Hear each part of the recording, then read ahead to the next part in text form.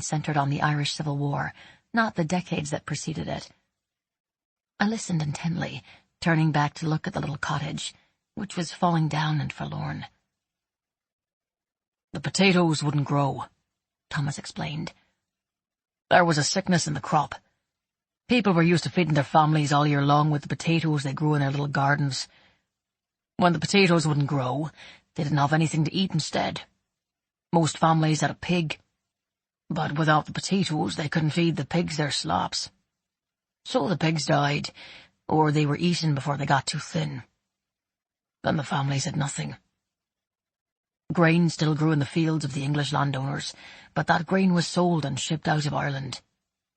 The families didn't have money to buy the grain, or enough land, or even the means to grow sufficient grain of their own. There were cattle and sheep, but very few people owned either. The cows and the sheep got fat on the grain, and they too were shipped out of the country. The beef and mutton and wool were sold to other nations, while the poorest people, most of the people in Ireland, got hungrier and hungrier, and more desperate."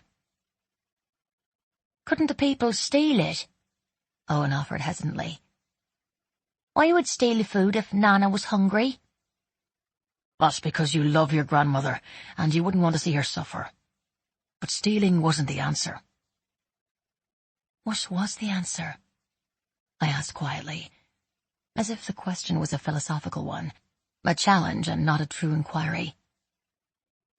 Thomas's eyes were on me as he spoke, as though willing me to remember, to take up the cause that had once burned so brightly in Anne Gallagher. "For centuries, the Irish have been scattered in the wind. Tasmania, the West Indies, America, bought and sold and bred and enslaved. The population of Ireland was cut in half by the indentured servitude. During the famine, another 1 million people died on this island. Here in Leitrim, my mother's family survived because the landlord took pity on his tenant farmers and suspended the rent through the worst of the blight. My grandmother worked for the landowner, a maid in his house, and she ate in the kitchen once a day and brought home the scraps to her brothers and sisters. Half of her family emigrated. 2 million Irish emigrated during the famine. The British government didn't care. England is only a stone's throw away. It's easy enough to send their own labour over when we leave or starve. We were are truly, replaceable." Thomas didn't sound bitter. He sounded sad. "How do we fight them?" Owen asked, his face flushed by the seriousness of the story, the heartbreak of it all. "We learn how to read. We think. We learn. We become better and stronger. And we stand together and say, 'No more. You can't treat us this way,'" Thomas said softly. "That's why I go to school," Owen said, serious. "Yes, that's why you go to school," Thomas agreed. Emotion clogged my throat and threatened to spill out of my eyes, and I fought it back. "Your dad wanted to teach school, Owen. Did you know that? He knew how important it was. But he couldn't sit still. Neither could your mother," Thomas added, his eyes finding mine.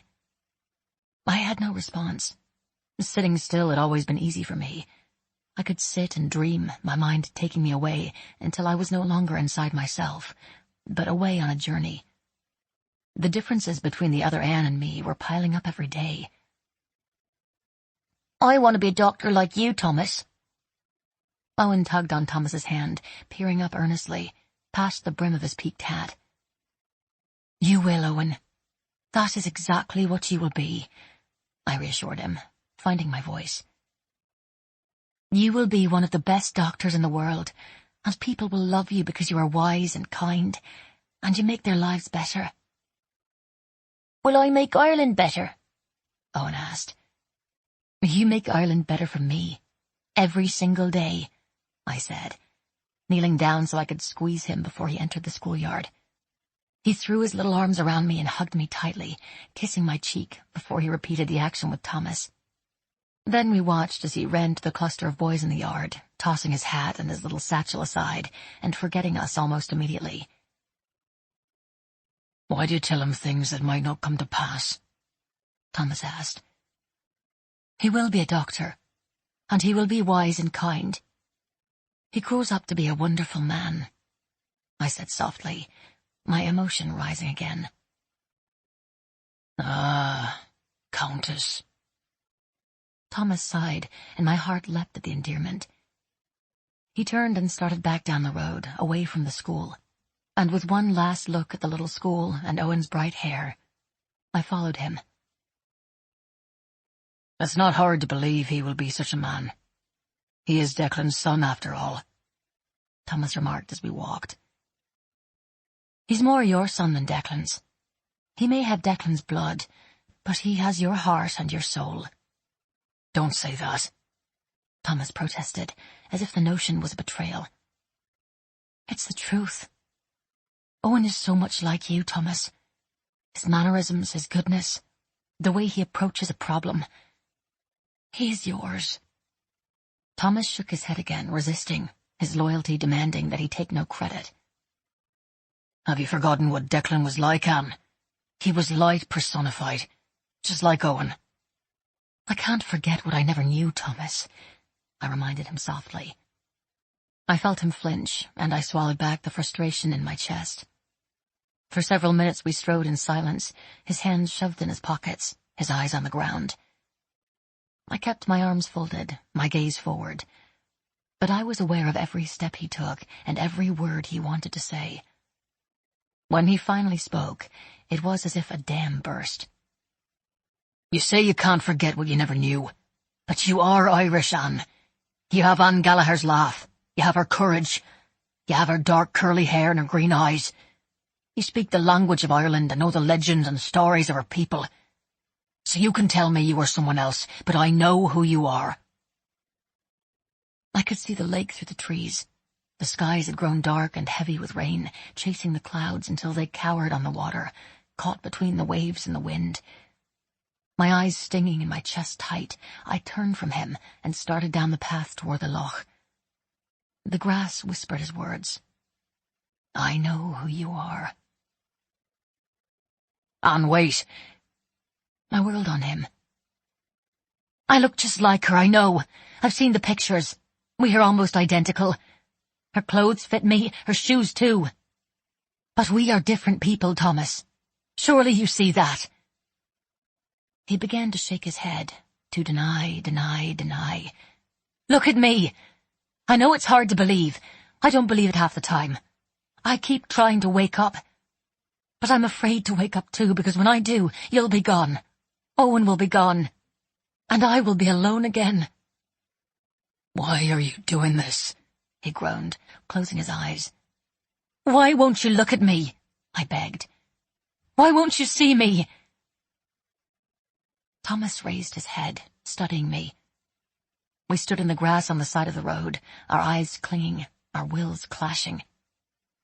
Then he sighed heavily and ran his hands through his hair, turning once and coming back to me, closer than before, as though he wanted to kiss me and shake me and make me give in.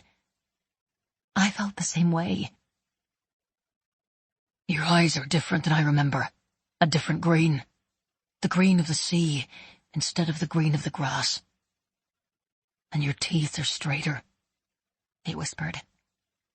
My great-grandmother hadn't had the luxury of expensive braces. Thomas's gaze slid to my mouth, and he swallowed. He touched my top lip and moved his hand immediately. When he spoke again, his voice was softer, begrudging, like he was admitting something painful. Declan's Anne had a gap between her front teeth.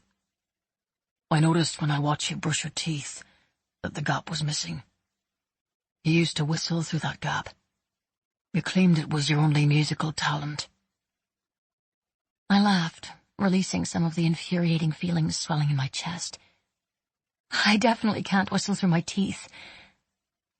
I shrugged as if it didn't really matter, but it mattered so much I could hardly draw breath. You have the same laugh, Owen's laugh, Thomas continued. But you have Declan's steadiness too. It's uncanny, really. It's as if they've both come back. And you. They have, Thomas. Don't you understand? His face shuddered with emotion, And he shook his head again, like it was all too much, too hard to believe, and he couldn't grasp it. But he kept on, his voice low, almost talking to himself. You look enough like the old Anne.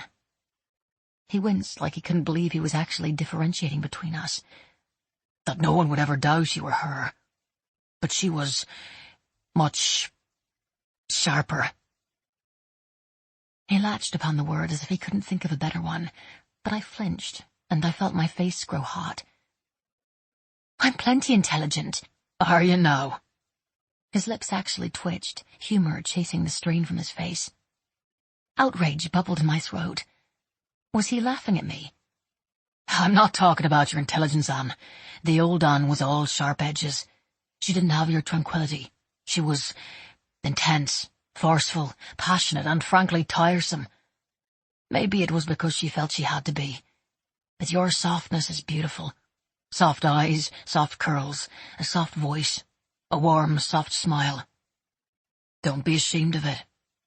There's very little softness left in Ireland anymore. It's one of the reasons Owen loves you so much.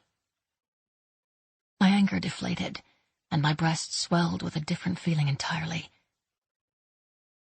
You're good, you know, he mused. Your accent. You sound like one of us. You sound like the same Anne, but sometimes you slip, you forget, and then you sound like the girl you claim to be. The girl I claim to be, I muttered. I had hoped, just for a moment, that we'd moved past disbelief, but maybe not. Whether you believe it or not doesn't make it less true, Thomas. I need you to pretend that I am exactly who I say I am. Can you do that? Because regardless of whether you believe me or not, regardless of whether you think I'm lying or deranged or sick, I know things that haven't happened yet, and I don't know half of the things you think I should. I am not Anne Finnegan Gallagher, and you know it. Deep down you do. I don't know the names of your neighbours or the shopkeepers in town, or how to style my hair, or how to wear these infernal stockings, or cook or sew or river dance, for God's sake. I yanked at the corset strap beneath my skirt, and it snapped against my leg. Thomas was silent for several long breaths, considering, his eyes on mine. Then his lips quirked all over again, and he began to laugh, his hand hovering near his mouth like he wanted to stop, but couldn't. What the hell is river dance? He wheezed. Irish dancing. You know. Keeping my arms straight to my sides, I began kicking up my heels and shuffling in a very poor imitation of the Lord of the Dance. River dance, eh? He chortled. He began to kick up his heels too, stepping and tapping, his hands on his hips, laughing as I tried to copy him. But I couldn't copy him. He was wonderful, exuberant, dancing down the lane toward the house as though he heard fiddles in his head. Gone was the morose doctor, the doubting Thomas, and as the thunder cracked and the rain started to fall around us, we were transported back to Dublin, to the rain and the rocking chair, and the intimacy I'd shattered with impossible truths. We didn't go back to the house. Bridget would be there, and so would at least 4 O'Tooles. Thomas pulled me into the barn, to the scent of clean hay and the chuff and whinny of the mare and her new baby. He bolted the door behind us, backed me up against the wall, and tucked his mouth close to my ear. If you're crazy, then so am I. I'll be Tom the lunatic, and you can be Crazy Jane, he said.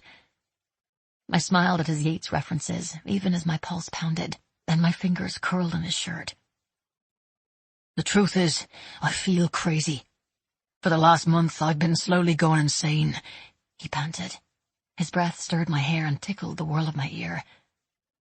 I don't know the right or the wrong of it. I can't see beyond tomorrow or next week. Part of me is still convinced that you're Declan's Anne, and it seems all sorts of wrong to feel the way I do. I'm not Declan's Anne, I said urgently. But he continued, the words spilling from his lips so close that I turned my face so they could trail across my cheek.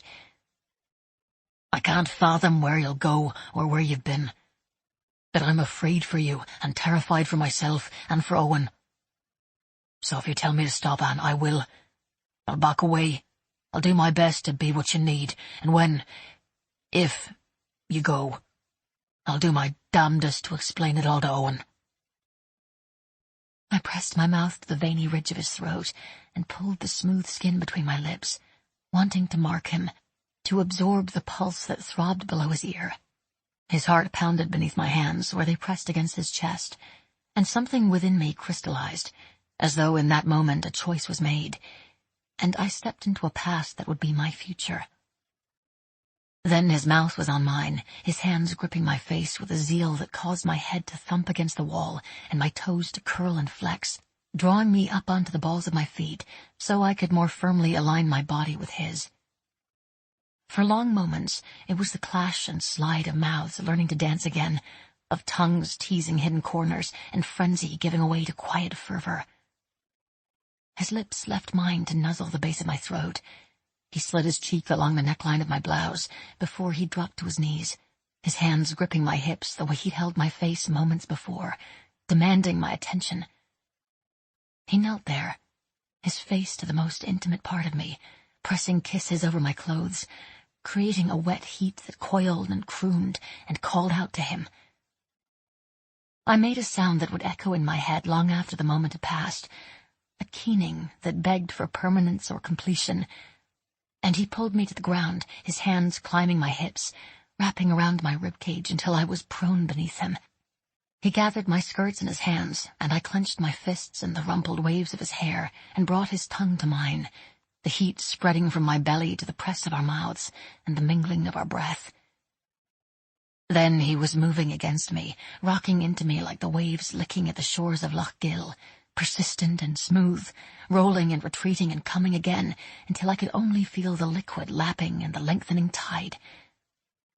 My mouth forgot how to kiss, my heart forgot when to beat, my lungs forgot why they needed breath. Thomas forgot nothing, lifting me up and into him, breathing life into my kiss, coaxing my heart to pound with his, reminding my lips to form his name. He stroked my hair, and his body stilled as the wave receded and left me breathless. All the forgotten things remembered. 1 October, 1921. I've often wondered whether the Irish would be who we are if the English would have simply been more humane, if they would have been reasonable, if they would have allowed us to prosper. We were stripped of every right and schooled only in derision. They treated us like animals, and yet we didn't yield. Since the days of Cromwell, we have been under England's boot, and still we are Irish. Our language was forbidden, and yet we speak it. Our religion was stamped out at every turn, yet we still practice it. When the rest of the world experienced a reformation of sorts, abandoning Catholicism for a new school of thought and science, we dug in our heels. Why? Because that would mean the English won. We are Catholic because they told us we couldn't be. What you try to take away from a man, he will want all the more. What you tell him he can't have, he'll set his heart on. The only rebellion we have is our identity. Anne's identity is its own kind of rebellion, and she refuses to relinquish it. For a month I found myself in constant argument with my heart, with my head, with her, although I hardly said a word.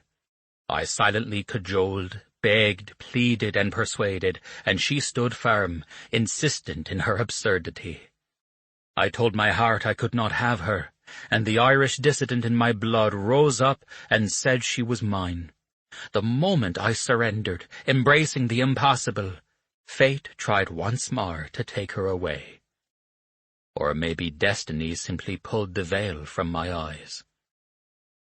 Anne was playing with Owen by the lake, running in and out of the lazy surf, her skirts hiked up in a way that would have shocked Bridget had Bridget called them in to supper herself.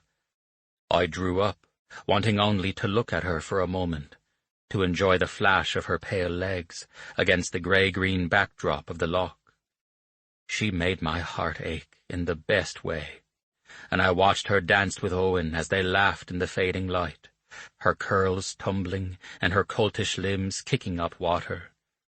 Then Owen, his arms wrapped around the red ball he'd received from the O'Tooles on his birthday, tripped and fell, scraping his knees on the pebbled sand and losing his ball.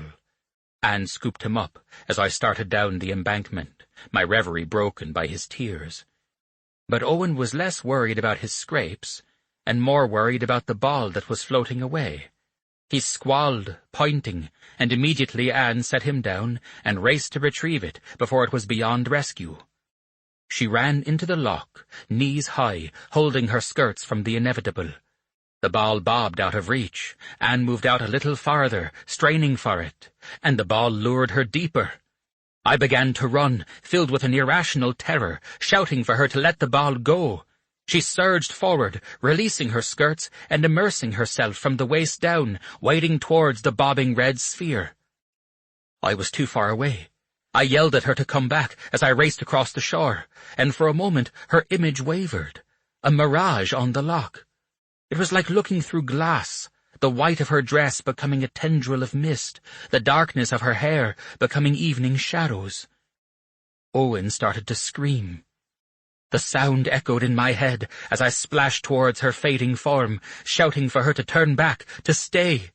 The red ball continued to slink away like the sun on the horizon, and I threw myself across the water, to the place where she had been, reaching for the pale suggestion of Anne that still remained. My arms came away empty. I bellowed her name and lunged again, insistent, and my fingers passed through a whisper of cloth. I closed my fist around the folds, drawing them to me like salvation, end over end, until my hands were filled with Anne's dress. I couldn't see the shore, or tell the water from the sky. I was caught between now and then, my feet on shifting sand, and I was enveloped totally in white. I could feel her, the line of her back and the length of her legs, but I could not see her. I wrapped my arms around the shape of her, refusing to relinquish my claim, and began to walk towards Owen's cries, a siren in the fog, drawing her back with me. Then I heard her say my name, a murmur in the mist, and as the white began to dissipate, the shore began to show herself, and Anne became whole in my arms. I held her body high against my chest, keeping her from the grasping water and the hands of time. When we fell to the pebbled sand, arms locked around each other, Owen tumbled into the cradle of our bodies, clinging to Anne as she clung to me. "Where did you go, Mother?" he cried. "You left me. Doc left me too." "Shh, Owen," Anne soothed. "We're all right. We're here." But she did not deny what the boy had witnessed. We lay in a panting pile, limbs and clothes and reassurances, until our hearts began to quiet, and a sense of reality returned. Owen sat up, his fear already forgotten, and pointed happily at the innocent red ball that had found its way back to shore. He untangled himself, freeing us from his clinging arms and unanswered questions. Then he was off, scooping up his ball and heading towards the embankment. Bridget had grown tired of waiting for supper and was calling to us from the trees that separated the house from the shore. But she would have to wait a bit longer. "You were there, walking into the water," I whispered. "And then you grew faint, like a reflection in thick glass, and I knew you were going to disappear. You were going to leave, and I would never see you again." I had come to terms with the impossible. I had joined Anne's rebellion. Anne lifted her face, pale and solemn, and found my eyes in the twilight. She searched my expression for the baptismal glow of the new believer, and I proceeded to bear testimony. "You really aren't Anne Finnegan, are you?" "No, Thomas." Anne shook her head, her gaze locked on mine. "No, I'm not. Anne Finnegan Gallagher was my great-grandmother, and I'm a long, long way from home." "Jesus, lass, I'm so sorry." I brushed my mouth over her forehead and down her cheeks, following the rivulets that still clung to her skin and trickled towards her mouth. Then I was kissing her softly, chastely, afraid I would break her, the paper doll in the lock, in danger of disintegrating. P.S. 17. A terrible beauty is born. He too has resigned his part in the casual comedy. He too has been changed in turn, transformed utterly. A terrible beauty is born. W.B. Yeats. Like the sun coming out from behind the clouds, everything changed the moment I was believed.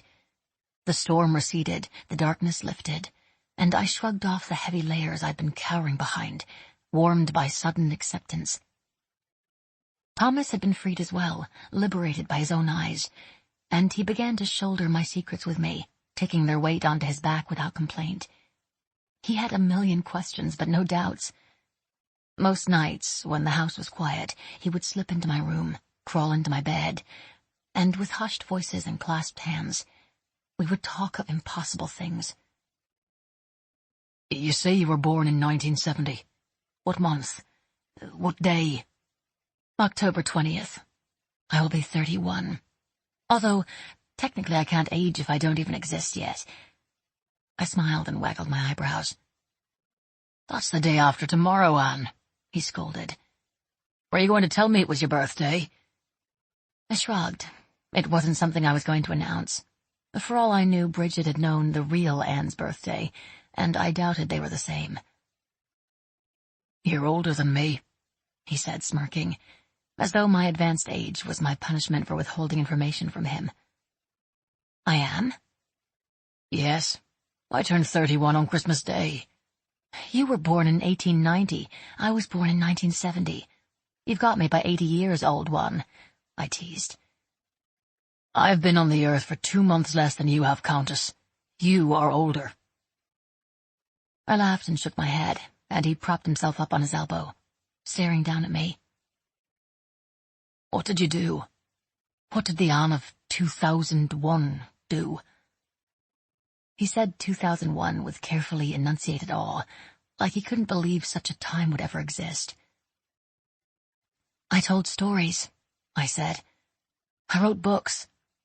Yes, of course you did, he breathed, his wonder making me smile. I should have guessed. What kind of stories did you write? Stories about love, magic, history. And now you are living it. The love or the magic? I whispered. The history, he murmured. But his eyes were bright and soft on my face, and he leaned in and kissed me lightly before pulling back. We had discovered that kissing halted conversation, and we were both as hungry for the exchange of words as we were for each other. The words made the kisses mean more when we finally circled back to them. What do you miss? He asked, his breath tickling my mouth, making my stomach shiver and my breasts ache. Music. I miss music. I write while listening to classical music. It is the only thing that sounds like stories feel, and it never gets in the way.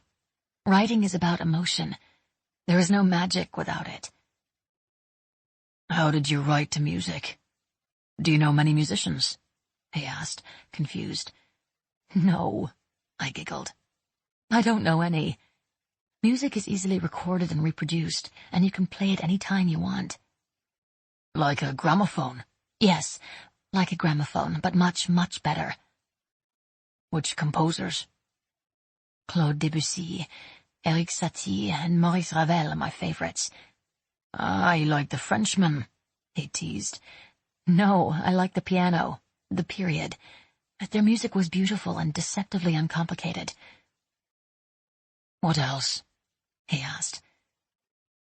I miss the clothing. It's much more comfortable, especially the underwear. He grew quiet in the darkness, and I wondered if I'd embarrassed him. He surprised me every once in a while. He was passionate but private, ardent but reserved. I wasn't sure if it was just Thomas, or if he was simply a man of the times, where a certain dignity and decorum were still de rigueur.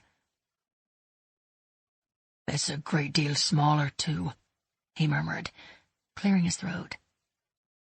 "You noticed?" The sweet ache began again. "I tried not to. Your clothes and the holes in your ears and a million other little things were easy to rationalize and ignore when your very presence was so unbelievable." "We believe what makes the most sense.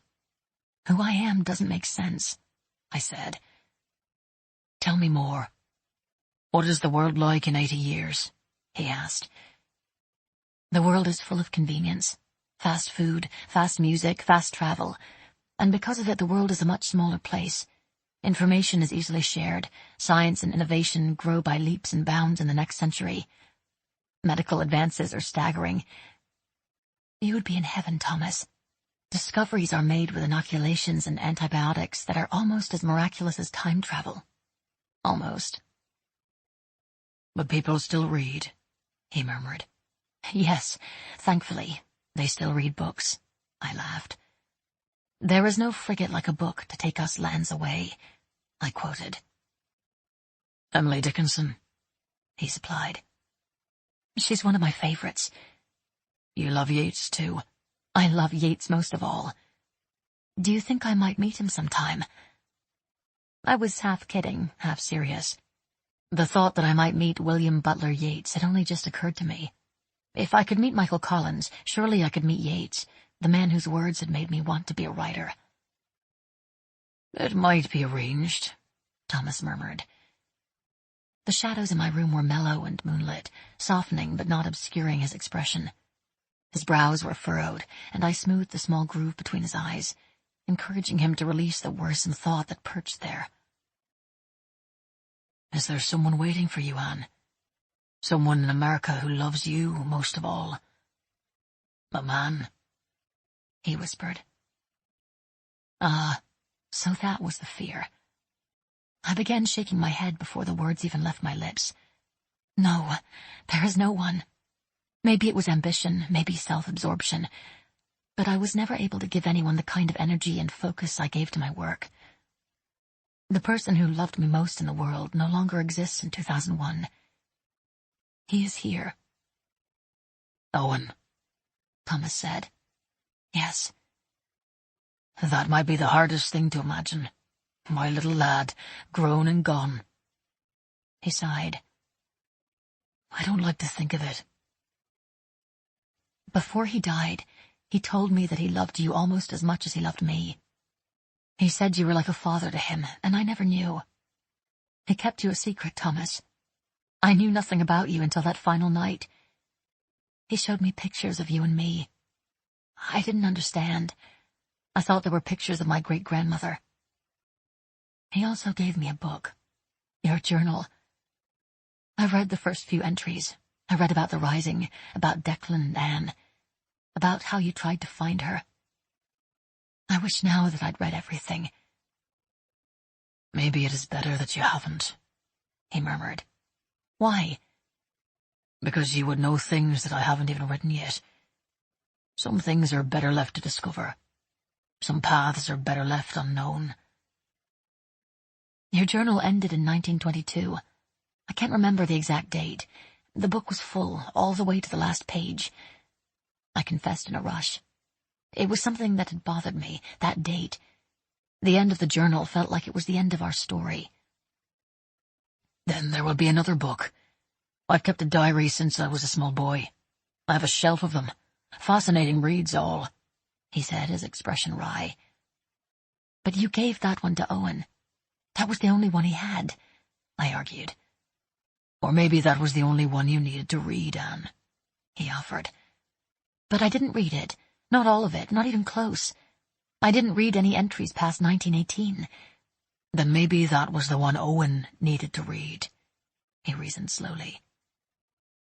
"When I was a girl, I begged him to take me to Ireland. He wouldn't. He told me it wasn't safe," I said. Thinking of my grandfather made my chest ache. It was like that, his loss. Out of the blue, His memory would tiptoe past, reminding me he was gone, and I would never be with him again. At least, not the way he was. Not the way we were. Can you blame a man? The boys saw you disappear into the loch. We were both quiet, the memory of the white space between places making us move closer and cling unconsciously. I laid my head on his chest, and his arms tightened around me. "Will I be like Oisin?" I murmured. "Will I lose you, just like he lost Niamh? Will I try to return to my old life and discover that I can't, that 300 years have passed? Maybe my old life is already gone, my stories, my work, everything I've accomplished. Maybe I am one of the vanished," I said. The vanished? Thomas asked. "We all vanish. Time takes us away eventually." Do you want to go back, Anne? Thomas asked. His voice was gentle, but I could feel his tension in the weight of his arms. "Do you think I get to choose, Thomas? I didn't choose to come. So what if I can't choose whether or not I go?" My voice was timorous and small. I didn't want to wake time or fate with my musings. Don't go in the loch, he begged. If you stay out of the loch... His voice trailed off. Your life could be here, Anne. If you wanted to be, your life could be here. I could hear the strain in his voice, his reluctance to ask me to stay, even though I was sure it was what he wanted. One of the best things about being a writer, about being a storyteller, is that it can be done in any time and any place, I whispered. I just need a pencil and some paper. "Ah, lass," he murmured, protesting my capitulation, even as his heart quickened against my cheek. "I love you, Manhattan Annie. I do. I'm afraid that love will only bring us pain, but it doesn't change the truth now, does it?" he said. "And I love you, Tommy Drumahair," I replied, glib and unwilling to talk of pain or hard truths. His chest rumbled with laughter. "Tommy Drumahair, that I am, and I'll never be anything else." Niamh was a fool, Thomas. She should have told poor Oisin what could happen if he set foot on Irish soil. His hands rose to my hair, and he began to loosen my braid. I tried not to purr as he separated my curls, spreading them over my shoulders. "Maybe she wanted him to choose," Thomas argued, and I knew it was what he expected me to do, without pressure from him. Then maybe she should have let him know what was at stake, so he could, I chided, rubbing my lips across his throat. Thomas's breath hitched, and I repeated the action, enjoying his response. "We're arguing about a fairy tale, Countess," he whispered, his hands tightening in my hair. "No, Thomas, we're living in one." He rolled me beneath him abruptly, and the fairy tale took on new life and new wonder. Thomas kissed me until I began to float up, up, up, before drifting down, down, down, sinking into him as he welcomed me home. "Thomas," I moaned into his mouth. "Yes," he murmured, his body thrumming beneath my hands. "I want to stay," I panted. "Anne," he demanded, swallowing my sighs and caressing my cares away. "Yes." "Please don't go." October 20th, 1921, fell on a Thursday, and Thomas brought home presents, a gramophone with a wind-up crank and several classical recordings, a long coat to replace the one I'd lost in Dublin, and a newly published book of Yeats' poetry, hot off the presses. He quietly put the gifts in my room, probably worried that I would be uncomfortable with his generosity. But he instructed Eleanor to make an apple cake with custard sauce and invited the O'Tooles to dinner, making the meal a celebration. Bridget obviously didn't remember when her daughter-in-law's birthday had been, and she didn't balk at all when Thomas insisted on a party. Owen was far more excited for me than he'd been for his own birthday, and he asked if Thomas was going to hold me upside down and administer my birthday bumps, knocking my head against the floor for every year of my life, and once more for the year to come. Thomas laughed and said birthday bumps were for laddies and lassies, and Bridget scolded Owen for his impatience. I whispered to Owen that he could give me 31 kisses instead, and a tight squeeze for the year to come, and he climbed up into my lap and dutifully complied. The O'Tooles didn't bring gifts, thankfully, but they each offered a blessing and took a turn bestowing them on me after the meal was consumed, with their cups raised high. "May you live 100 years with an extra year to repent," Daniel O'Toole quipped. "May angels linger at your door, may your troubles be less and your blessings be more," Maggie added. "May your face remain bonny and your arse never grow bony," was a blessing bestowed by Robbie, who hadn't yet regained a sense of what was appropriate. I laughed into the handkerchief Bridget had adorned with the letter A, and a new blessing was hastily offered by another member of the family. My favorite blessing, the one offered by young Maeve, was that I would grow old in Ireland. My eyes found Thomas's, my arms tightened around Owen, and I silently prayed for that blessing with all my might, willing the wind and the water to make it so. "It's your turn, Doc," Owen cried. "What is your birthday blessing?" Thomas shifted uncomfortably, and a bit of colour touched his cheeks. "Anne loves the poet William Butler Yeats, so maybe instead of a blessing, I will recite one of his poems to entertain our guests. A perfect birthday poem called When You Are Old." Everyone chortled, and Owen looked confused. "Are you old, Mother?" he asked. "No, darling boy, I'm ageless," I answered. Everyone laughed again, but the O'Toole sisters urged Thomas on, pleading for the poem. Thomas stood, and with his hands in his pockets and his shoulders slightly hunched, he began. "When you are old and grey and full of sleep." Thomas enunciated old and grey, and everyone tittered. But I knew the poem well, knew every word, and my heart had turned to liquid in my chest. "When you are old and grey and full of sleep," he repeated over the chuckling, "and nodding by the fire, take down this book and slowly read, and dream of the soft look your eyes once had, and of their shadows deep. How many loved your moments of glad grace, and loved your beauty with love false or true. But one man loved the pilgrim soul in you, and loved the sorrows of your changing face." The room had grown quiet, and Maggie's lips trembled, the soft sweetness of memory gleaming in her eyes. It was the kind of poem that made old women remember how it felt to be young. As he spoke, Thomas looked at everyone in turn.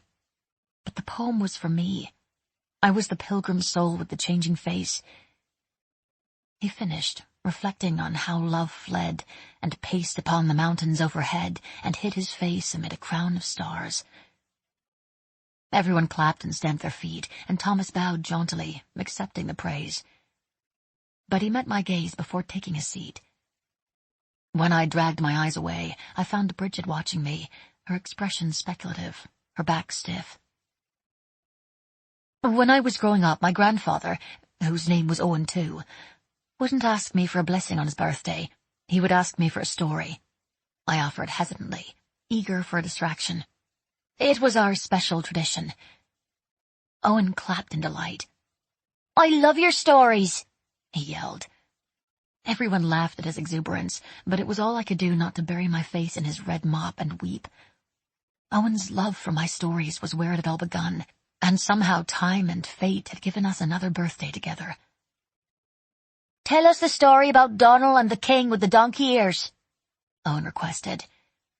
And with the encouragement of everyone else, that is exactly what I did, keeping the tradition alive. Thomas couldn't find Liam. He'd quit his job at the docks right after he claimed the guns went missing, and the men he'd worked with didn't seem especially concerned about his whereabouts. Bridget said he'd gone to Cork, to the seaboard town of Youghal, but she only had a hastily written letter, just a few lines and a promise to write, with his name signed across the bottom. Bridget speculated that he'd found a better position on busier docks, but his abrupt departure didn't sit well with anyone. I didn't know what Bridget knew of Liam's activities, but I gave her the benefit of the doubt. He was her son and she loved him, I would not hold his deeds against her. I was just relieved he was gone, but Thomas was worried about what it all meant. I can't protect you from a threat I don't understand, he stewed one evening, after we'd said goodnight to Owen. We went for a walk in the autumn air, crunching through newly fallen leaves and avoiding the shore. Neither of us wanted to visit the loch. Do you really think I need to be protected? Liam wasn't the only one on the barge. No, there were 2 others as well. What did they look like? Can you describe them? They all wore the same caps, the same style of clothes. They were roughly the same height and age. I think one had a paler complexion, blue eyes, and a few days' growth on his jaw. The other was heavier, I think. He had fuller, red cheeks. I couldn't see his hair color. And I was focused on Liam, on the gun. That's something, I suppose. Though it doesn't bring anyone immediately to mind, he worried. Liam was so shocked to see me. Do you think it was just surprise or fear that made him shoot? I mused. I was shocked to see you too, Anne, but shooting never crossed my mind, Thomas muttered. You can lay low, you can keep quiet, but they all know you saw them, and you are not safe. Liam thinks you're a spy. He sounded a bit crazed when he told me you weren't Anne, but seeing as he was right, it only makes me more nervous and more desperate to find him. Mick is from Cork. Maybe I'll have someone who can ask around for me. I'd feel better if I knew for sure Liam was in Youghal. Do you think he took the guns, Thomas? I asked, voicing a suspicion that I'd had from the beginning. Divining plots was my specialty. They were his to take, at least his responsibility. Why would he lie about them being gone? To cast suspicion on me. He knows what he did, Thomas. He knows he tried to kill me on the loch. Maybe he wants to make me look crazy, or maybe he knows if he paints me as a traitor, a spy, no one will listen if I point the finger of blame at him. All he had to do was move the guns when no one was around, just as he'd intended to do, and then tell Daniel they were missing. Daniel wouldn't know any different. You wouldn't know any different. His accusation did exactly what it was designed to do. Made you wary, warier of me. That makes as much sense as anything else. Thomas was silent, considering, and then he sat down wearily on the low rock wall that divided the grass from the trees, resting his head in his hands. When he spoke again, his voice was tentative, as if he feared my response. What happened to her, Anne? To Declan's Anne? You know so many things. Did something happen that you're afraid to tell me? I sat down beside him and reached for his hand. I don't know what happened, Thomas. I would tell you if I did. I didn't even know Declan had older brothers and a sister. I suppose I'm like every other Irish man or woman. I have cousins in America, too. I thought Owen and I were the last of the Gallaghers. Your journal, the description of the rising and their part in it, was the most complete picture I've ever had of my great-grandparents. Owen never spoke of them. For him, they didn't exist beyond the few facts and photographs. I grew up believing Anne died in the rising, alongside Declan. It was never even a question. In 2001, their grave looks the same as it does now, minus the lichen. Their names are on the stone, side by side. The dates are unchanged. He was quiet for a long time, contemplating what it all meant. The sad truth is that when people leave Ireland, they rarely come back. Thomas sighed. And we never know what happens to them. Death or immigration. The result is the same. I'm beginning to think only the wind knows what happened to Anne. Ethnin an Gwitha.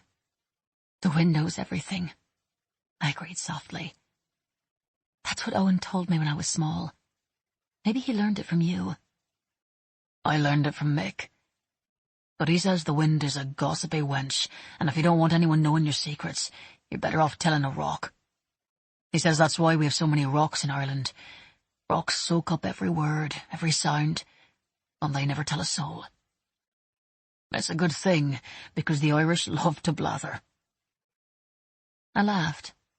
It reminded me of the story Owen had requested on my birthday about Donal and the king with the donkey ears. Donal told the king's secret to a tree because he'd been desperate to tell someone, anyone. Sometime later, that tree was cut down and used to make a harp. When the harp was played, the king's secret sang from the strings. There were several morals to the old tale, but one of them was that secrets never stay hidden. Thomas didn't blather. I doubted Michael Collins blathered either. But the truth had a way of revealing itself, and some truths got people killed. 27 November, 1921. I received a letter from Mick today. He's in London, along with Arthur Griffith and a handful of others who were hand-picked to take part in the treaty negotiations. Half of the Irish delegates resent the other half, and each thinks they have the right of it. The divisions in the group were built in by de Valera and are being exploited by Prime Minister Lloyd George, and Mick is acutely aware of it. The Prime Minister has assembled a formidable British team to represent England's interests. Winston Churchill is among them, and we Irish know what Churchill thinks of the lot of us. He was against Home Rule and free trade, but he supported the use of the auxiliaries to keep us in line. It's easy for a soldier like Churchill, with a history of military might behind him, to expect and tout a certain kind of warfare, and he has no respect for Mick's methods. To him, the Irish question is little more than a peasant uprising. We are a rabid mob with pitchforks and flaming torches. Churchill also knows world opinion is a tool that can be used against the British, and he is incredibly shrewd in blunting its effectiveness. However, Mick says the one thing Churchill understands is love of country, and if he can recognize the same love in the Irish delegation, a narrow bridge might be forged. Mick confirmed that peace talks had indeed commenced on 11 October, noting the date and asking me to bring Anne to London, or Dublin, when I could. He said, "I will be travelling to Dublin on the weekends as often as I can, trying to keep the leaders in the Dáil updated on the negotiations. I don't want to be accused of keeping information from Dev or any of the others. I will do everything I can to make sure Anne's prediction doesn't come true. But she's been right so far, Tommy. In a way, she's prepared me. There's a small measure of confidence and poise that comes when a man knows he is doomed. I have little expectation of a good outcome, and I think because of it I am seeing things as they are and not as I wish they were. Bring her, Tommy. Maybe she'll know what I should do next. God knows I'm in over my head. I don't know what is best for my country. Men have died, men that I admired. They died for an idea, for a cause, and I believed in them. I believed in the dream of an independent Ireland. But ideas are easy. Dreams are even easier. They don't require application. The British delegates are comfortable in their halls of power and confident in their position. Downing Street and the Houses of Parliament smell of authority and ages-old domination, neither of which the Irish have ever enjoyed. Lloyd George and his team go home at night and meet in their private studies, plotting how to divide and conquer the delegation here and the Irish leadership back home. Meeting after meeting, conference after sub-conference, we go round and round. It's all a game, Tommy. To us, it is life and death. To the Brits, it is simply political manoeuvring. They talk of diplomacy when we know diplomacy means dominion. Regardless, I know that my usefulness is expired. The way I've waged war over these last years won't be possible after I return to Ireland. I am a known entity now.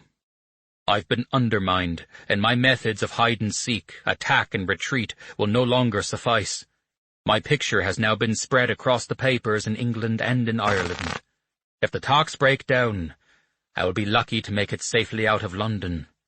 Either this little ragtag Irish delegation comes to an agreement, or England and Ireland will descend into all-out war. We don't have the men, the means, the weapons, or the will for that. Not among the regular folks. They want freedom. They've sacrificed a great deal for it, but they don't want to be slaughtered. And I can't, in good conscience, be the man that condemns them to that fate. The letter made me weep, crying for my friend, my country, and for a future that seems incredibly dim. I've gone to Sligo each day to read the Irish Times taped to the window of Lyon's department store. But Anne has not pressed me or asked me about the proceedings. It's as if she's simply waiting, calm and resigned. She already knows what happens next, and her knowledge is a burden she has tried to bear silently. When I told Anne that Mick asked for her, she readily agreed to help where she could, though I had to show her his letter before she believed it. She's still half convinced he wants her dead. She shed tears when she read his melancholy summary, just as I did, and I had no words to console her. She stepped into my arms and comforted me instead. I love her with an intensity I didn't think myself capable of. Yeats writes about being changed utterly. I am changed utterly, irrevocably. And though love is indeed a terrible beauty, especially given the circumstances, I can only revel in all its gory gloriousness. When I'm not worrying over the fate of Ireland, I'm plotting a future that revolves around her.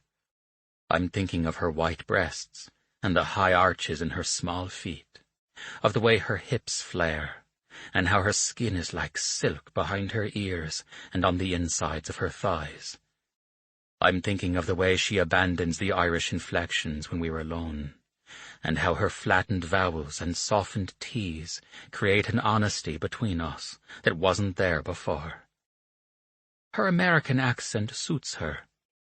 Then I begin thinking about how motherhood suits her as well, and how her belly would look swollen with our child.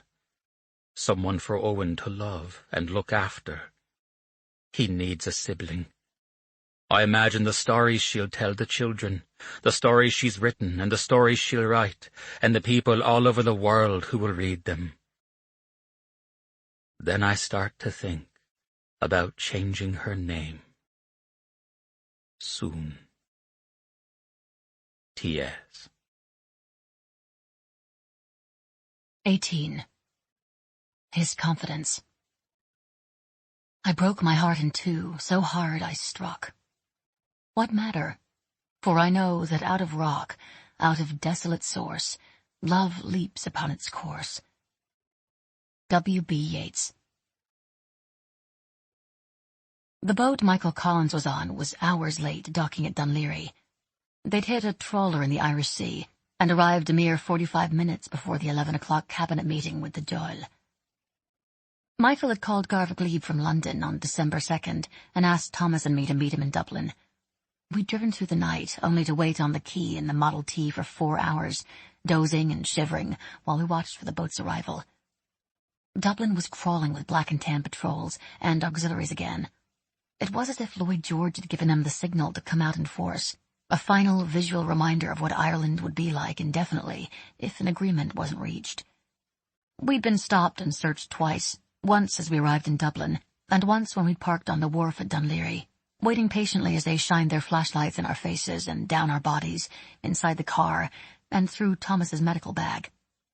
I didn't have papers, but I was a pretty female in the company of a doctor with a government stamp on his documents. They let us go without any trouble. Michael made the journey back to Dublin with Erskine Childers, secretary to the delegation. He was a slim man with fine features and an erudite manner. I knew from my research that he had an American wife and wouldn't, in the end, support the treaty. But he was only a messenger, not a delegate, and his signature would not be required to forge an agreement with England. He greeted Thomas and me with a tired handshake, but he had his own car waiting, giving us a moment with Michael before he had to be delivered to the mansion house, where the meeting would take place. "Well, talk as you drive, Thomas. There might not be another opportunity," Michael instructed, and the three of us slid into the front seat of the car, with Thomas behind the wheel and me in the middle. Michael looked like he hadn't slept in weeks.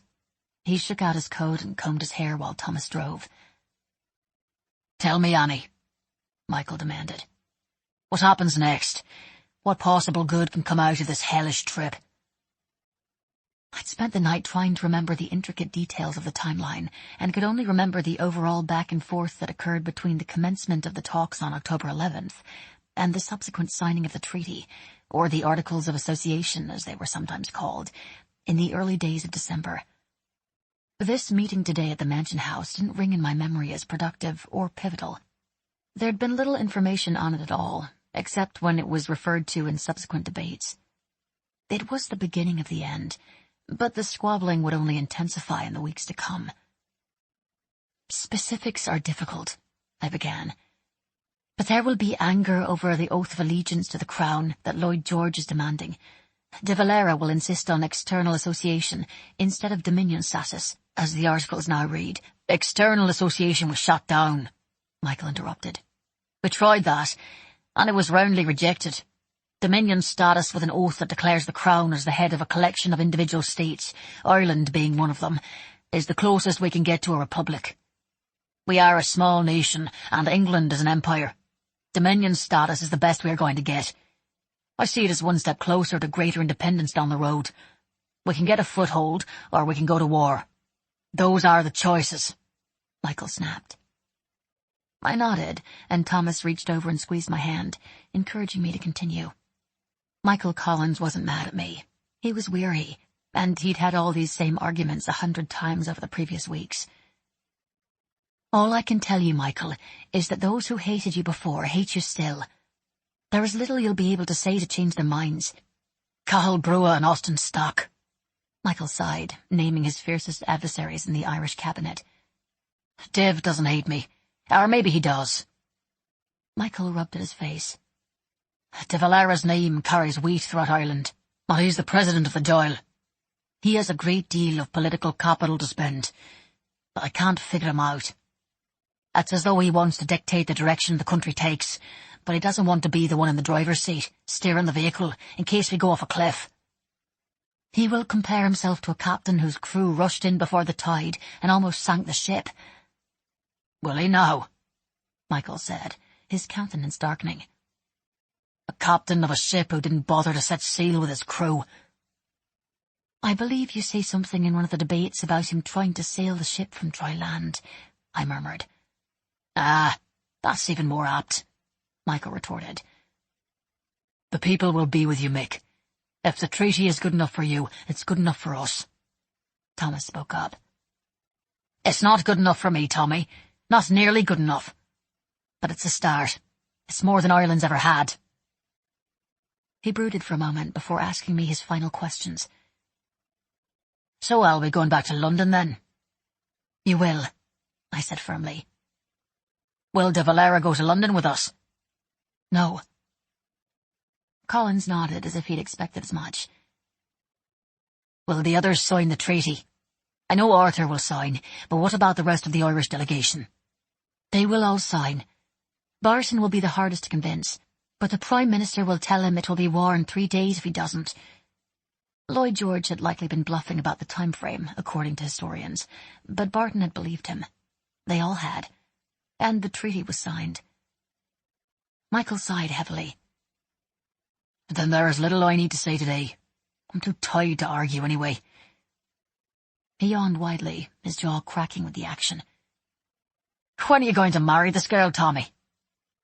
Thomas smiled at me but said nothing. "If you don't marry her, I will."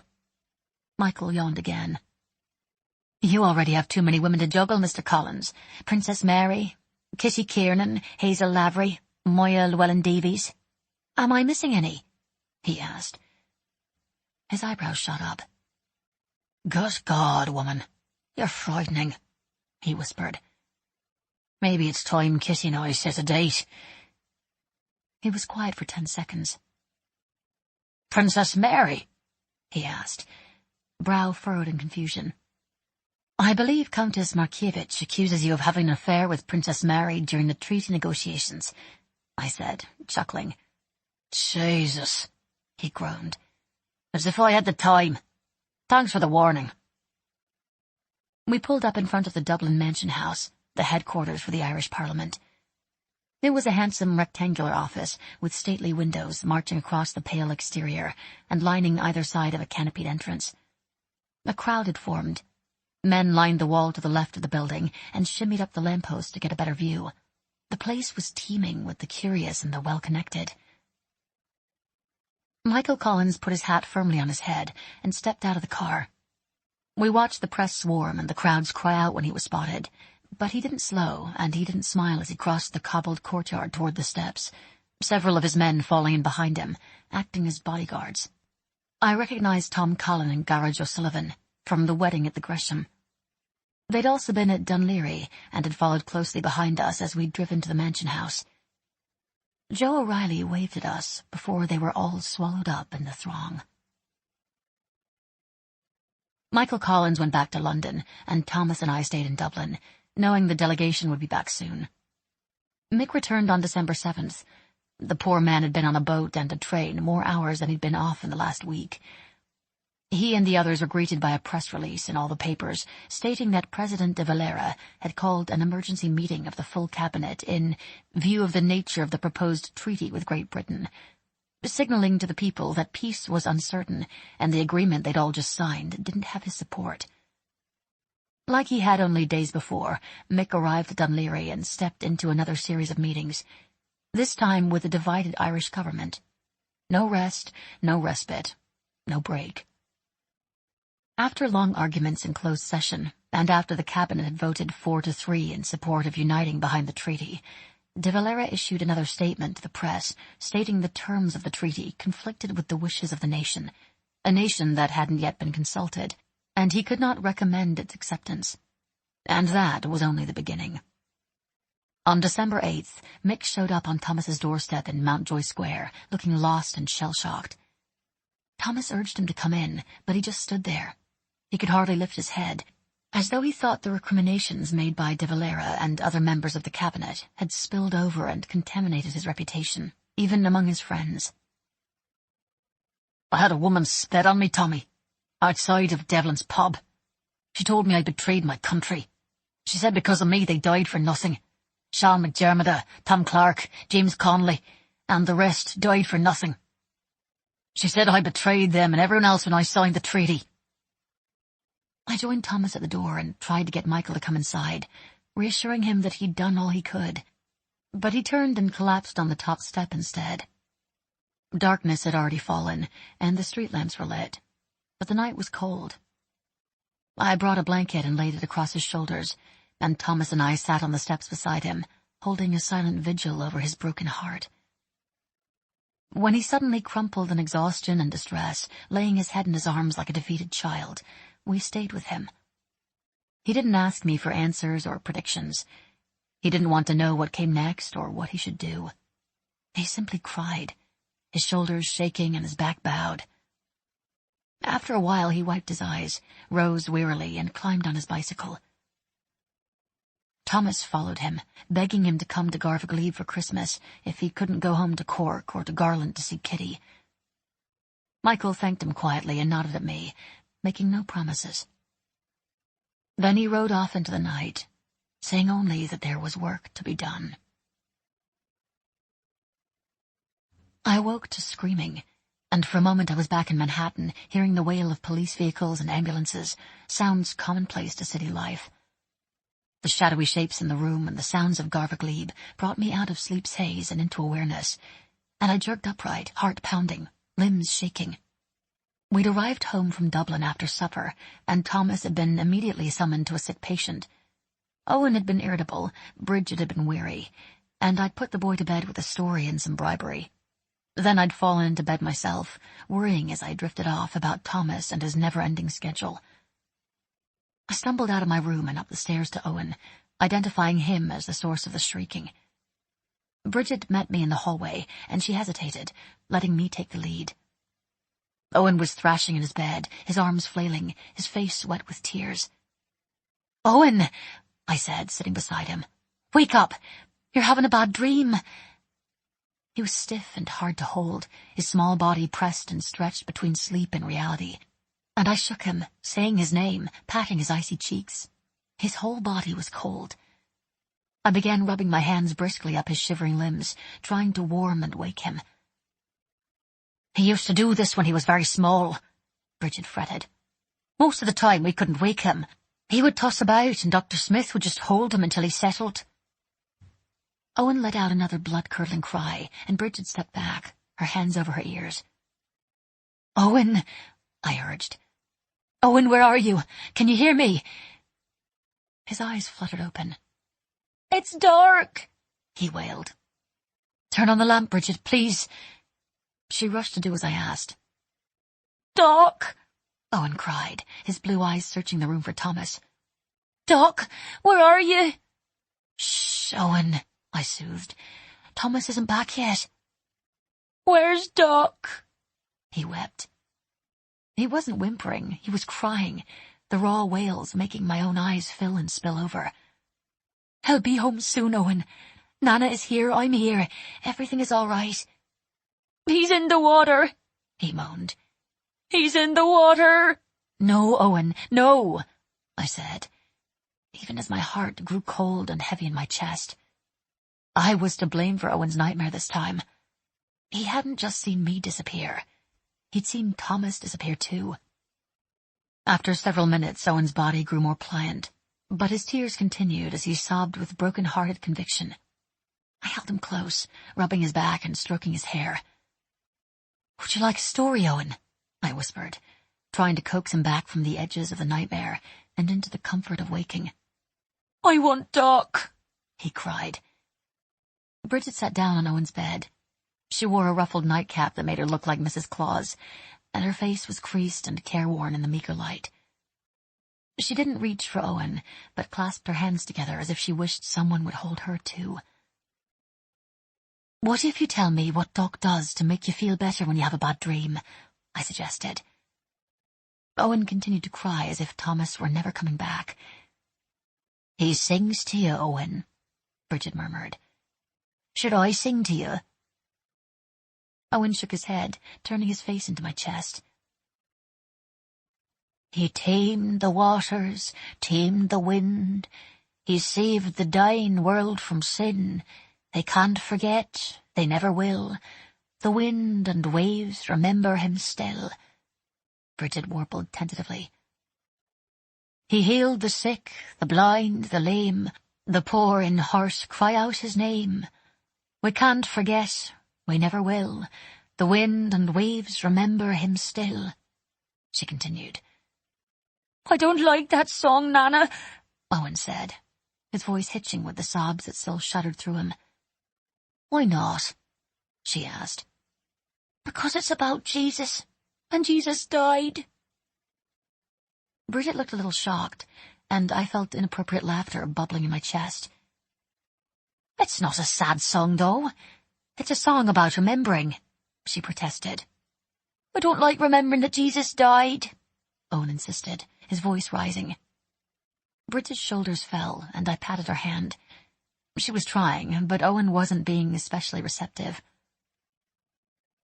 Remember him, remember when, remember that he'll come again. When all the hope and love is lost, remember that he paid the cost. Thomas sang softly from the doorway. They can't forget, they never will. The wind and waves remember him still.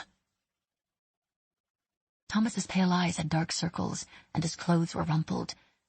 But he walked forward and lifted Owen from my arms. Owen clung to him, burrowing his face in Thomas's neck.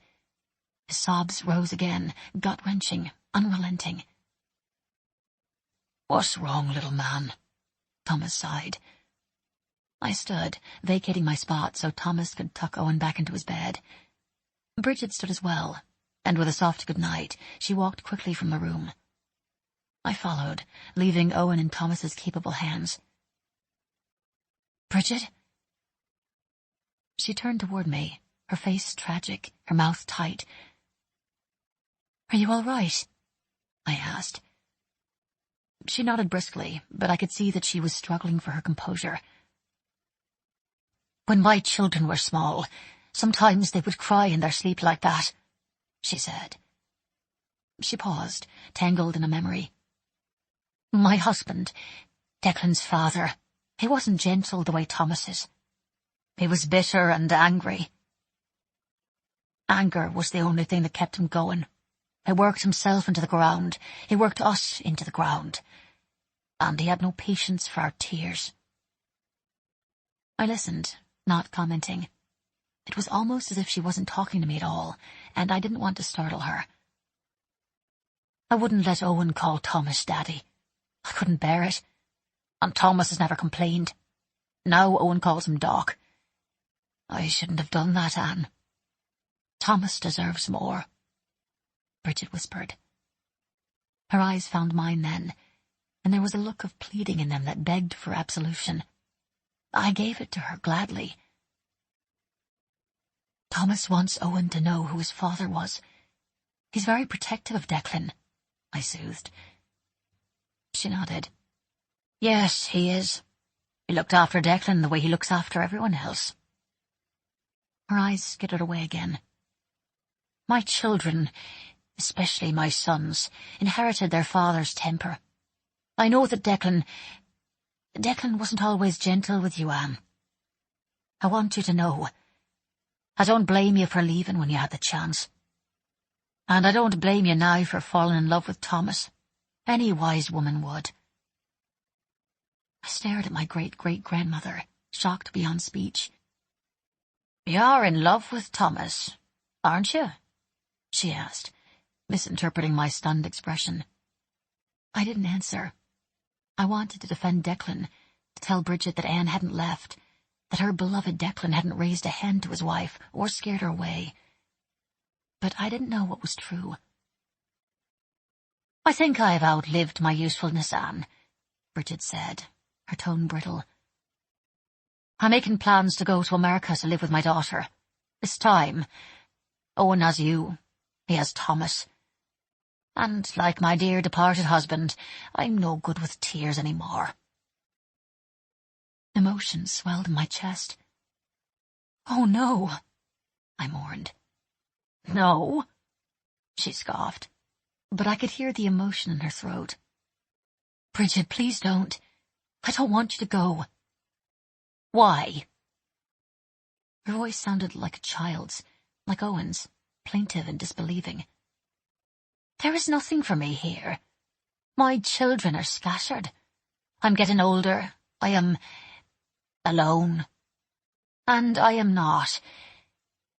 She stopped, searching for the right words. Needed anymore. I thought of the grave in Gallagher, the one that bore her name in the years to come, and I pled with her gently.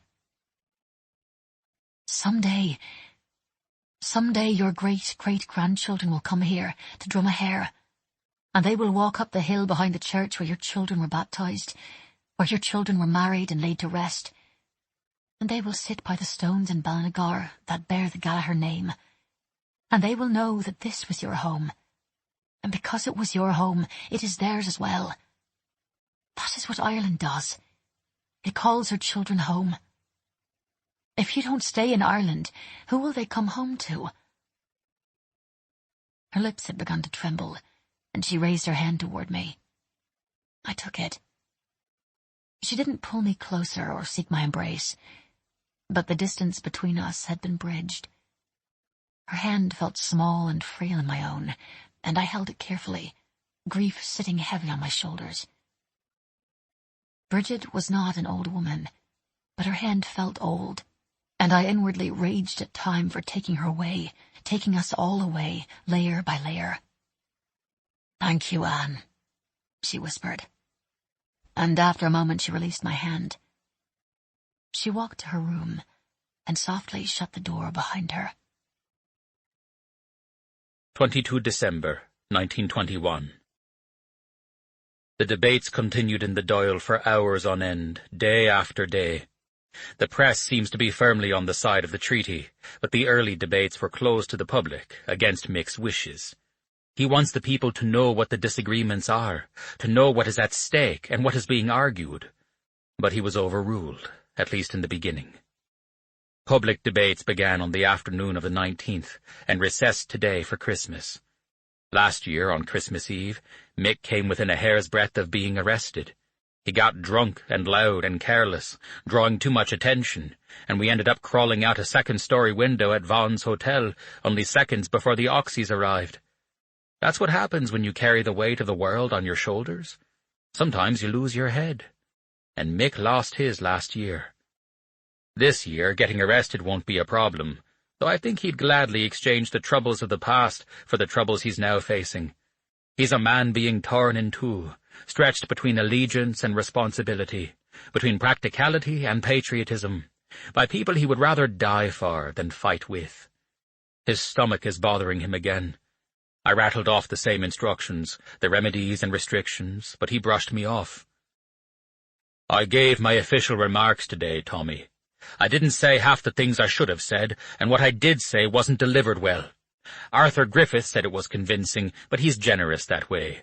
He referred to me as the man who won the war, but I might be the man who lost the country after today. Mick wanted me to ask Anne how she thought the vote would go in the end. I tucked her beneath my arm so she could share the receiver with me and speak into the transmitter on the upright, which I held clutched in my hand. I found myself immediately distracted by the smell of her hair and the feel of her pressed against me. "Careful, Anne," I whispered in her ear.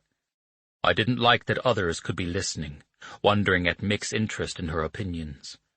Anne wisely told Mick she believed the pro-treaty faction of the Dial would prevail.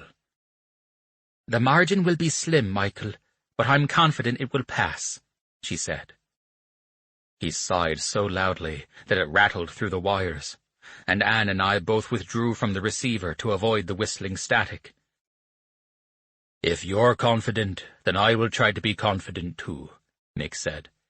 "Tell me this, Annie. If I come for Christmas, will you tell me another one of your stories? Perhaps Niamh and Oisin? I'd like to hear that one again. I'll recite something too, something that'll burn your ears and make you laugh, and we'll make Tommy dance. Did you know Tommy can dance, Annie? If he loves like he dances, you're a lucky lady." "Mick," I chided, but Anne laughed. The sound was warm and rolling, and I kissed the side of her neck, unable to help myself, grateful that Mick was laughing too, his tension falling away for a moment. Anne promised Mick if he came there would indeed be stories, food, rest, and dancing. She pinched me as she said dancing. I'd shown her my dancing skills one day in the rain, and then I kissed her senseless in the barn.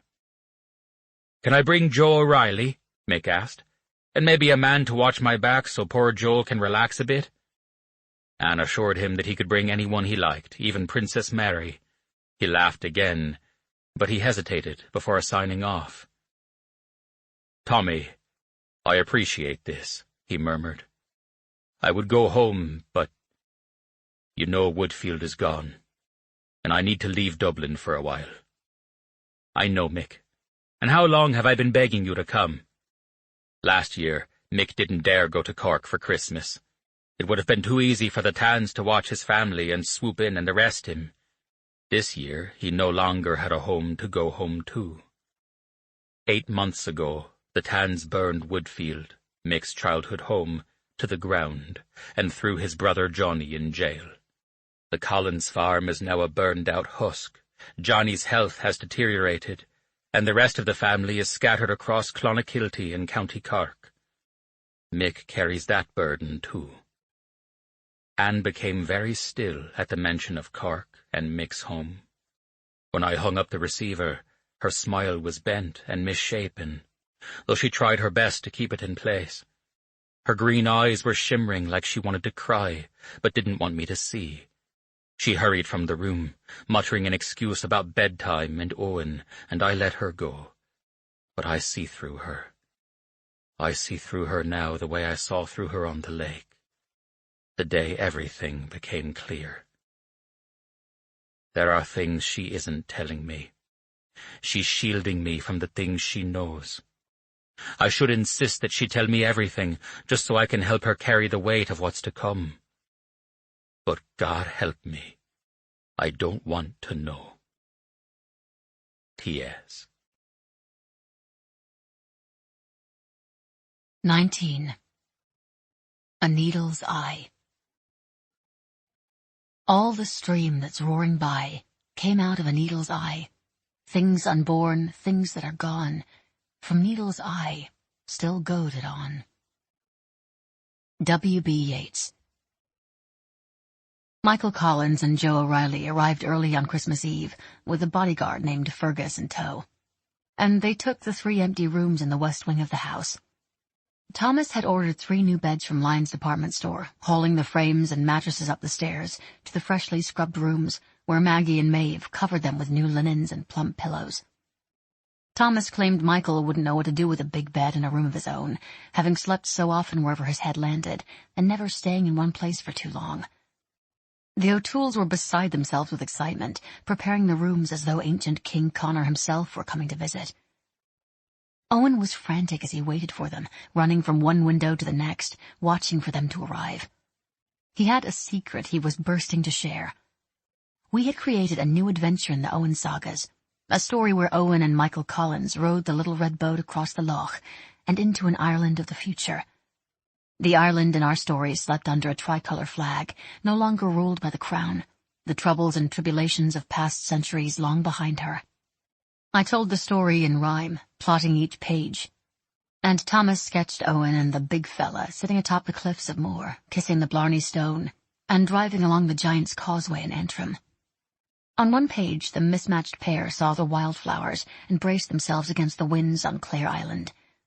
On another, they witnessed the winter solstice at Newgrange in County Meath. The story hadn't begun as a gift for Michael, but by the time we were finished, it was agreed that it needed to be. It was a beautiful little book, full of Irish whimsy and hopeful pining, with 2 Irish lads, one big and one small, traipsing across the Emerald Isle. I knew that Ireland wouldn't know the peace found in the pages of our book for a long, long time. But peace would come. It would come in layers, in pieces, in chapters, just like in a story. And Ireland, the Ireland of the green hills and abundant stone, of the rocky history and the turbulent emotions, would endure. We wrapped the story in paper and twine and placed it beneath the tree with Michael's name on it, adding it to the parcels that were already there, gifts for each of the O'Tooles, and new hats and stockings for all the men. Father Christmas would be visiting after Owen went to sleep. I'd purchased the replica of the Model T Owen had obsessed over at Kelly's pawnshop, and Thomas had built him a toy sailboat and painted it red, just like the one in our stories.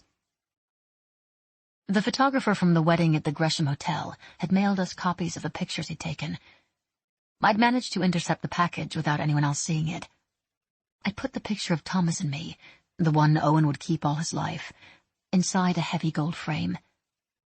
It wasn't an exciting gift for a small boy, but it was a precious one. I placed the other picture from the wedding, the one with Michael grinning in the center, in another frame to give to Thomas.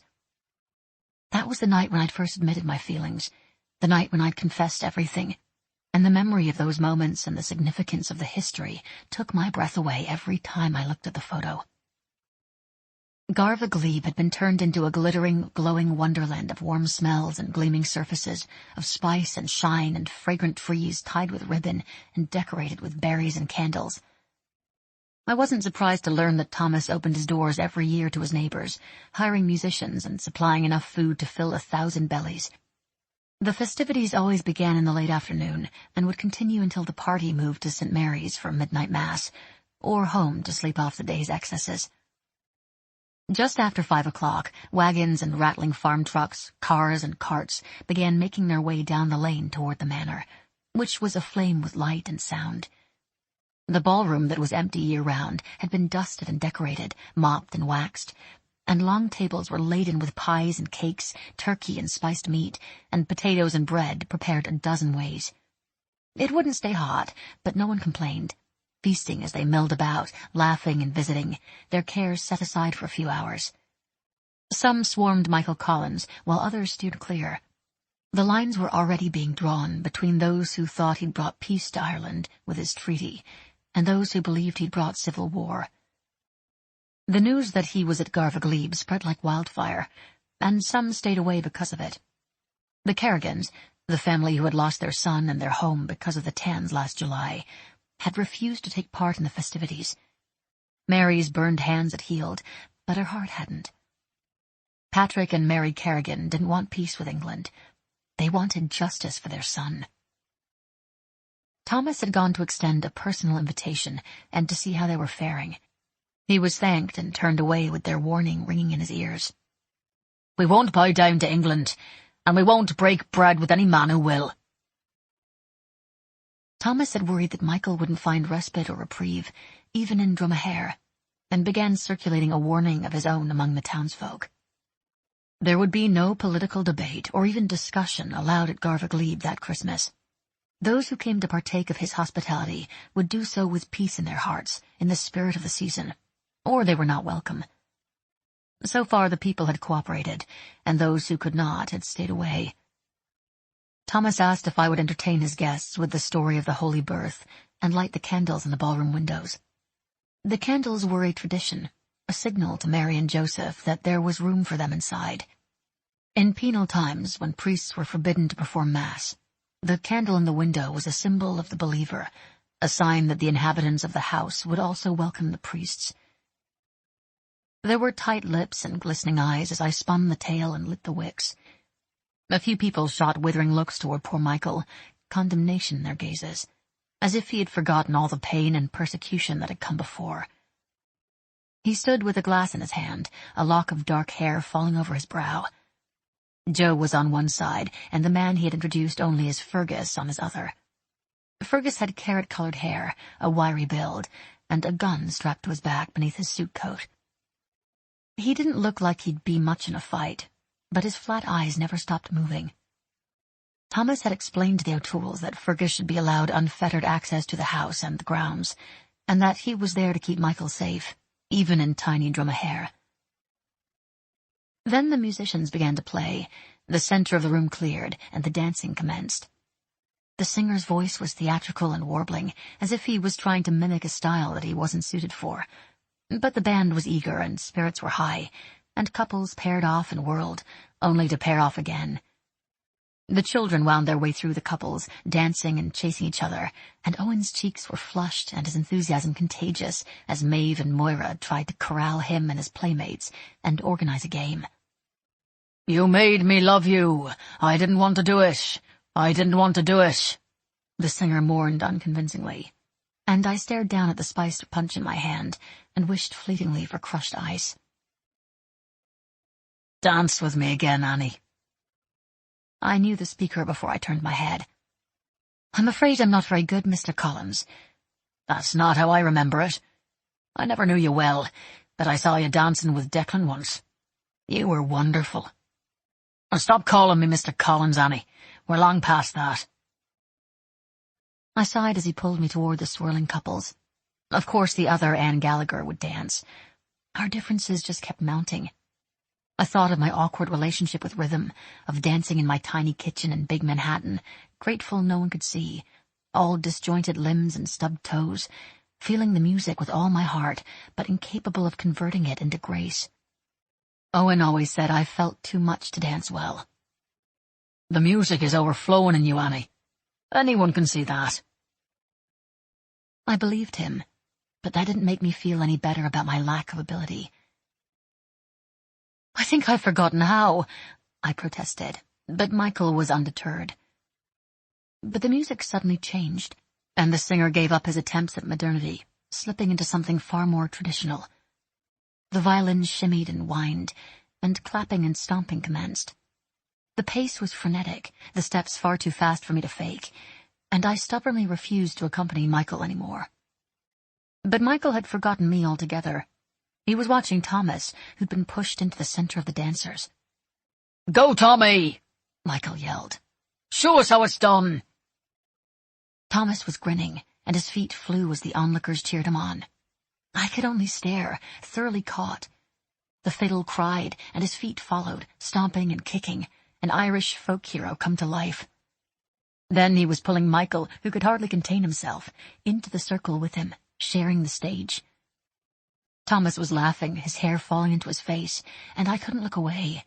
I was dizzy with love and faint with hopelessness. I was 31 years old, not a girl, not an innocent.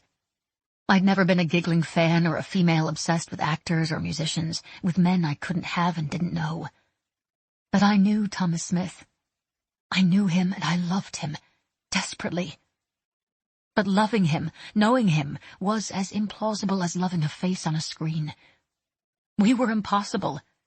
In a moment, in a breath, it could all be over.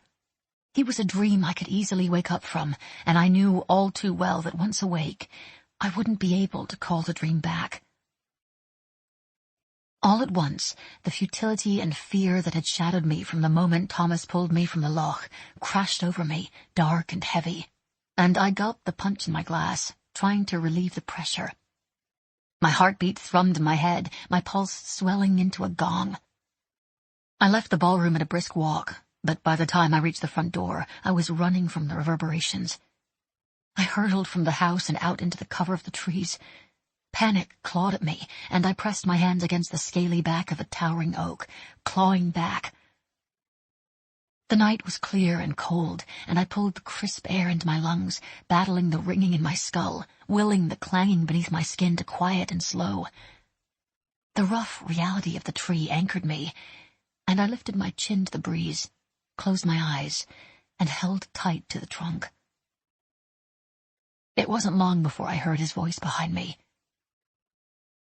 "Anne." Thomas was still breathless, his shirt sleeves rolled to his elbows, his hair tousled, his suit coat discarded. "Bridget said you shot out of the house like your skirts were on fire.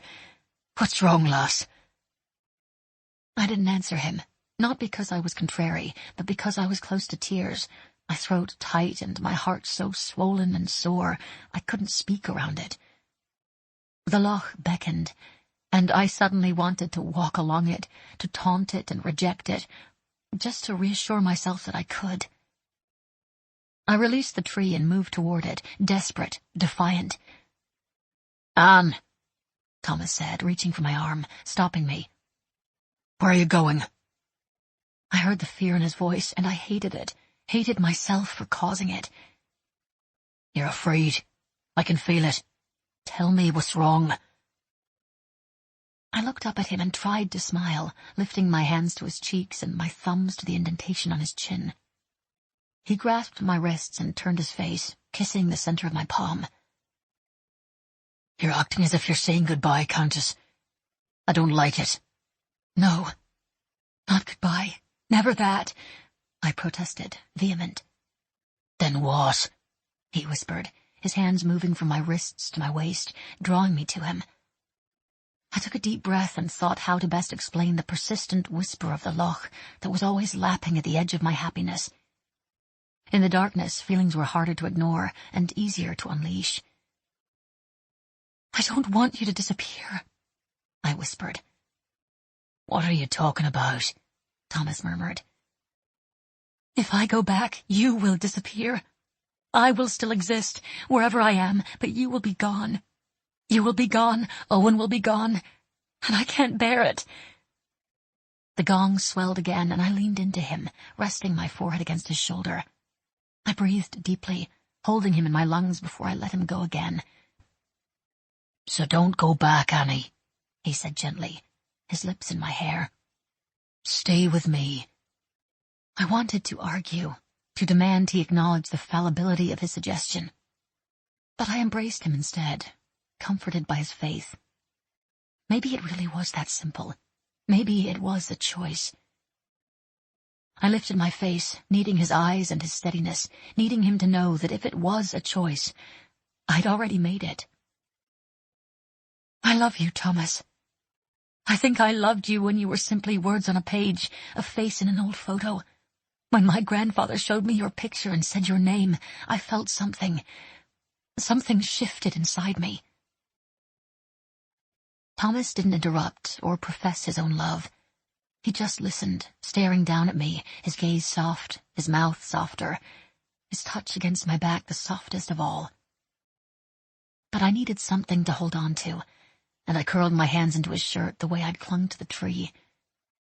His skin was warm from dancing, and his heart drummed beneath my clenched fists, reminding me that in that moment he was mine. Then the words on the page and the face in the photos became a man. Real, tangible, perfect. I swallowed, trying not to cry. I fell so fast, so hard, and so completely. Not because love is blind, but because it's not. Love isn't blind, it's blinding, glaring. I looked at you, and from the very first day I knew you. Your faith and your friendship, your goodness and your devotion. I saw it all, and I fell so hard. And the feeling continues to grow. My love is so big and full and brimming that I can't breathe around it. It's terrifying to love so much, knowing how fragile our existence really is. You're going to have to hold on to me or I'll burst. Or maybe I'll just float away. Up into the sky, out into the loch. I felt a tremor run through him from his gentle hands to his forgiving eyes. And then his lips were smiling and pressed to mine once, twice, and again. His sigh tickled my tongue, and my grasping hands flattened against him, yielding. Then he was murmuring into my seeking lips, kissing me even as he spoke. Marry me, Anne. I'll shackle you to me so you can't float away, so we won't have to be apart. Plus, it's time you had a new name. It's damn confusing to keep calling you Anne Gallagher. Of all the things I'd thought he'd suggest, marriage was not one of them. I pulled back, my jaw slack, and I laughed in disbelief. For a moment I forgot about Thomas's lips and searched his eyes instead. They were pale and guileless between the sheltering boughs and the light of the winter moon. Anne Smith is almost as ordinary as Thomas Smith, he murmured. But when you're a time-travelling countess, the name isn't all that important. His teasing tone was at odds with his very serious proposition. Can we do that? Can we really get married? I breathed. Who's to stop us? I can't prove I'm... me. Who needs proof? I know, you know, God knows. Thomas kissed my forehead, my nose, and each cheek, before pausing at my mouth, waiting for me to answer. But what will people say? What would Bridget say? I hope they will congratulate us. He pressed a kiss to my upper lip, then to the lower one, tugging it softly, urging me to follow his lead. What will Michael say? I panted, pulling back so I could converse. I could picture Michael Collins congratulating Thomas while he whispered warnings in my ears.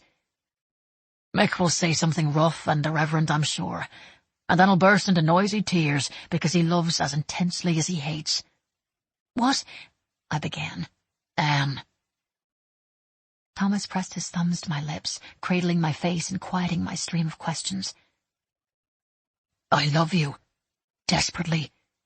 I want to bind us together in every way possible. Today, tomorrow, and every day after that. Do you want to marry me or not? There was nothing I wanted more in the world, not a single solitary thing. I nodded, smiling against the pads of his thumbs, submitting completely. He moved his hands, replacing them with his mouth once more. For a moment I reveled in the possibility of permanence, in the clean, all-consuming taste of him. Promise sang between us, and I let myself hum along. Then the wind shifted and the moonlight winked. A branch cracked and a match flickered. A tendril of cigarette smoke hung in the air, alerting us that we were not alone seconds before a voice rose out of the darkness. So it's true, eh? You too. Mother said it was like this. I didn't want to believe it.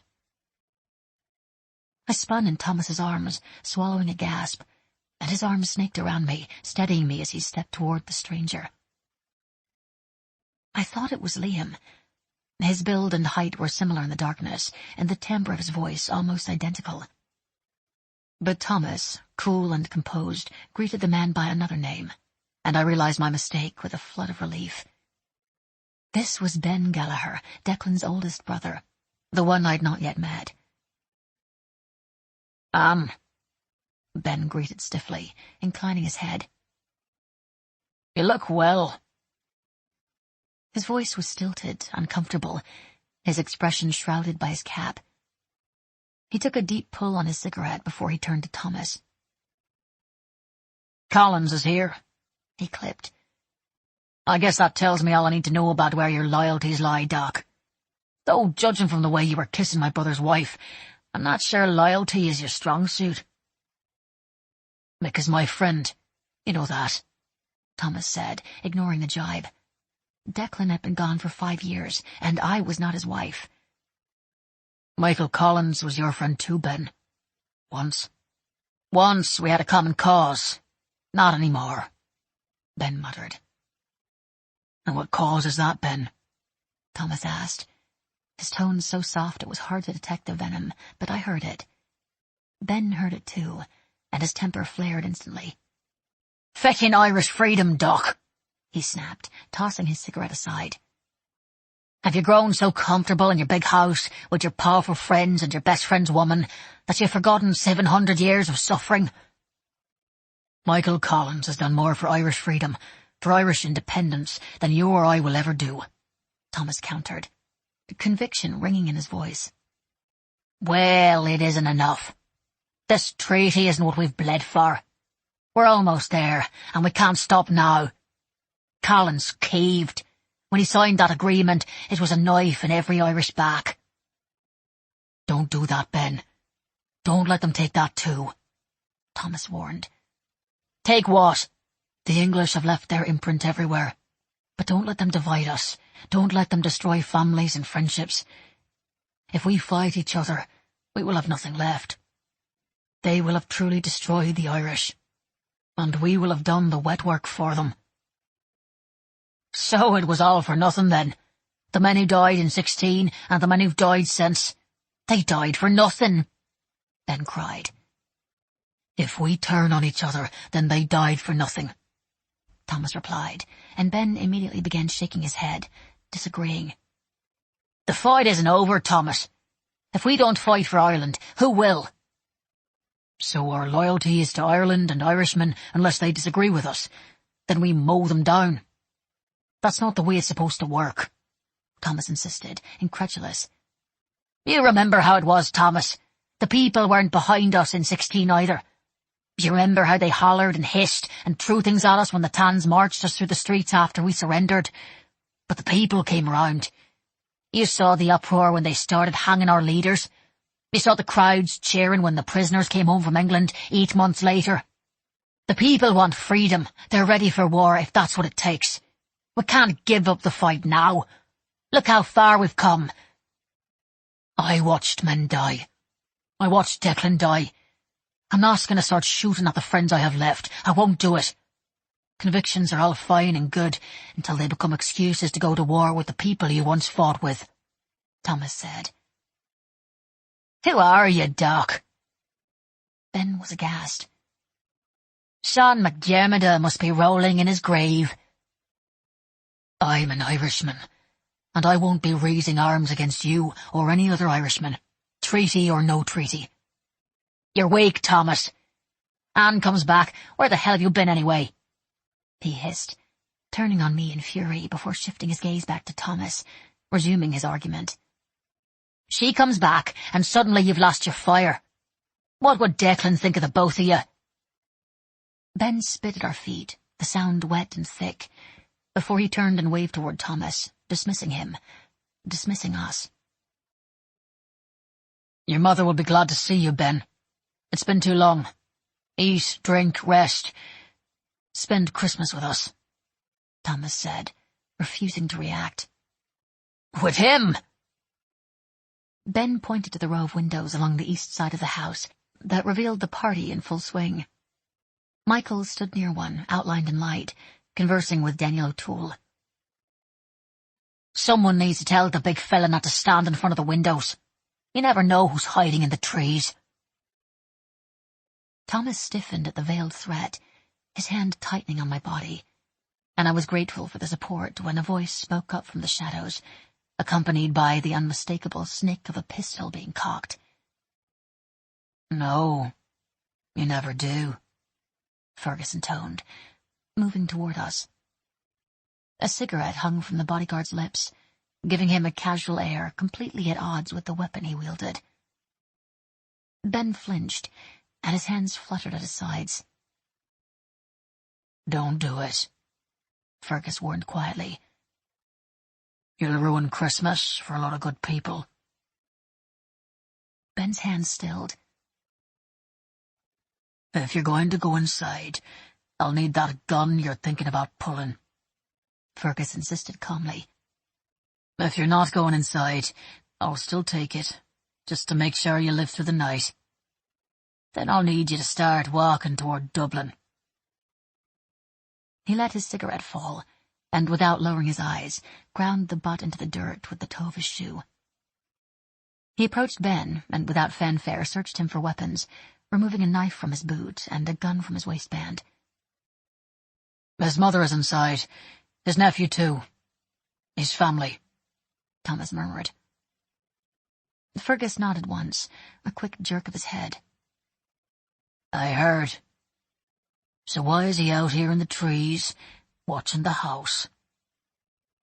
I came to see my mother, to see my sister-in-law back from the dead, to see Owen and you, Doc. I've come here for Christmas for the last 5 years.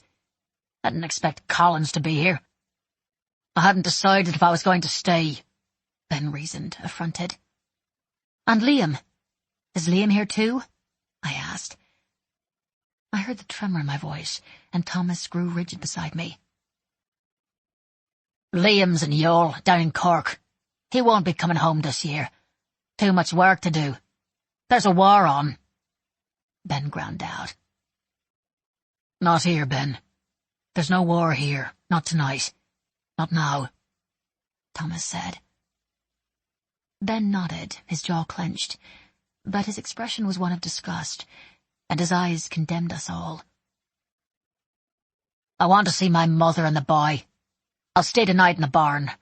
Then I'll be on my way. Go on inside, then, Fergus ordered. He prodded Ben forward, not lowering his gun. But stay away from Mr. Collins. 24 December, 1921. Something changed in Ireland around the turn of the century. There was a cultural revival of sorts. We sang the old songs and heard the old stories, things we'd heard many times before, but they were taught with an intensity that was new. We looked at ourselves and at each other, and there was a sense of anticipation. There was pride, even reverence for who we were, what we could aspire to, and those we had descended from. I was taught to love Ireland. Mick was taught to love Ireland. I have no doubt Ben and Liam and Declan were taught to love her too. But for the first time in my life, I'm not sure what that means. After our confrontation with Ben Gallagher, Anne and I stood beneath the trees, shaken by the event. I don't like this world, Thomas, Anne whispered. This world is something the other Anne clearly understood, and something I will never understand. What world, Countess? I asked her, though I already knew. The world of Ben Gallagher and Michael Collins, of shifting lines and changing sides. And the worst part is, I know how it ends. I know the ending, and I still don't understand it. Why? Why can't you understand it? Because I haven't lived it, she confessed. Not like you have. The Ireland I know is one of songs and stories and dreams. It is Owen's version. We all have one, and yet even that version is softened and reshaped because he left it behind. I don't know the Ireland of oppression and revolution. I haven't been taught to hate. We weren't taught to hate, Anne. You were. We were taught to love. Love what? Freedom, identity, possibility. Ireland, I argued. And what will you do with that love? She pressed. When I didn't answer, she answered for me. I'll tell you what you will do. You will turn on each other because you don't love Ireland. You love the idea of Ireland. And each man has his own idea of what that is. I could only shake my head, wounded, resistant. Outrage for Ireland, for every injustice, burned in my chest, and I didn't want to look at her. She'd reduced my devotion to an impossible dream. A moment later, she drew my face to hers and kissed my mouth, quietly begging my forgiveness. I'm sorry, Thomas. I say I don't understand, and then lecture you as though I do. We spoke no more of Ireland, marriage, or Ben Gallagher. But her words kept repeating in my head all evening, drowning out everything else. And what will you do with that love? I sat at midnight mass with Mick on one side, Anne on the other, and Owen asleep in my arms. He'd started yawning during the entrance procession, and was asleep before the first reading. He snored softly through Father Darby's recitation of the prophecy of Isaiah, oblivious to all care, ignorant of the strain that bowed Mick's head and furrowed Anne's brow. His freckled cheek lay against my chest, against my aching heart, and I was envious of his innocence, his faith, and his trust. When Mick turned to me at the sign of peace, his voice soft, his face earnest, I could only nod and repeat the blessing. Peace be with you, though peace was the furthest thing from my heart. Father Darby said in his homily that it is easier for a camel to pass through the eye of a needle than for a rich man to enter the kingdom of God. It might also be said that it is easier for a camel to pass through the eye of a needle than for an Irishman to stop fighting. I was taught to love Ireland, but love should not be this hard. Duty, yes, but not love. Maybe that's my answer. A man won't suffer or sacrifice for something he doesn't love. In the end, I suppose it all amounts to what we love the most. P.S. 20. The White Birds. I am haunted by numberless islands, and many a Danann shore, where time would surely forget us, and sorrow come near us no more. Soon far from the rose and the lily and fret of the flames would we be. We were only white birds, my beloved, buoyed out on the foam of the sea. W.B. Yeats. I came awake suddenly, unsure of the reason. I listened, thinking Owen had awakened because he was eager to see if St. Nick had visited in the night, but instead heard sounds I couldn't identify. We'd arrived home from midnight mass in the early morning hours, everyone subdued and saddled with their private thoughts. Thomas had carried Owen to his bed, and I'd trailed after them, helping Owen into a nightshirt, though he swayed, half asleep, through the process.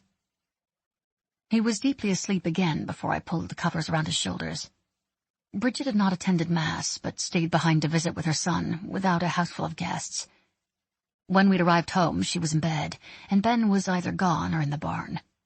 I didn't inquire after his whereabouts.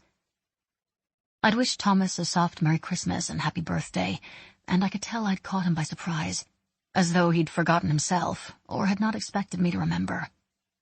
I had gifts for him, and a cake in the larder, but would wait until later in the day to call attention to his birthday.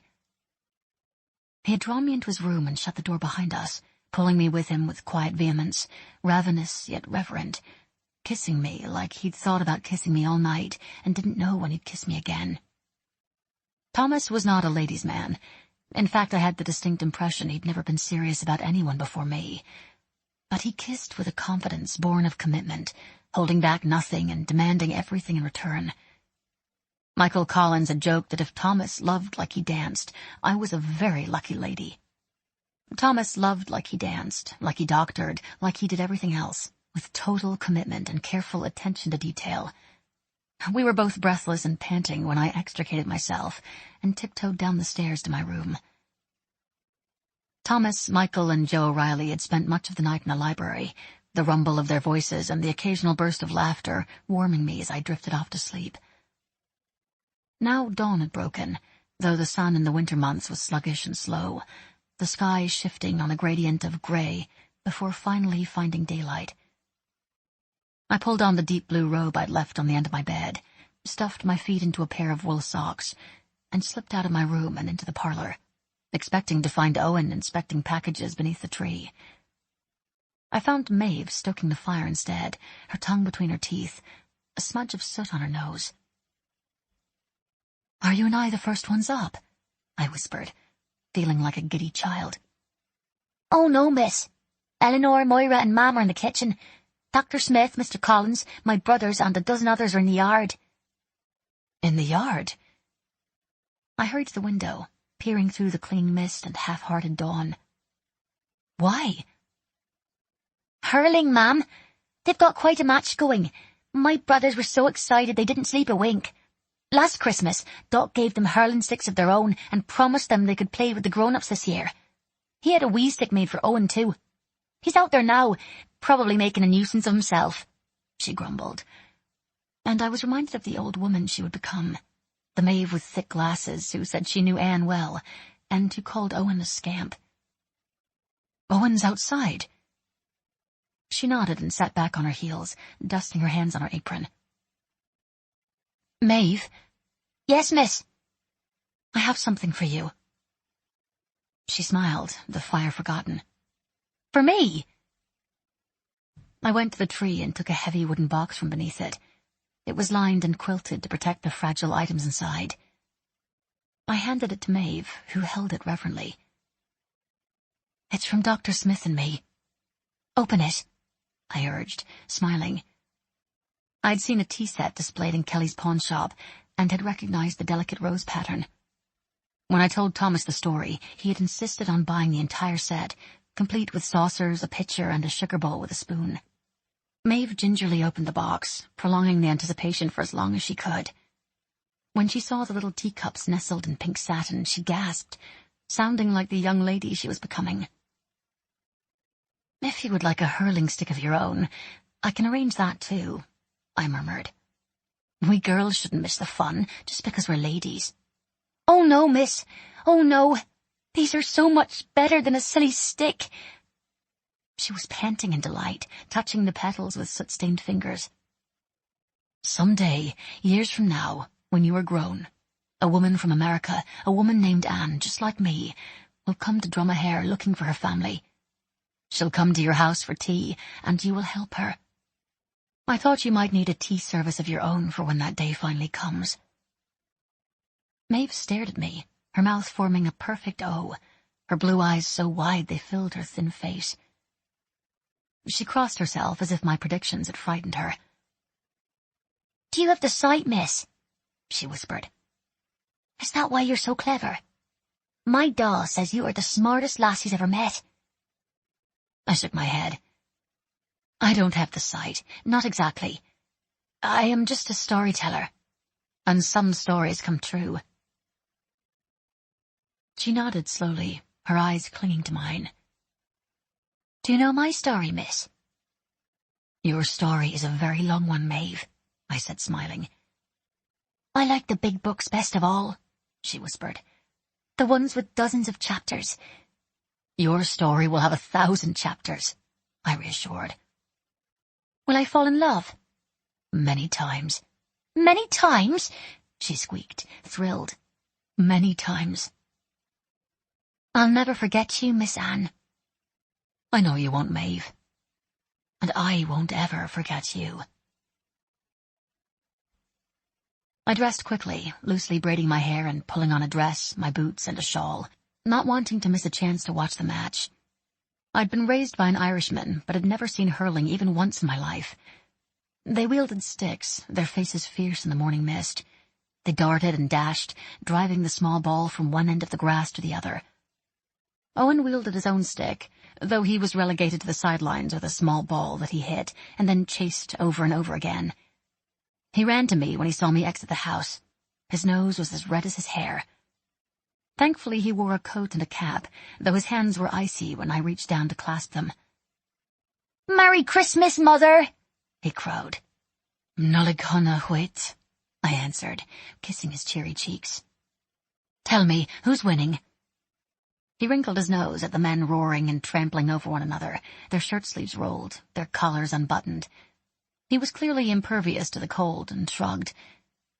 "Mr. Collins and Doc keep pushing each other down, and Mr. O'Toole can't run, so he keeps getting knocked over." I giggled, watching as Thomas smacked the ball to Fergus, who deftly sidestepped a charging Michael Collins, his mouth moving as fast as his legs. Some things had not, and seemingly would not, change through the decades. Trash-talking was clearly part of the game. 2 teams of 10 players each had been cobbled together from among the neighbouring families. Eamon Donnelly, the man who had supplied the cart the day Thomas pulled me out of the loch, had joined in the competition, and he waved at me merrily before taking a swing at the ball. I watched, fascinated, cheering for everyone and no one in particular, though I winced every time Thomas skidded across the grass and held my breath when sticks clashed and legs tangled. Somehow everyone survived without serious injury, and Michael proclaimed his team the victors after 2 hours of intense play. Everyone tumbled into the kitchen for refreshment, coffee and tea, ham and eggs, and rolls so sticky and sweet I was full after 2 bites. The neighbours were quick to disperse, heading home to their families and traditions, and after Thomas, Michael, Joe, and Fergus washed up and rejoined us in the parlour, we gathered around the tree and exchanged gifts. Michael pulled Owen into his lap, and together they read the story we'd written. Michael's voice was low and soft, the burr of his West Cork brogue around the words, making my heart ache and my eyes smart. Thomas laced his fingers in mine, stroking my thumb in quiet commiseration. When the story was finished, Michael looked down at Owen, his eyes bright, his throat working. "Can you keep this for me, Owen? Can you keep it here at Garagleeb so we can read it together whenever I come to visit?" "You don't want to bring it to your house and show your mother?" Owen asked. "I don't have a house, Owen, and my mother is with the angels." "And your da too?" "And my dad too. I was 6, just like you are now, when my father died," Michael said. "Maybe your mother will come back like mine did," Owen mused. "You just have to wish very hard." "Is that what you did?" "Yes." Owen nodded soberly. "Doc and I found a clover with 4 leaves. 4-leaf clovers are magic, you know. Doc told me to make a wish, so I did." Michael's brows rose. "You wished for a mother?" "I wished for a whole family," Owen whispered, but everyone heard him. Thomas's hand tightened around mine. "Do you know, Owen, if your mother were to marry Doc, then he would be your dad," Michael suggested, oh so innocently. "Why can't you ever hold your tongue, Mick?" Thomas sighed. "Fergus said he overheard a proposal last night," Michael hinted, his grin wicked. Fergus grunted, but he didn't defend himself or reproach Michael. "There's a small box tucked back on that branch there. Do you see it?" Thomas directed Owen. Owen hopped off Michael's lap and peered into the dense foliage where Thomas was pointing. "Is it for me?" Owen chirped. "I suppose it is, in a way. Can you fetch it and bring it to me?" Thomas asked. Owen retrieved the hidden treasure and brought it to Thomas. "Would it be all right if your mother opened it, lad?" Owen nodded emphatically and watched as I lifted the lid on the tiny velvet box. Inside were 2 gold bands, one larger than the other. Owen looked up at Thomas, waiting for an explanation. "These belonged to my parents, to my father, who died before I was born, and my mother, who married again and gave me another father. A father who was good and kind, and loved me, even though I was not his son in truth." "Just like me and you," Owen said. "Yes, just like us. I want to marry your mother, Owen. How do you feel about that?" "Today," Owen said, delighted. "No," Thomas began, amid laughter all around. "Why not, Tommy?" Michael pressed, all teasing aside. "Why wait? None of us know what tomorrow will bring. Marry Annie and give the lad his family." Bridget's eyes met mine, and she tried to smile, but her lips were trembling, and she pressed her fingers to her mouth to cover her emotion. I wondered if she was thinking of her own family, and I said a silent prayer for her sons. Thomas pulled the ring free of the box and held it out to Owen, who took it and studied the simple band before turning to me. "Will you marry Doc, Mother?" he asked, extending the ring toward me. I'd always worn Anne's cameo ring on my right hand, For me it was an heirloom, not a wedding band, and I was grateful that I could slip Thomas's mother's ring on my left without any awkwardness. "It fits," I said. "Perfectly. I guess that means the answer is yes." Owen cheered and Michael crowed, grabbing the small boy and tossing him in the air. "Now all we need is Father Darby," I murmured. Thomas cleared his throat. "We should set a date."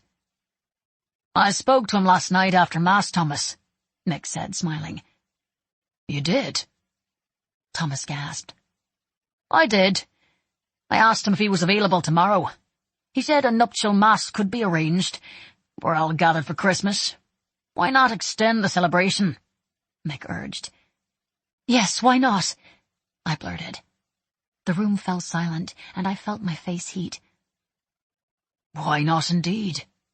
Thomas said slowly, stunned. Then a smile, white and blinding, creased his face, and I suddenly couldn't catch my breath.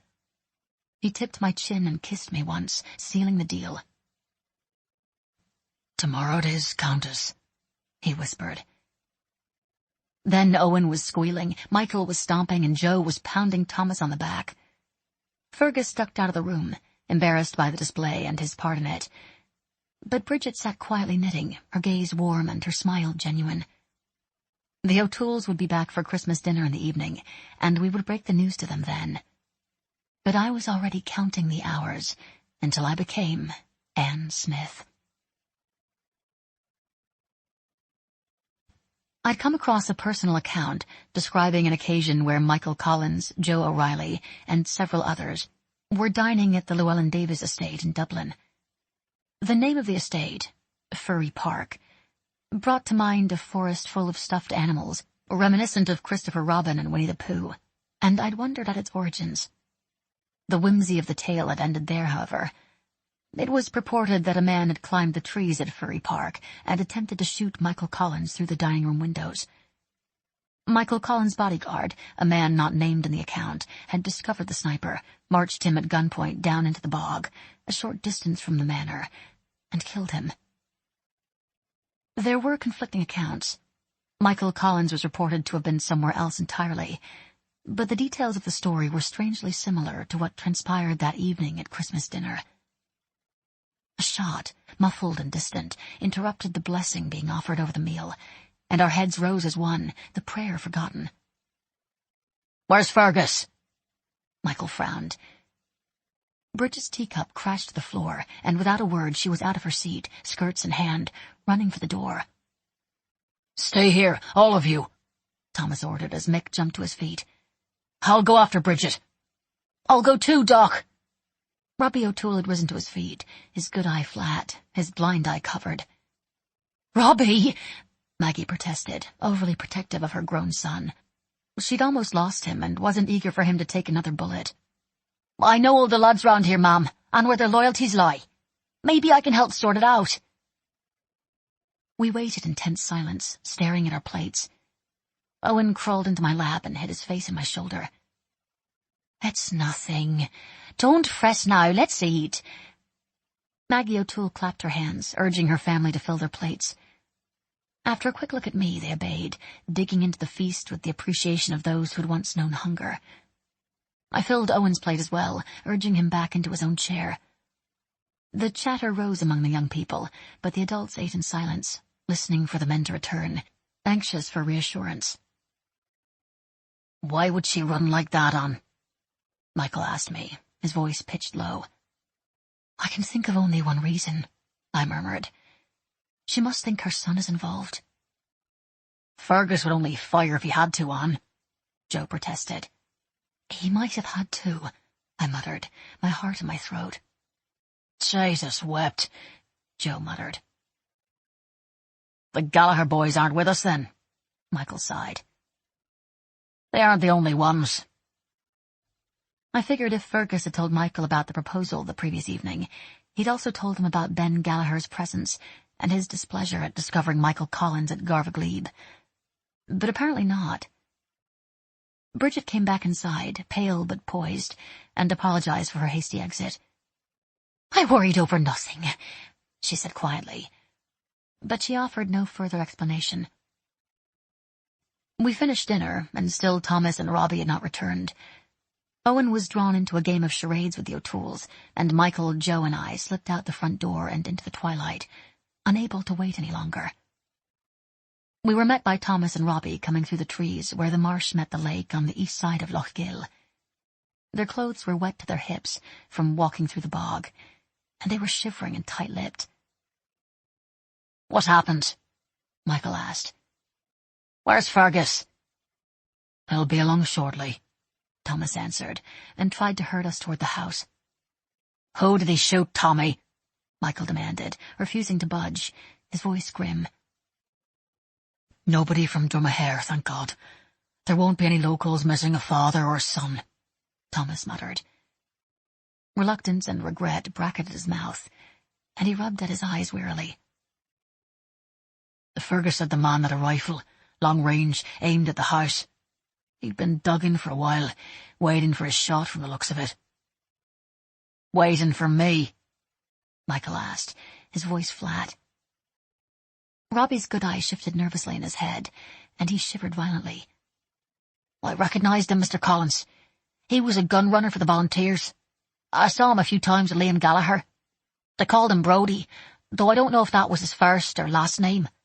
Liam's runners haven't fared especially well." "How's that?" Michael asked. "Martin Cargan was killed by the Tans last July, and now Brodie's got himself killed too.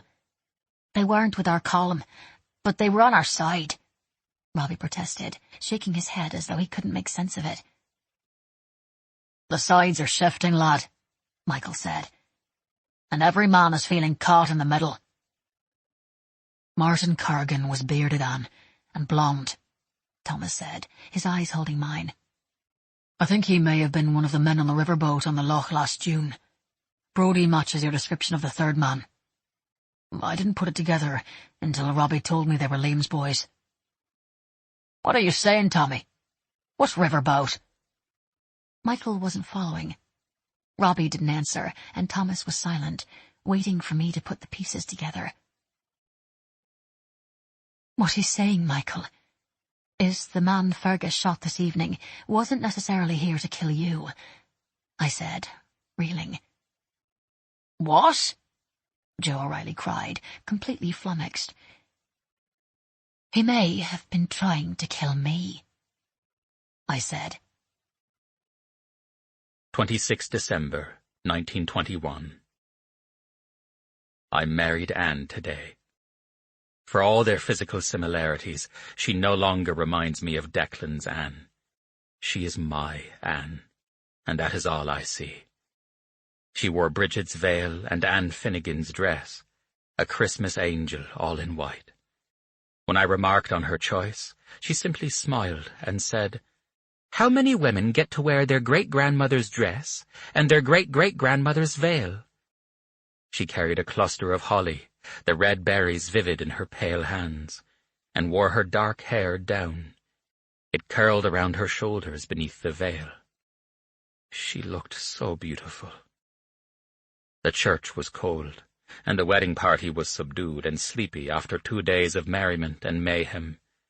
I thought Anne would want to postpone our marriage after the events of last night, but when I'd suggested it, she shook her head, claiming if Michael Collins could carry on amid the chaos, so could we.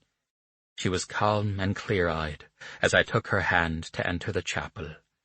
She refused to cover the dress in a coat or shawl, and she knelt, shivering, at the altar as Father Darby led us through the nuptial mass, the liturgy falling from his lips in a quiet cadence that was answered by all in attendance. I trembled, too, watching her, but it was not from the cold. I clung to every word, desperate to savor the ceremony, to miss nothing. Yet in the years to come, it will be the memory of Anne, her gaze steady, her back straight, her promises sure, that I will cherish most. She was as solemn and serene as the stained glass Madonna looking down on us as the rites were performed. When Anne said her vows, she abandoned her Irish accent, as if the pledge she made was too sacred for disguises. If Father Darby wondered at her Yankee inflections, he made no sound or indication. If there was confusion amid the congregants, I would never know. Our eyes were locked as she promised me a lifetime, however it unfolded. When it was my turn, my voice echoed in the near-empty church and reverberated in my chest. I, Thomas, take you, Anne, for my lawful wife, to have and to hold, for better, for worse, for richer, for poorer, in sickness and health, until death do us part. Father Darby joined us in marriage, and in ringing tones asked that the Lord, in his goodness, strengthen our consent, and fill us both with his blessings. "What God has joined together, let no man put asunder," he boomed, and Mick called out a hearty, "Amen," which was echoed by Owen, his little voice adamant and uninhibited by the solemnity of the occasion. Anne produced the 2 rings I'd given her Christmas morning, and Father Darby blessed the banns. I was struck again by the symbol of the circle. Faith, fidelity, forever. If time was an eternal round, then it never had to end. With cold hands and hopeful defiance, Anne slid the ring on my finger, and I claimed her in return. The rest of the Mass, the prayers, the communion, the blessings, and the recessional occurred distantly, separate from the 2 of us, as though we'd slipped into a realm of muted sounds and subtleties where only we existed, and time was liquid all around us. Then we were walking from the church next to Ballinagar, death on the hill behind us, our whole lives in front of us, the past and the present all dusted in white. Snow had begun to fall, the flakes like feathers floating around us, winged and wondrous, white birds circling above our heads. I tipped my face to the sky and watched them come, laughing with Owen, who raised his arms to greet them while trying to catch one on his tongue. "The heavens have sent doves," Mick cried, pulling his hat from his head and embracing the sky, letting the softly falling snow rest on his hair and his clothes, adorning him in ice. Anne wasn't looking at the skies, but up at me, her smile wide and her face radiant. I brought her cold fingers to my lips, kissing her knuckles before I pulled her close, wrapping her in the pale green shawl Maggie O'Toole had held during the ceremony. "How often does it snow in Dromaher?" Anne breathed, her voice full of wonder. "Almost never," I confessed. "But then again, it's been a year of miracles." Anne Smith. She beamed up at me, stealing my breath, and I leaned down to kiss her smiling mouth, not caring at all that we had an audience. "I think God is blessing your union, Mr. and Mrs. Smith," Mick shouted, and swooping Owen up in his arms, he began to waltz and spin around us. The O'Tooles followed suit, pairing up and kicking up their heels. Joe O'Reilly bowed gallantly in front of a giggling Eleanor, and Maeve convinced a stern Fergus to take a turn around the churchyard. Even Bridget and Father Darby joined in the dancing. In the wintry dusk, our heads wreathed in snowflakes, we swayed, wedded to the moment, to each other, and to a Christmas that will forever live in my memory. Anne is asleep now, curled on her side, and I can only watch her, my heart so swollen in my chest that I'll suffocate if I don't stay upright. The light of the lamp touches her freely, boldly even, brushing her hair and tracing the dip of her waist and the swell of her hip, and I am irrationally jealous of the caress. I can't imagine all men love their women the way I love Anne. If they did, the streets would be empty, and the fields would grow fallow. Industry would rumble to a halt, and markets would tumble as men bowed at the feet of their wives, unable to need or notice anything but her. If all men loved their wives the way I love Anne, we would be a useless lot. Or maybe the world would know peace. maybe the wars would end and the strife would cease as we centered our lives on loving and being loved. And our courtship is not much older than that. I know the novelty will wear off, and life will intrude before long.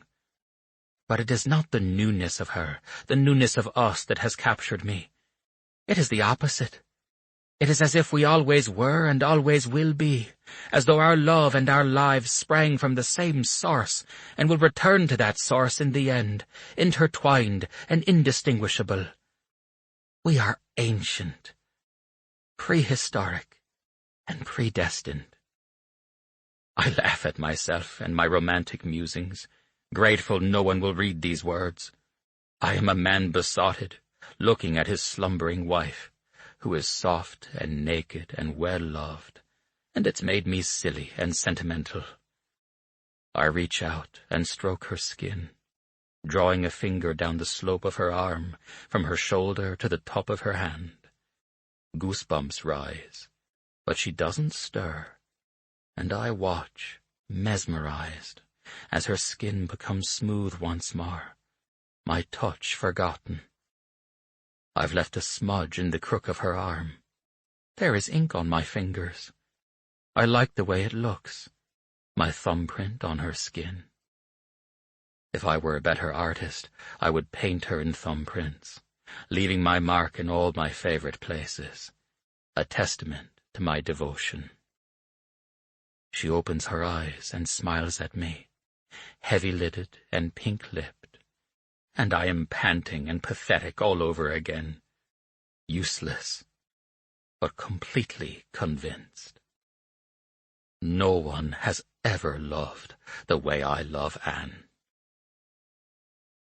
"Come to bed, Thomas," she whispers, and I no longer want to write or paint or even wash my hands. T.S. 21. Parting. Dear, I must be gone, while night shuts the eyes of the household spies. That song announces dawn. W.B. Yeats. The treaty debates in the Jall resumed in early January, and Thomas and I planned to travel to Dublin to attend the public sessions. I wanted to bring Bridget and Owen with us, but Bridget urged us to go alone. "This might be the only honeymoon you get," she pressed. "And Owen and I will be fine here with the O'Tooles." I begged him not to tell her that Liam had shot me. The details were too complicated, and making that accusation would require us to explain my presence on the loch, something I couldn't do. The relationship was already so fraught with tension and turmoil, I couldn't see how telling her would help matters. "Do you trust her to protect you from them?" he'd asked, incredulous. "I trust her to keep Owen safe," I argued. "That is my only concern." "That is your only concern?" Thomas cried, his volume rising with every word. "Well, it isn't mine. Good God, Anne, Liam tried to kill you. For all I know, Ben tried to kill you too. I'm bloody relieved that poor Martin Corrigan and the unfortunate Brodie are dead, because now I only have the feckin' Gallagher brothers to worry about." Thomas never yelled, and his vehemence surprised me. When I stared at him, dumbstruck, he gripped my shoulders, pressed his forehead to mine, and groaned my name. "Anne, you have to listen to me. I know you care about Bridget, but you feel a loyalty to her that she does not return. Her loyalty is to her sons, and I don't trust her where they are concerned." "So what do we do?" I asked. "She has to know that I will no longer allow them anywhere near you or Owen." "She will blame me," I mourned. "She will think she has to choose between us." "She does have to choose, Countess. Ben and Liam have always been trouble. Declan was the youngest, but out of the three, he had the best head on his shoulders and the biggest heart in his chest." "Did Declan never strike Anne?" I asked softly. Thomas reared back in surprise. "Why do you ask?" "Bridget told me that she understood why Anne left when she had the chance. She insinuated that Declan wasn't always gentle, that he and his brothers had inherited their father's temper." Thomas gaped at me. Declan never raised his hand to Anne. She would have hit him right back. She slapped his brothers around enough. I know Liam bloodied her lip once, but that was after she'd hit him over the head with the shovel, and he went in swinging, trying to take it away. So why would Bridget think Declan was violent? Declan was always covering for Ben and Liam. I know he took the blame more than once for things they'd done. He paid their debts, smoothed things over when they got into trouble, and helped them find work. And you think Bridget will try to cover for them now? I sighed. I know she will. And with that belief, Thomas sat Bridget down soon after we were married and questioned her on the whereabouts and the activities of her sons. When she'd been reticent to speak about them at all, he told her, in no uncertain terms, that Liam and Ben were not welcome at Garva Glebe any longer. You were in this fight up to your eyebrows, Dr. Smith. You have been for years. You are not innocent. You are no better than my boys. I hold my tongue.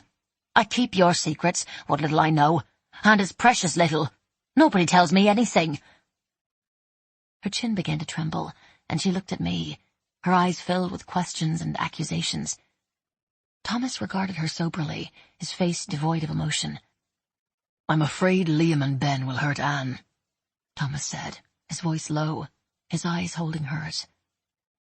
Do I have reason to be afraid? She began to shake her head, to babble something incoherent. Bridget, he interrupted, and she fell silent immediately, her back stiffening, her expression growing stony. I don't trust her, Bridget bit out. I don't care, he snarled. And for a moment I saw the Thomas Smith who had carried Declan on his back through the streets of Dublin, who had infiltrated the castle and the prisons for Michael Collins, who faced death daily with flat eyes and steady hands. He was a little frightening. Bridget saw him too. She blanched and looked away, her hands clasped in her lap. I'm afraid Liam and Ben will harm Anne, he repeated. I can't allow that. Bridget's chin fell to her chest. I will tell them to stay away, she whispered. Thomas held my hand tightly in his as we maneuvered through the crowd and into the packed chamber of the mansion house. Michael had assured us there would be seats reserved for us, and we slid between nervous congregants who were smoking and shifting and making the room smell like ashtrays and armpits. I pressed my face into Thomas's shoulder, into his clean solidity, and prayed for Ireland, though I already knew how she would fare. Thomas was greeted and hailed, and even Countess Markievicz, her beauty faded by the ravages of imprisonment and revolution, extended her hand to him with a slight smile. Countess Markievicz, may I introduce my wife, Anne Smith? She shares your passion for trousers, Thomas murmured, tipping his hat. She laughed, her hand covering her mouth and her broken and missing teeth. Vanity was not easily relinquished, even among those who eschewed it. But does she share my passion for Ireland? She asked, her brows quirked beneath her black hat. I doubt one passion is identical to another. After all, she married me, Thomas whispered, conspiratorial. She laughed again, charmed, and turned away to greet someone else, releasing me from her thrall. Breathe, Anne, Thomas murmured, and I did my best to comply as we found our seats, and the session was called to order. Before it was all said and done, Constance Markievicz would call Michael Collins a coward and an oath-breaker, and my loyalty was firmly with him. But I couldn't help but be a little awestruck by her presence. I'd often wondered, absorbed in piles of research, if the magic of history would be lost if we could go back and live it. Did we varnish the past and make heroes of average men and imagine beauty and valor where there was only dirge and desperation? Or, like the old man looking back on his youth, remembering only the things he'd seen, did the angle of our gaze sometimes cause us to miss the bigger picture? I didn't think time offered clarity so much as time stripped away the emotion that colored memories. The Irish Civil War had happened 80 years before I'd traveled to Ireland. Not so far that the people had forgotten it, but enough time had passed that more, or maybe less, cynical eyes could pull the details apart and look at them for what they were. But sitting in the crowded session, seeing men and women who had lived only in pictures and in print, hearing their voices raised in argument, in protest, in passion, I was the furthest thing from objective and detached. I was overcome. Eamon de Valera, the president of Doyle, towered over everyone else. Hook-nosed, thin-faced, and dark, he clothed his height and his spare frame with unrelenting black. Born in America, he was the son of an Irish mother and a Spanish father, and had been sadly neglected and abandoned by both. Above all else, Eamon de Valera was a survivor. His American citizenship had saved him from execution after the Rising, and when Michael Collins, Arthur Griffith, and a dozen others fell under the swath of civil war, Eamon de Valera would still be standing. There was greatness in him, and I was not immune. His political longevity and personal tenacity would be his legacy in Ireland. He spoke more than everyone else combined, interrupting and interjecting, shifting and sidestepping every idea but his own. He'd introduced a new document he'd drafted during the break, an amendment that wasn't much different from the treaty, and insisted on its adoption. When it was rejected on the grounds that it was not the document that had been debated in private session, he threatened to resign as president, further muddying the question at hand. I knew my feelings about him were colored by my research, but I had to remind myself that he had not known how it would all play out. I had the advantage of hindsight, where history had already unfolded and pointed the finger of blame. The committee clearly held him in high regard. Their respect was evident in their deference and in their attempts to appease him. But where de Valera was venerated, Michael Collins was loved. Whenever Michael spoke, the people strained to hear, barely breathing so they wouldn't miss it. It was as though our heartbeats synchronized, an inaudible drumbeat reverberating through the assembly, and it was like nothing I'd ever felt before. I'd read about some of Michael's speeches, and I'd even seen a picture a photographer had snagged from a window above the crowd assembled to hear him speak in College Green in the spring of 1922. The picture had shown a small stage surrounded by a sea of hats, giving the appearance of pale, bobbing balls, every head covered, nothing else visible. The numbers were fewer in the chamber, but the effect was the same. His energy and conviction commanded attention. The public debates droned on. Arthur Griffith, grey-faced and ailing, he reminded me of a slimmer Theodore Roosevelt, with his handlebar mustache and circular glasses, was the most adept at holding de Valera accountable. And when he came to Michael's defense after a particularly nasty attack by Cathal Brugha, the Minister for Defense, the entire room erupted in applause that didn't end for several minutes. I'd been wrong about one thing. These were not average men and women. Time had not given them a gloss they had not earned. Even those I wanted to loathe, based on my own research and conclusions, conducted themselves with fervor and honest conviction. These weren't posing politicians. These were patriots whose blood and sacrifice deserved history's pardon and Ireland's compassion. History doesn't really do them justice. It doesn't do any of you justice, I murmured to Thomas, who regarded me with ancient eyes. Will we make Ireland better? In the end, will we have accomplished that? He asked quietly. I didn't think Ireland would ever improve upon the likes of Arthur Griffith, Michael Collins, and Thomas Smith. She would never know better men, but she would know better days. He will make her freer. That's enough for me, he whispered. In the last hour of the final day of debates, Michael Collins closed the proceedings and asked the Dáil for a vote to accept the treaty or reject it. De Valera, though he'd already had his time on the floor, sought the last word, warning the Dáil that the treaty would rise up in judgment against them. His attempt at a final oratorical flourish was cut off. Let the Irish nation judge us now and in future years, Michael said, silencing him. And I felt the pangs of doubt and the weight of a nation pressing on every person in attendance. One by one, the elected representatives from every constituency cast their votes. The result was 64 in favor of the treaty, 57 against. Like distant thunder, a cheer rose up in the streets when the result was announced.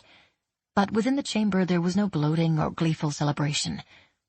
The collective heartbeats stuttered and slowed, and one by one became a cacophony of disparate rhythms. "I wish to resign immediately," de Valera intoned amid the emotional chaos. Michael rose, and with his hands planted on the table in front of him, begged the room for calm. "In every transition from war to peace, or peace to war, there is chaos and confusion. Please, let us make a plan. Form a committee here and now to preserve order in the government and in the country. We must hold ourselves together. We must be unified," he urged. And for a moment there was a hopeful pause, an indrawn breath, a possibility to defy destiny. "This is a betrayal!" a voice cried out from the gallery, and all heads swiveled to the slight female in the front row, who stood, hands clenched and mouth quivering, before the assembly. She was a suffering spectre of Ireland's not-so-distant past.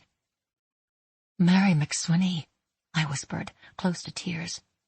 Terence McSwiney, Mary's brother, was the Cork mayor who had gone on a hunger strike and died in a British prison. Mary's words would smash all hope of a united front. "My brother died for Ireland. He starved himself to death to call attention to the oppression of his countrymen.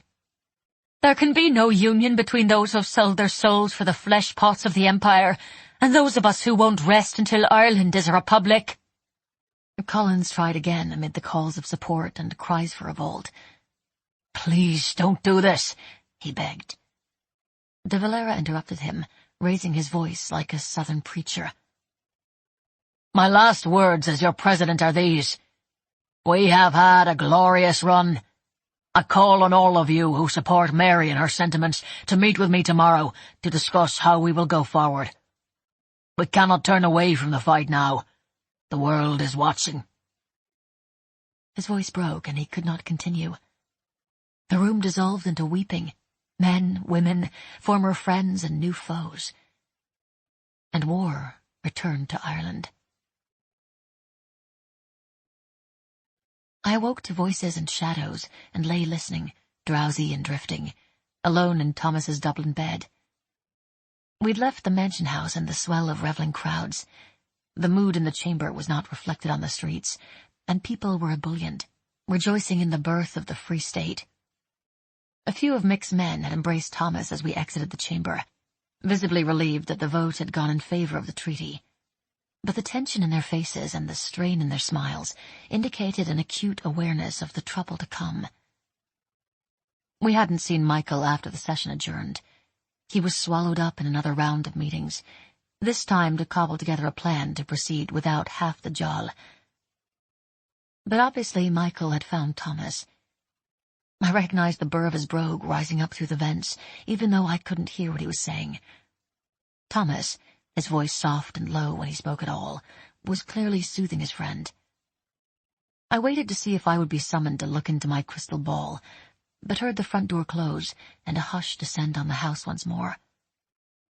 I slid out of bed, pulled my robe around my naked body, and patted down the stairs to the warm kitchen and my brooding husband.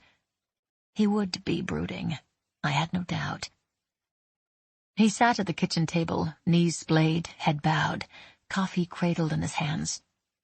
I poured myself a cup, doused it with milk and sugar until it was the color of caramel, and drank deeply before I parked myself on the table in front of him. He reached out and wrapped one of my long curls around his finger, before letting his hand fall back in his lap. "Was that Michael?" I asked. "Yes." "Is he okay?" Thomas sighed. "He's going to kill himself trying to give the people what they want, while trying to appease the few who want the opposite." It was exactly what he would do. For the final months of his life, Michael Collins would be a man being slowly drawn and quartered. My stomach twisted and my chest burned.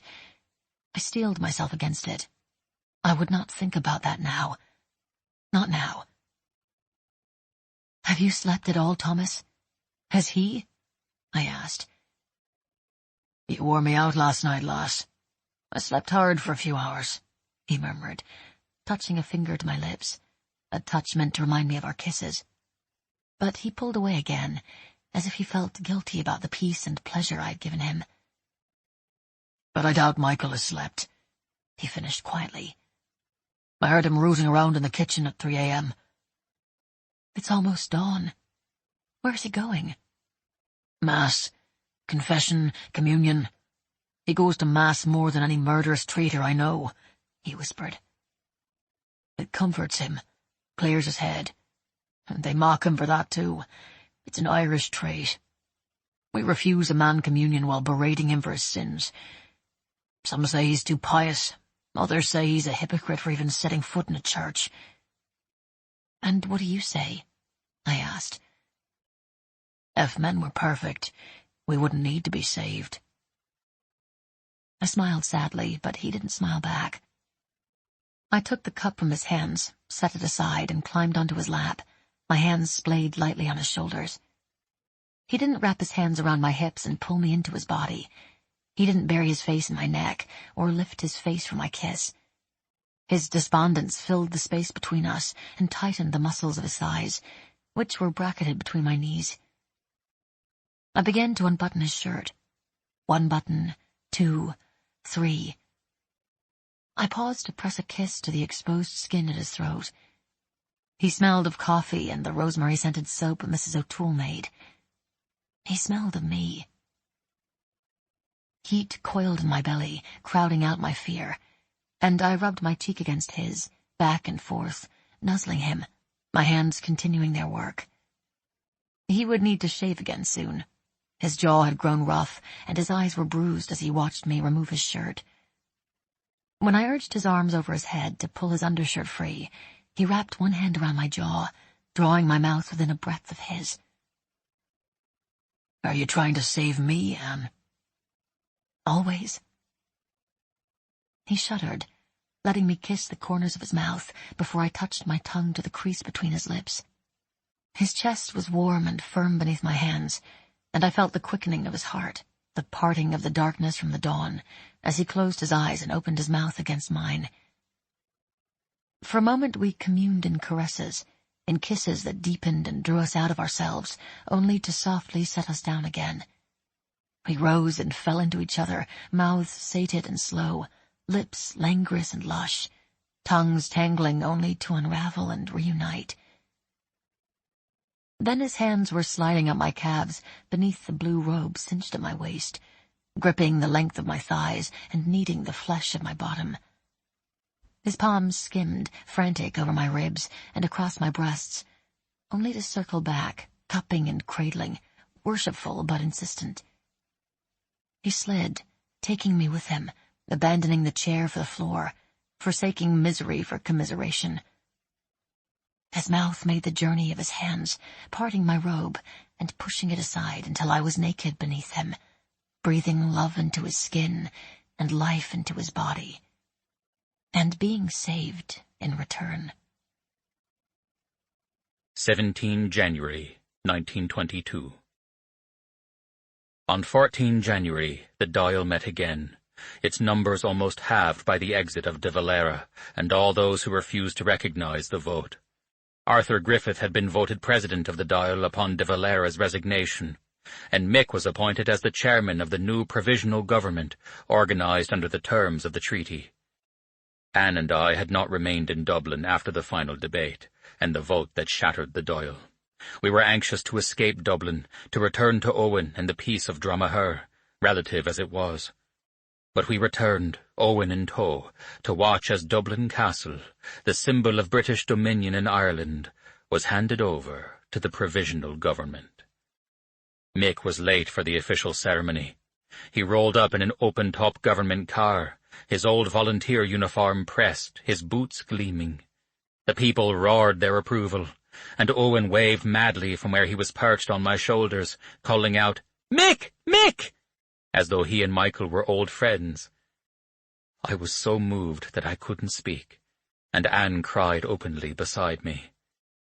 Mick later told me that Lord Fitzalan, the Viceroy who had replaced Lord French, sniffed and said, "You are 7 minutes late, Mr. Collins," to which Mick responded, We've been waiting 700 years, Governor. You can wait 7 minutes. On Tuesday, we watched as the Civic Guard, Ireland's newly formed police force, marched towards Dublin Castle in their dark uniforms and emblemed caps to assume their new duties. Mick says they are the first recruits, but there will be more. Half the country is out of work, and applications are pouring in. Whatever the people have said about Mick or about the treaty, watching the peaceful transfer of power was a moment I will never forget. In every home, on the streets, and in the papers, Dubliners are marvelling that this day has come. And the effects of the treaty are not just evident in the city. Everywhere in Ireland, at all but 3 of the port garrisons, British troops are preparing to leave. The auxiliaries and the blackened towns are already gone.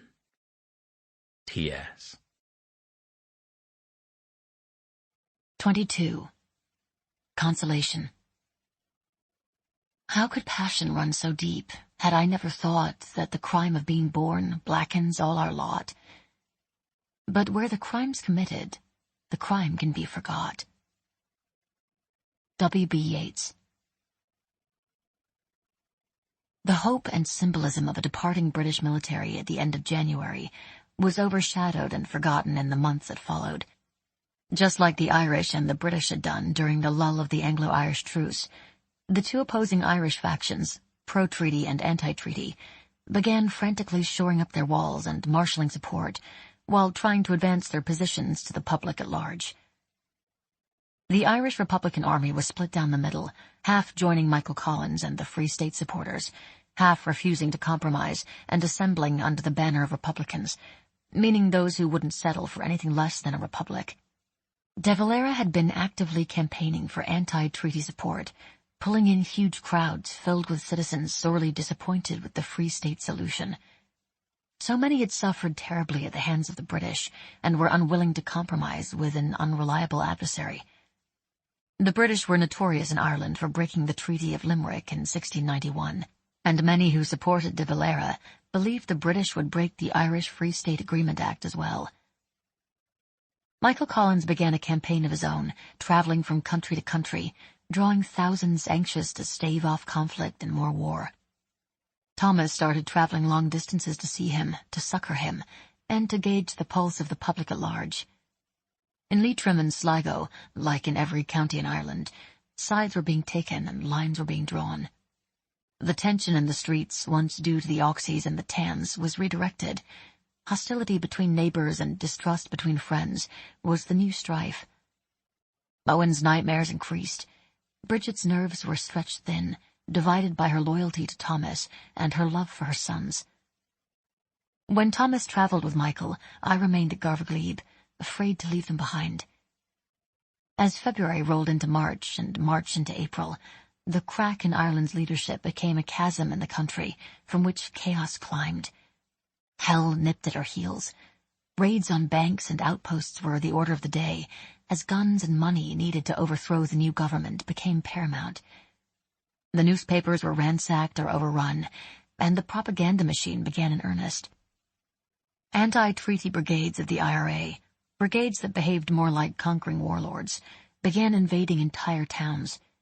In Limerick, where command of the city meant control of the River Shannon bridges and dominance over the west and the south, both pro- and anti-treaty forces were burrowed in. The anti-treaty IRA commandeered barracks newly evacuated by British troops, set up their headquarters in hotels, and occupied government buildings. It would take force to dislodge them, and no one wanted to use force. On April 13th, Michael spoke to 1,000 people in Sligo at a pro-treaty rally, only to be rushed off the stage as fighting broke out in the crowd and shots rang out from a window overlooking the square. He was shoved into the back of an armored car, Thomas on his heels, and whisked away to Garvaglebe while order was restored. He spent the night in Dromahair, 24 Free State soldiers surrounding the house to protect him while he planned his next move. We sat at the dining room table, the remnants of dinner all around us. Bridget was in her room, and Owen was playing marbles in the adjoining parlour with Fergus, who showed him no mercy but a good deal of patience. A British ship off the coast of Cork was seized by anti-treaty forces. The ship was filled with arms. Thousands of guns are now in the hands of the men who want to destabilise the Free State. What in the hell was a ship full of arms doing off the coast of Cork? The British are behind this, Michael said, rising to his feet to circle the table, his belly full, his nerves taut. The British? Thomas asked, surprised. Why? Thomas stopped in front of the window, peering out into the darkness, only to have Fergus call out, demanding he move. If I can't pull this off, Thomas, if Ireland can't pull this off, the British will say they have no choice but to return to restore order. The government will be void, and Ireland will slide right back into British hands. So they quietly pull our strings behind the scenes. I sent Churchill a cable accusing him of collusion. It may not be him or Lloyd George, but there is collusion, I have no doubt. What did Churchill say? Thomas gasped. He denied it outright, and he asked if there is anyone in Ireland willing to fight for the Free State. Silence fell over the room. Michael returned to his chair and sat, his elbows on his knees and his head in his hands. Thomas gazed at me, his eyes tragic, his throat working. I fought the British, Tommy, Michael said. I killed and ambushed and outmaneuvered. I was the Minister of Mayhem. But I don't have the bloody stomach for this. I don't want to fight my own countrymen. I keep trying to make deals with the devil, and now the devil has too many faces. I'm capitulating there, making promises over here, trying to keep it all from falling apart, and it's not working. Fighting for the Free State means killing for the Free State, Thomas said, his countenance grave. There are good men on every side of this, and good women. Emotions are high, tempers are hot. But underneath it all, no one wants to fire on their own. So we scramble and plot and dig in and argue, but we don't want to kill each other. That's a hell of a lot easier to kill when you hate the people you're shooting at, Michael admitted heavily. But even Arthur Griffith, the man who was all about peaceful resistance, says farce is inevitable. Arthur Griffith was scheduled to speak on Sunday at the Sligo Town Hall with other pro-treaty politicians. Considering what had just happened during his own speech, Michael had already argued for Free State troops to be sent in to keep the peace and allow Sunday's meeting to take place. The provisional government had passed a law with royal assent that stated that a general election would be held before June 30th. Both pro- and anti-treaty supporters were scrambling to connect with, or intimidate, voters. We were interrupted by Robbie, who was hovering at the dining room door, his boots muddy, his hat in his hands, and his coat misted with rain. Doc, apparently one of the boys caught some shrapnel during the shooting in Sligo. He bandaged himself up and didn't say anything, but now he's sick. I thought you might take a look. Bring him around to the clinic, Robbie, Thomas ordered, throwing his napkin on the table and rising. And tell the lad that it's the height of stupidity to ignore a wound when there's a doctor on the premises, Michael groused, shaking his head wearily. Already did, Mr. Collins, Robbie answered. He saluted Michael, nodded at me, and followed Thomas from the room. I want to watch, Doc, Owen cried, abandoning Fergus and the marbles for a front-row seat in the surgery. Thomas didn't refuse him, and Fergus took the opportunity to make his rounds. Michael and I were left alone, and I stood and began stacking plates, needing something to occupy my head and my hands. Michael sighed wearily, but he didn't rise. I've brought chaos into your home. Again. It follows me wherever I go, he said wearily. There will never be a day when you are not welcome at Garva Glebe, I answered. We are honoured to have you here. Thank you, Annie, he whispered. I don't deserve your goodwill, I know that. Because of me, Thomas is rarely home. Because of me, he's dodging bullets and putting out fires he didn't start. Thomas loves you, I said. He believes in you. We both do. I felt his eyes on my face and met his gaze, unflinching. I'm not wrong about much, lass, but I was wrong about you, he murmured. Tommy has a timeless soul, Timeless souls need soulmates. I'm glad he found his. My heart quaked and my eyes filled. I stopped my mindless stacking and pressed a hand to my waist, clinging to my composure. Guilt rose in my chest. Guilt and indecision mixed with dread and despair. Every day I struggled between my responsibility to warn and my desire to shield. And every day I tried to deny the things I knew. I have to tell you something, Michael. I need you to listen to me, and I need you to believe me, if not for your sake, then for Thomas's, I said, the words like ash in my throat, like Owen's remains on the lake, billowing around me. But Michael was already shaking his head, refusing me, as if he knew where such words would lead. Do you know that the day I was born, he said, my mother worked up to the very moment of delivery. My sister Mary saw that she was in pain, that there was something happening, but my mother never complained or rested. There was work that needed to be done, and she kept moving. His eyes never left my face. I was her 8th child, the youngest, and she delivered me during the night, all by herself. My sister told me she was up again almost immediately, not missing a step. My mother worked like that until the day she died. She was an unstoppable force. She loved her country, loved her family. Michael took a deep breath. Clearly speaking of her still hurt him. I understood. I couldn't think of my grandfather without pain. She died when I was 16, and I was heartbroken. But now I'm grateful she's gone. I wouldn't want her to worry about me. I wouldn't want her to have to choose sides, and I wouldn't want her to outlive me. My heart roared in my ears, and I had to look away. I knew what happened here in this room had essentially already happened. My presence was not a variation of history, but a part of it. The pictures had proven that.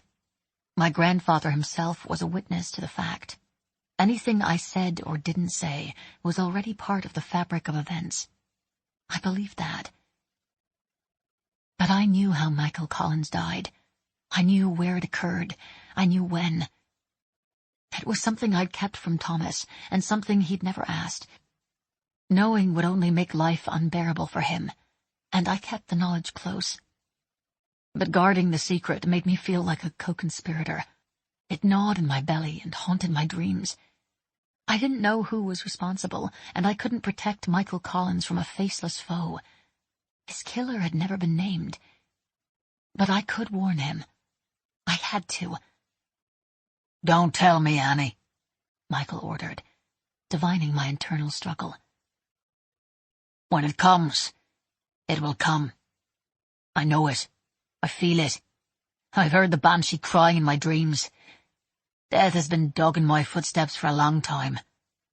I'd rather not know when the bitch will overtake me. Ireland needs you, I implored. Ireland needed James Connolly and Tom Clark. She needed Sean McDermott and Declan Gallagher. We all have our part to play and our burdens to carry. When I'm gone, there will be others. I could only shake my head.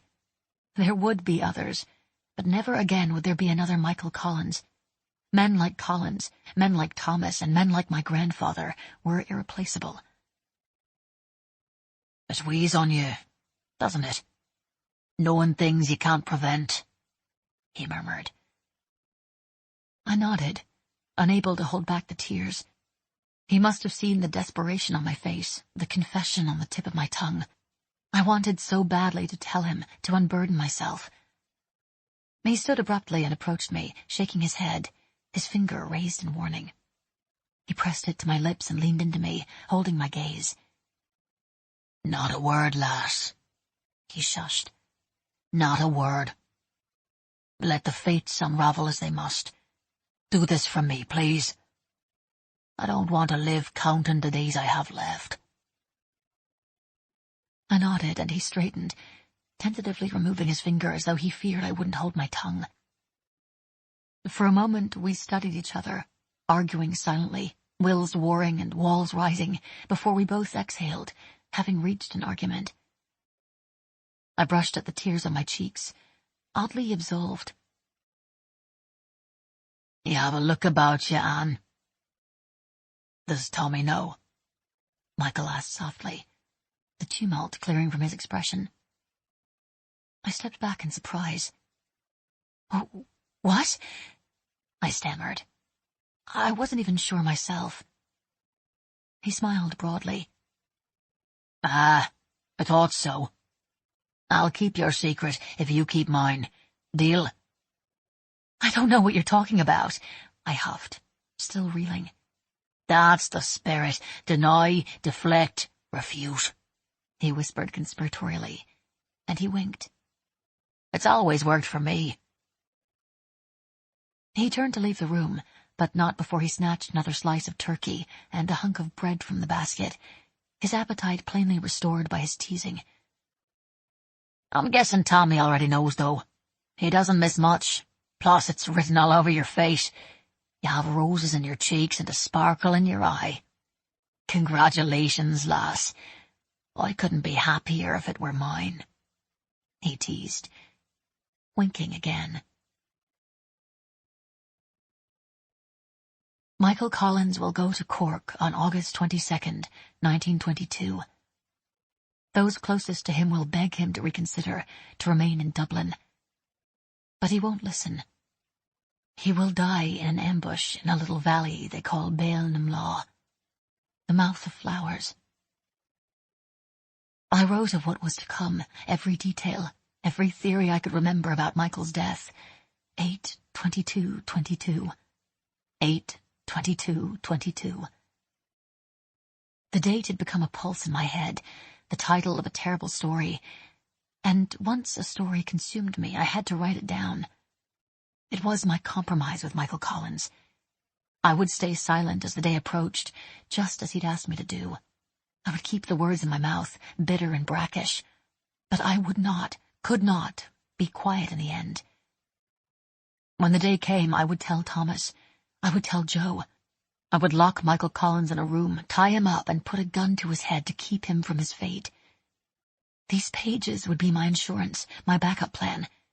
If something happened to me, they would speak for me, and Michael's story would have a new ending. I wrote until my hand cramped, unaccustomed to composing without keys beneath my fingers. It had been a long time since I'd done any serious writing freehand. My penmanship was atrocious, but the action soothed me like nothing else could. When I'd written all I could remember, I folded the sheets into an envelope, sealed it shut, and slid it into my dresser drawer. On April 14th in Dublin, the Four Courts building on the quay side of the River Liffey was taken by anti-treaty forces and declared the new Republican headquarters. Several buildings along O'Connell Street, as well as Kilmainham Jail, were also occupied. Raids were being made on Free State stores and munitions, the goods stockpiled in the occupied buildings. It was the beginning of the protracted end.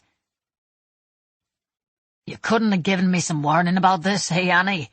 Michael complained, and Thomas shot him a look of such censure that Michael wilted and ran his hands through his hair. I'm sorry, lass. I forget myself sometimes, don't I? Michael left Garvaglebe in a rush, his convoy, including the shrapnel-wounded soldier, trailing behind. Thomas debated remaining at home, but at the last moment packed a bag and prepared to follow, worried that a battle over the Four Courts might ensue, and his skills would be needed. Owen sulked, sad to see the excitement end and our visitors leave. He begged Thomas to take him along, to take us both along, but Thomas refused, promising he'd be home in a few days. The occupation of the Four Courts was an escalation between the two sides that promised bloodshed, and I couldn't remember enough of the particulars to reassure him. I simply knew a battle would break out. The Four Courts building would sustain an explosion caused by the stolen munition stores, and men would die. Good men. I just couldn't remember the timeline or the technicalities. "Michael's right, you know," I said to Thomas as he gathered his things. "I've been preoccupied. Some dates are like constant lights in my head. Some details won't leave me alone. But there are other things, other events that I should remember and don't. I'll do better," I mumbled. Make lashes out at those he loves. Consider it a sign of trust and affection. Thomas sighed. Is that why you looked at him as though you wanted to box his ears? I don't care how much he loves you or trusts you. He will mind his manners. So fierce, Dr. Smith. He smiled and closed his suitcase before approaching me slowly, his hands in his pockets, his head tilted in inquiry. Is there anything else you've forgotten to tell me, Countess? He murmured, drawing so close my breasts touched his chest. They were swollen and tight, and I moaned a little, wanting to embrace him and protect them at the same time. His lips skimmed my hair, and he pulled his hands from his pockets and ran them up my sides until his thumbs brushed the tender tips. You're sore. You're beautiful. And you haven't bled since January, he murmured, stroking me so gently the ache became longing. I've never been very regular, I hedged, my heart pounding. And I've never been pregnant, so I don't know for sure. I do, he said, tilting my face to his. For a moment he simply kissed me, careful and adoring, as though my mouth held his child and not my womb. I'm so happy, he confessed against my lips. Is it wrong to be this happy when the world is so upside down? My grandfather told me once that happiness is an expression of gratitude, and it's never wrong to be grateful. I wonder where he learned that, he murmured, his eyes shining and so blue I could only stare, lost in him. Owen wished for a whole family, I said, suddenly pensive. I don't know how any of this is going to work. I get scared when I try to make sense of it, when I think about it for too long, or when I try to unravel it all in my head. He was quiet for a moment, considering, his eyes never leaving mine. What did your grandfather tell you about faith? He asked. The answer came like a whisper, fluttering past my heart, and I was back in my grandfather's arms on a stormy night, in a world so far away and long ago, it hardly seemed real. He told me everything would be okay, because the wind already knows, I whispered. Then that's your answer, love. 16 April, 1922. I've a head full of thoughts, and little room to write them. This journal is full, and I have so much more to say, and too much time till dawn. Anne bought me a new journal for my birthday, but it waits to be filled on my bedside table, back at home. I awoke in a cold sweat, alone in my bed. I hate Dublin without Anne. I hate Cork without Anne, Kerry without Anne, Galway without Anne, Wexford without Anne. I've discovered I'm not especially happy anywhere without Anne. It was the rain that woke me. Dublin is caught in a deluge. It's as though God is trying to douse the flames of our discontent. If there is to be a battle for the four courts, it won't be right away. Mick says they will do their best to avoid it.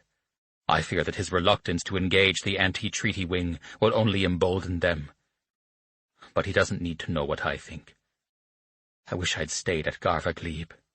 I would head back now, but the rain is insistent, the roads will be mud, and I'm better off to wait it out. The sound of rushing water infiltrated my sleep, making me dream of the loch. I was pulling Anne from the water all over again. Like most dreams, it turned strange and disjointed, and Anne was suddenly gone, leaving me wet, my arms empty, her blood staining the bottom of my boat. Then I was crying and screaming, and my screaming became a wail. The wail came from an infant in my arms that was swaddled in Anne's bloody blouse. The infant morphed into Owen, clinging to me, cold and terrified, and I held him, singing to him the way I sometimes do. They can't forget. They never will. The wind and waves remember him still. Now I can't get that song out of my head. Bloody rain. Fecking loch. I never thought I'd hate the loch, but I do. Tonight I do. And I hate Dublin without Anne. Don't go near the water, love, I always whisper when we part. And Anne nods, her eyes knowing. This time I forgot to remind her. My head was filled with other things. With her, with thoughts of a child. Our child. growing inside her. I wish the rain would stop. I need to go home. T.S. I pulled you from the water and kept you in my bed, a lost, forsaken daughter of a past that isn't dead. Somehow love from sweet obsession branched and broke a heart of stone. Distrust became confession, solemn vows of blood and bone. But in the wind I hear the strain, pilgrim soul that time has found. It moans to whisk you back again. Bid me follow, sweetly drown. Don't go near the water, love. Stay away from strand or sea. You cannot walk on water, love. The loch will take you far from me. 23. Till time catch. Dear shadows, you know it all the folly of a fight with a common wrong or right. The innocent and the beautiful have no enemy but time. Arise and bid me strike a match, and strike another till time catch. W.B. Yeats. I spent Sunday morning feeling peaked and tired, as though admitting my pregnancy to Thomas had freed me to act on my condition. Owen woke with a chest cold, and I remained at home with him, while Bridget and the O'Tooles attended Mass.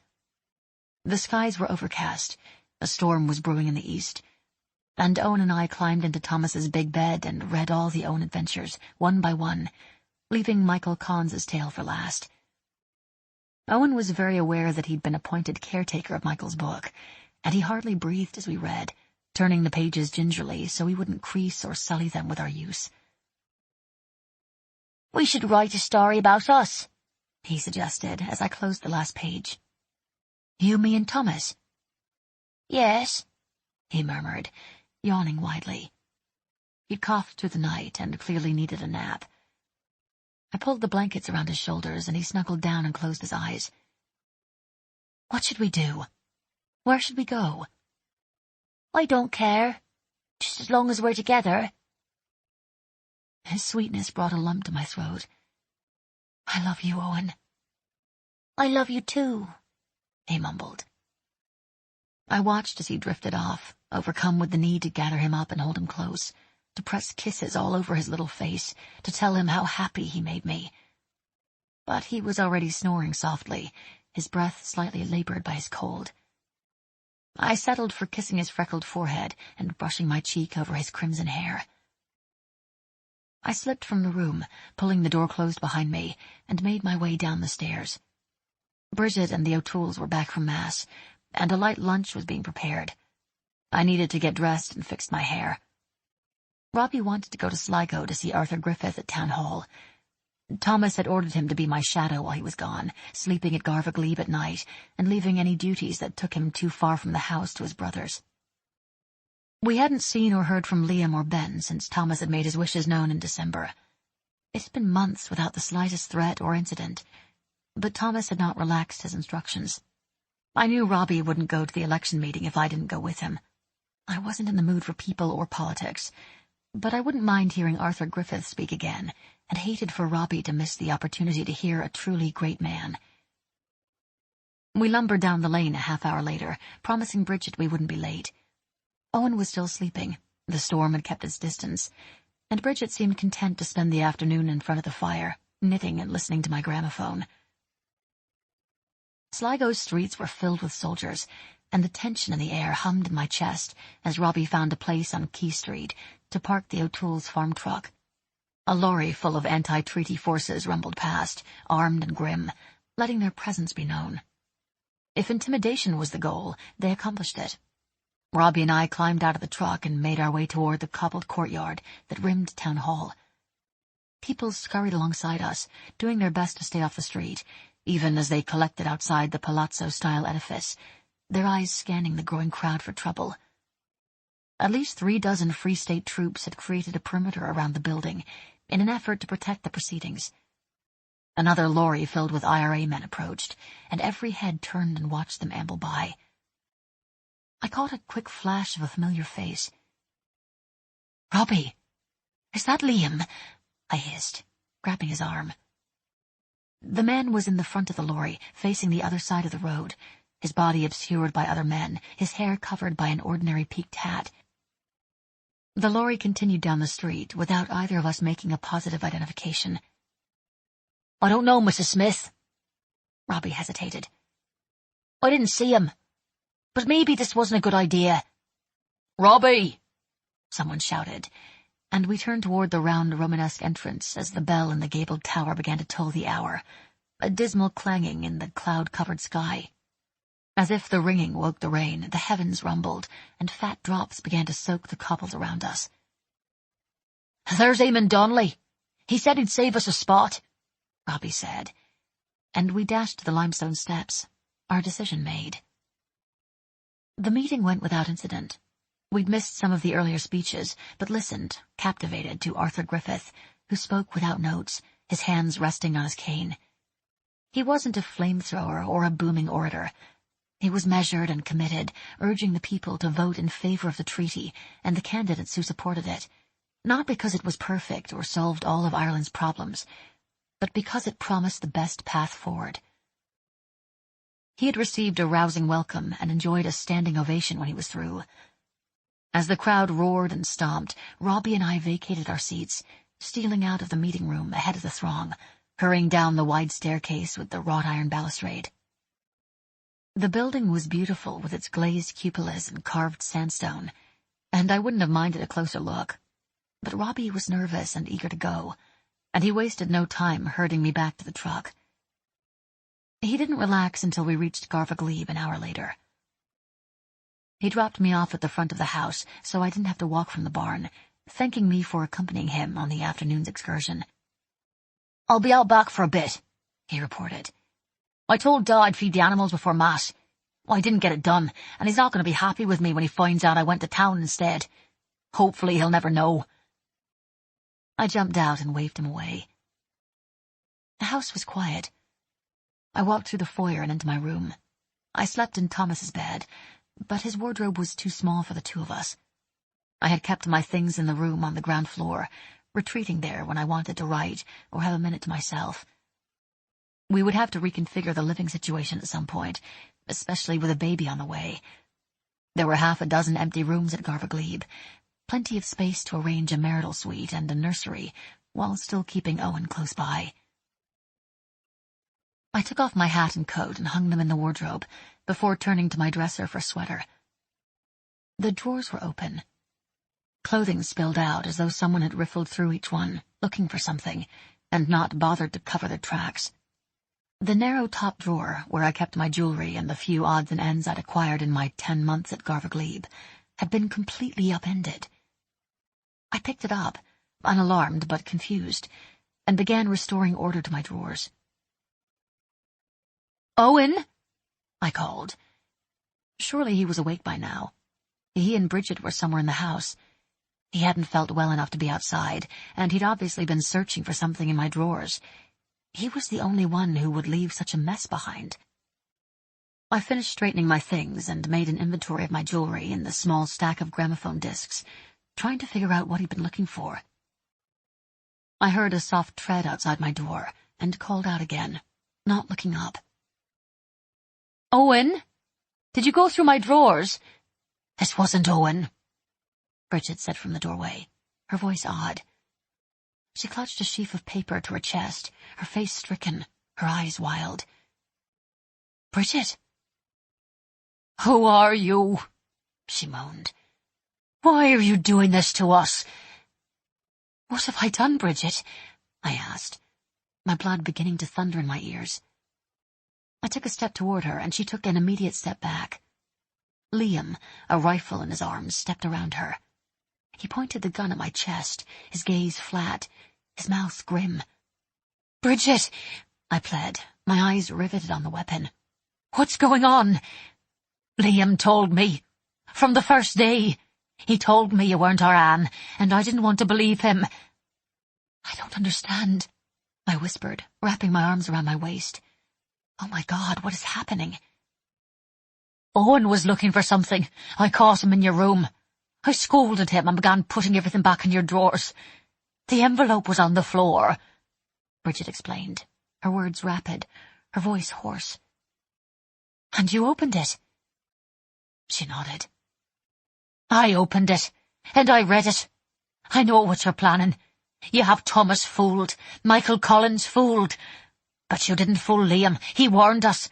And to think Thomas trusted you. He married you. And you're plotting to kill Michael Collins. It's all written out. She held the pages out in front of her, her hands shaking so hard the paper danced. No, you've misunderstood, I said quietly, my voice and eyes level. I only wanted to warn him. How do you know all of this? She shrieked, shaking the papers again. You've been working with the Tans. It's the only thing that makes sense. Bridget, where's Owen? I whispered, not even bothering to defend myself or remind her that the oxys and the black tens were gone. She'd drawn the worst possible conclusion, and I didn't know if anything I said would help my case. I'm not telling you. You're not his mother, are you? I took a step toward her, hand outstretched, a plea for calm. I want you to leave, she said, raising her voice. I need you to go. Walk out of this house and never come back. I'm going to show this to Thomas. He'll know what to do. But you have to leave. Liam motioned toward the front door. Go, he clipped. Move. I walked on wooden legs, leaving my room and moving into the foyer. Bridget stood with her back against the wall, the papers clutched in her hands. I ignored Liam, directing my pleas to his mother. Let's call the Dublin house, on the telephone. We'll call Thomas and you can tell him everything, all of it, right now, I suggested. No, I want you to leave. I don't know what I'm going to tell Owen.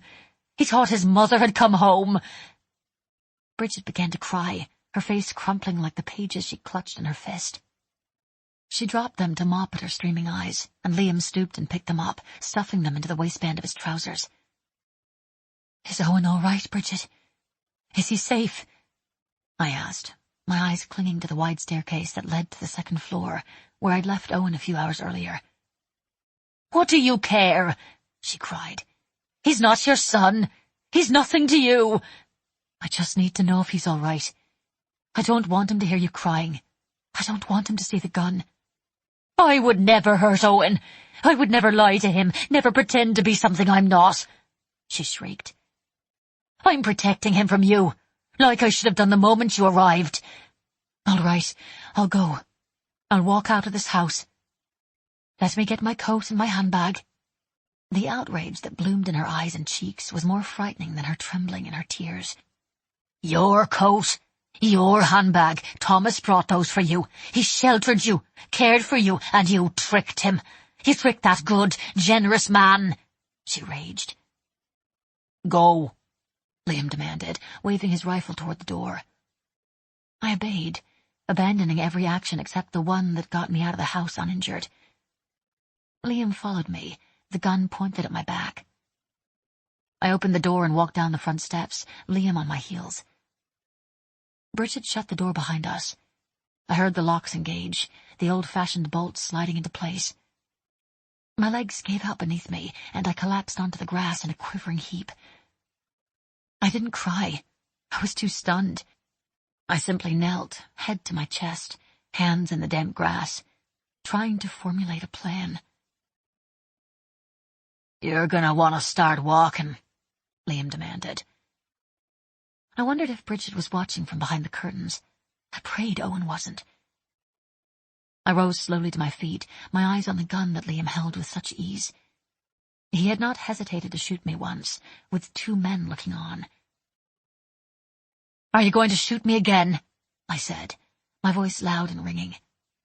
I hoped Robbie would hear and intervene. I felt a flash of shame and prayed Robbie would stay away. I didn't want him to die. Liam's eyes narrowed and he cocked his head, considering me, not lowering the rifle from the crook of his arm. I suppose I am, You just keep coming back. You have 9 lives, Annie girl. Annie? You told Bridget I was someone else. Did you tell her you tried to kill me too? I challenged. Fear flickered across his face, and his hands tightened on the gun. I didn't mean to shoot you. Not the first time. It was an accident. I stared, not understanding, not believing, and even more afraid than I'd been before. What was he talking about? The first time? How many times had he tried to kill Anne Gallagher? And on the loch? Was that an accident? I asked, desperate to understand. He approached me, nervous, his gaze sharp. I thought it was the fog playing tricks on me. But you were real. Brodie and Martin saw you too, and we got the hell out of there. I would have died, I said. If Thomas hadn't found me, I would have died. You're already dead, he shouted, his temper flaring suddenly, and I flinched and stumbled back. Now I need you to walk down along the trees there, he ordered. His hand shook as he pointed toward the trees, and I realized he was frightened too. I heard one of my boys is buried in the bog. That's where we're heading, by way of the loch. I wasn't going anywhere with him, not to the bog, not to the loch. I didn't move. In a flash he was on me, one hand fisted in my hair, a barrel in my belly. Turn and walk, he hissed, pressing his mouth to my ear. Or I'll shoot you right here, right now. Why are you doing this? Move. I began to walk, helpless to do anything else. His hand was so tight in my hair that my chin was forced upward. I couldn't see where I was placing my feet, and stumbled repeatedly as he pushed me toward the trees. I saw you in Sligo today, with one-eyed Robbie. I figured Tommy was out of town if Robbie was with you. So I thought I'd pay a quick visit to my mother. Imagine my surprise when I arrived and found her crying, upset, telling me you're working with the Tams. Are you working for the Brits, Annie? Are you here to kill Collins? No, I panted, my scalp screaming. I tripped and he yanked me forward again. I don't care if you are, I just want you gone. And you've given me the perfect excuse. We cleared the trees lining the loch and began sliding down the embankment to the beach. Eamon's boat was pulled up on the shore, and Liam strode toward it, urging me along. Push it out, Liam demanded, releasing my hair and shoving me forward as we neared it. He kept the gun pointed at my back, clearly not trusting me not to flee. I hesitated, my eyes on the lapping tide. No, I moaned. Don't go near the water, love. Push it out, Liam yelled. I obeyed, my limbs heavy, my heart on fire. I pushed the boat into the loch. Water filled my shoes, and I stepped out of them, leaving them behind. Maybe Thomas would find them and know what happened. Oh, Thomas, I whispered. Owen, my Owen, forgive me.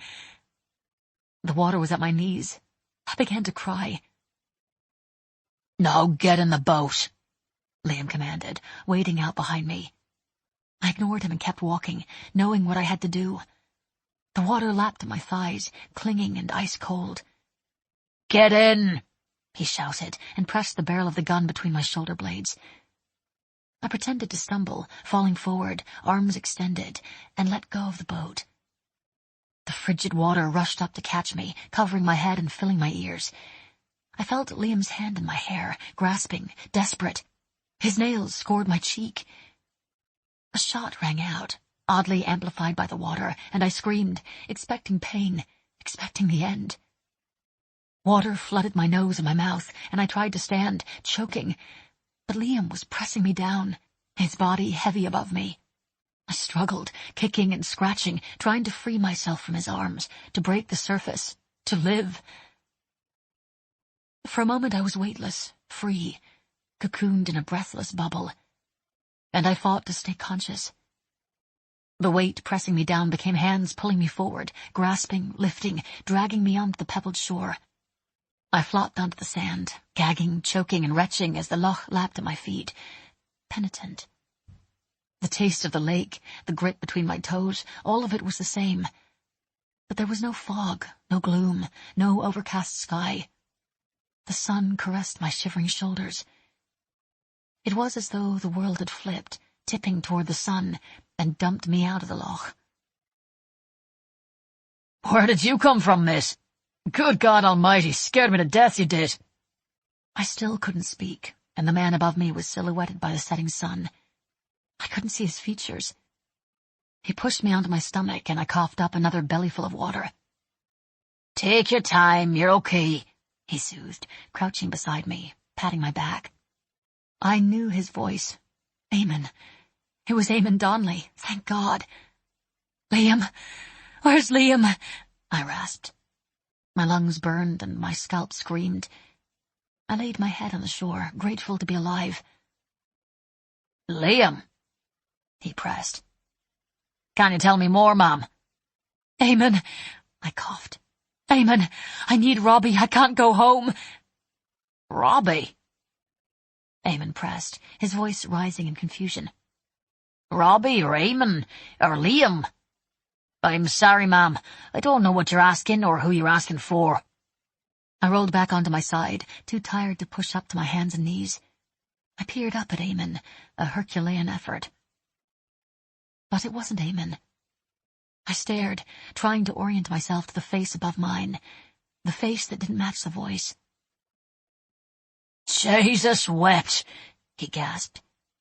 "It's you, lass.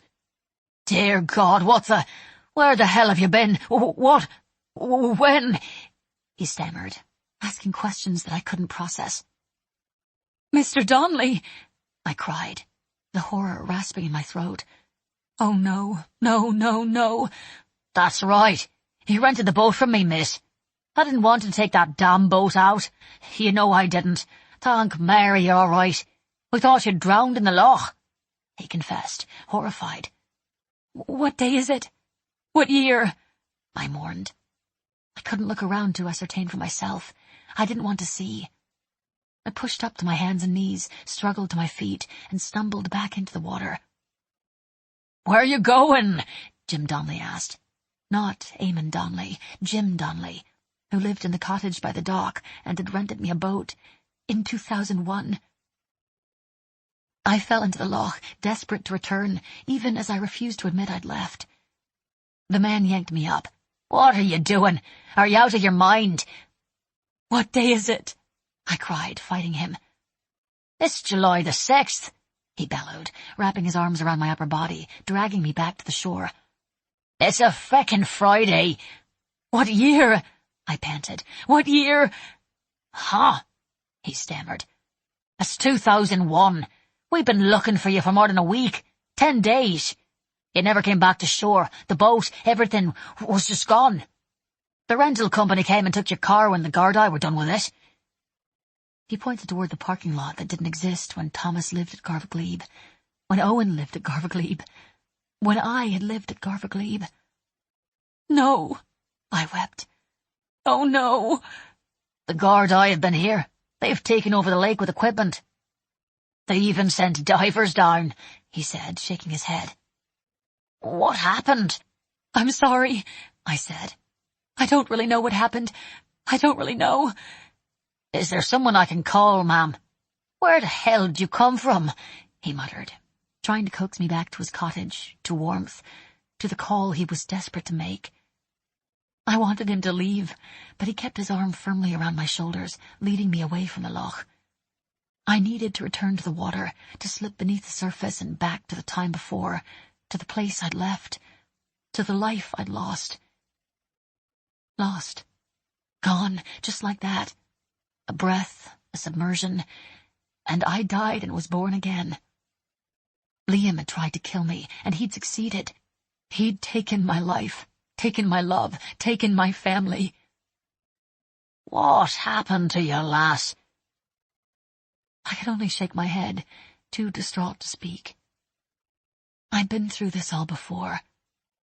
And this time, Thomas and Owen weren't here to help me through it. 26 April, 1922. Anne's gone. She's been gone for 10 days.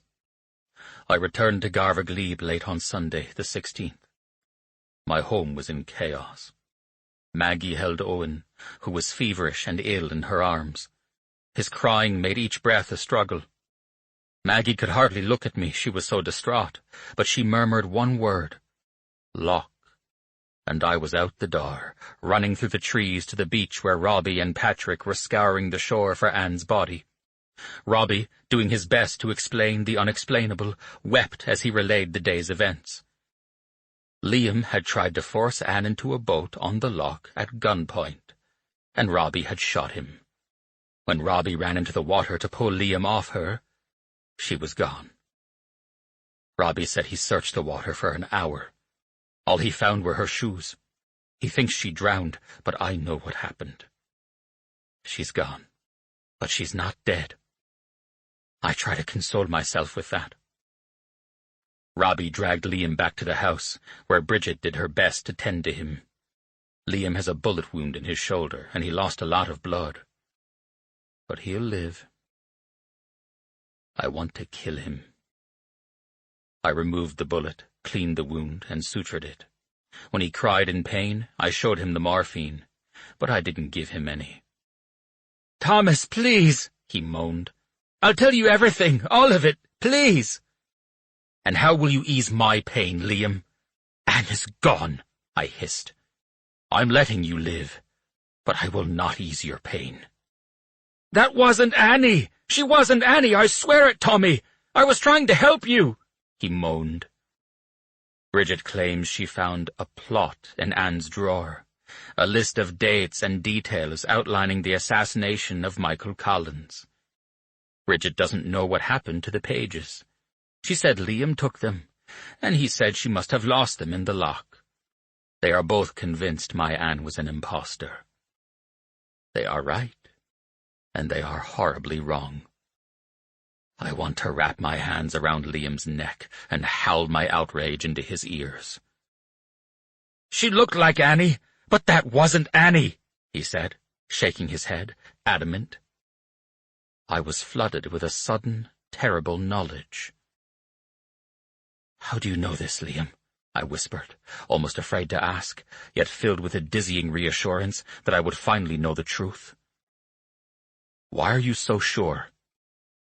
"Because Annie's dead. She's been dead for 6 years, he confessed, his skin damp, his eyes pleading. I could hear Bridget approaching, shuffling towards the room I used as a clinic, and I rose, slammed the door, and locked it. I couldn't deal with Bridget. Not yet.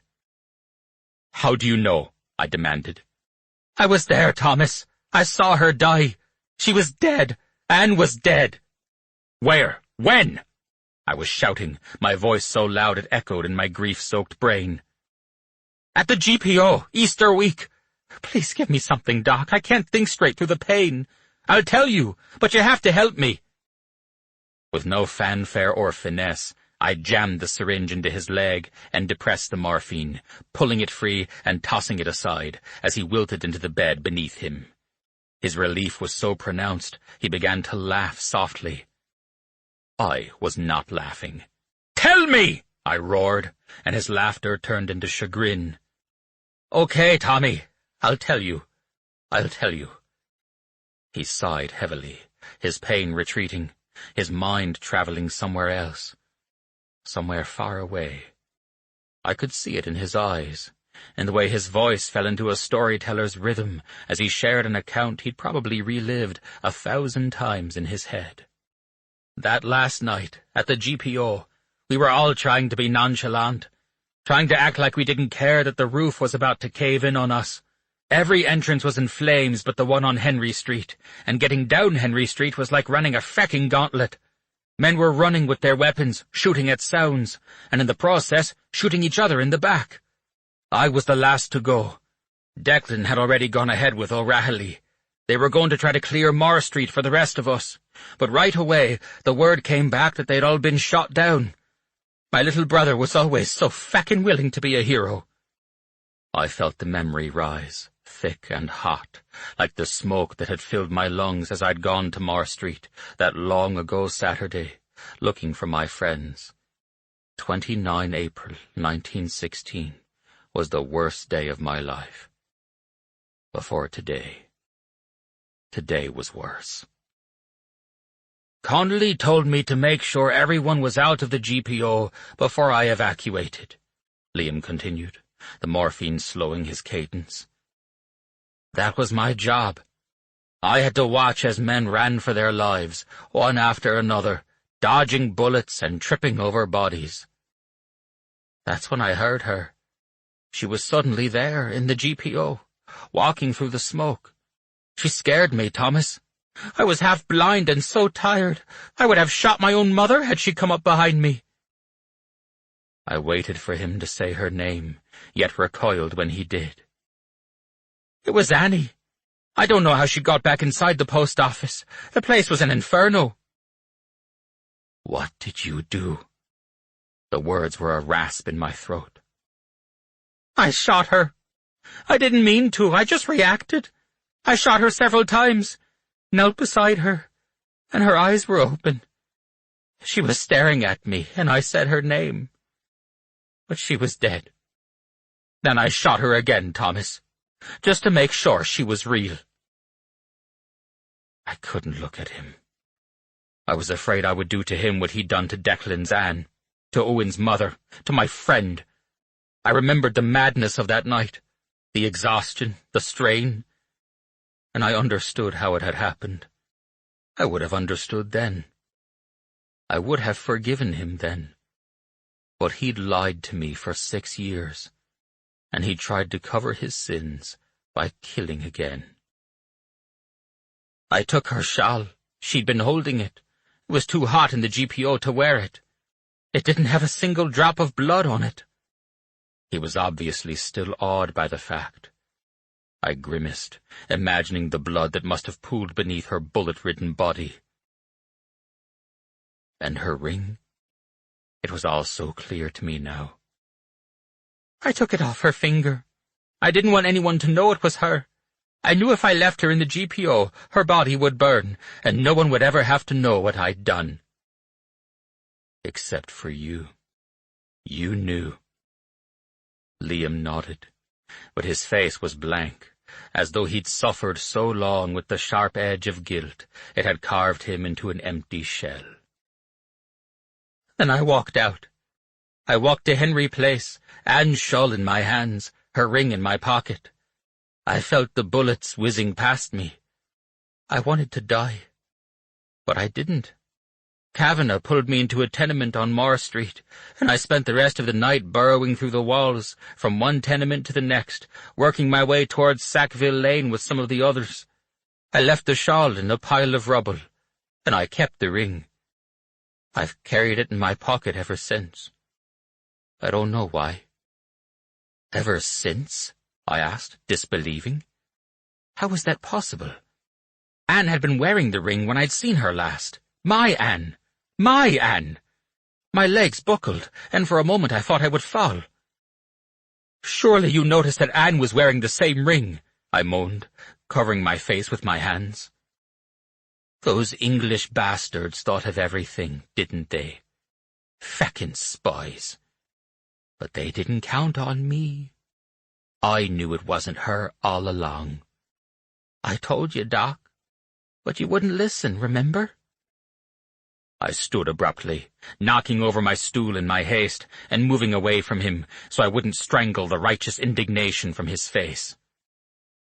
Anne told me her grandfather, Owen, gave her the ring along with my diary and several pictures. They were the pieces of the life he had wanted her to reclaim. Oh, Owen, my precious boy, my poor little boy. He would have to wait so long to see her again. Where's her ring now? I asked, overcome. Liam pulled it from his pocket and held it towards me, seemingly relieved to be rid of it. I took it from him, reeling with the knowledge that someday I would give it to Owen.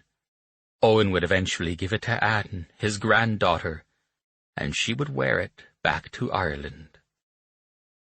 But that chapter had already been read, and my part in the rippled progression of future and past had already been played. My Anne had crossed the loch. and gone home again. Last July, when you were moving guns on the loch, why did you shoot Anne when you saw her? I don't understand, I asked, seeking the final piece of the puzzle. I didn't think she was real, Liam murmured. I see her everywhere I go. I keep killing her, and she keeps coming back. Oh, God, if only she would come back. If only she would. The next morning, I told Liam to go, to never come back. I promised him if he did, I would kill him myself. I gave Bridget the choice to go with him. She stayed behind, but she and I both know I wish she was gone. I can't bring myself to forgive her. Not yet. I don't know how I will go on. Breathing hurts. Speaking hurts. Waking is agony. I cannot comfort myself. I cannot comfort Owen, who does not understand any of this. He keeps asking me where his mother is, and I have no idea what to tell him. The O'Tooles are insisting we have a service for her, even without a body. Father Darby said it would help us move on. But I will never move on. T.S. 24. What was lost? I sing what was lost and dread what was won. I walk in a battle fought over again. My king a lost king, and soldiers my men. Feet to the rising and setting may run. They always beat on the same small stone. W.B. Yeats. Jim Donnelly was Eamon Donnelly's grandson, and he was kind. He brought me a blanket and some wool socks and threw my wet dress in his dryer.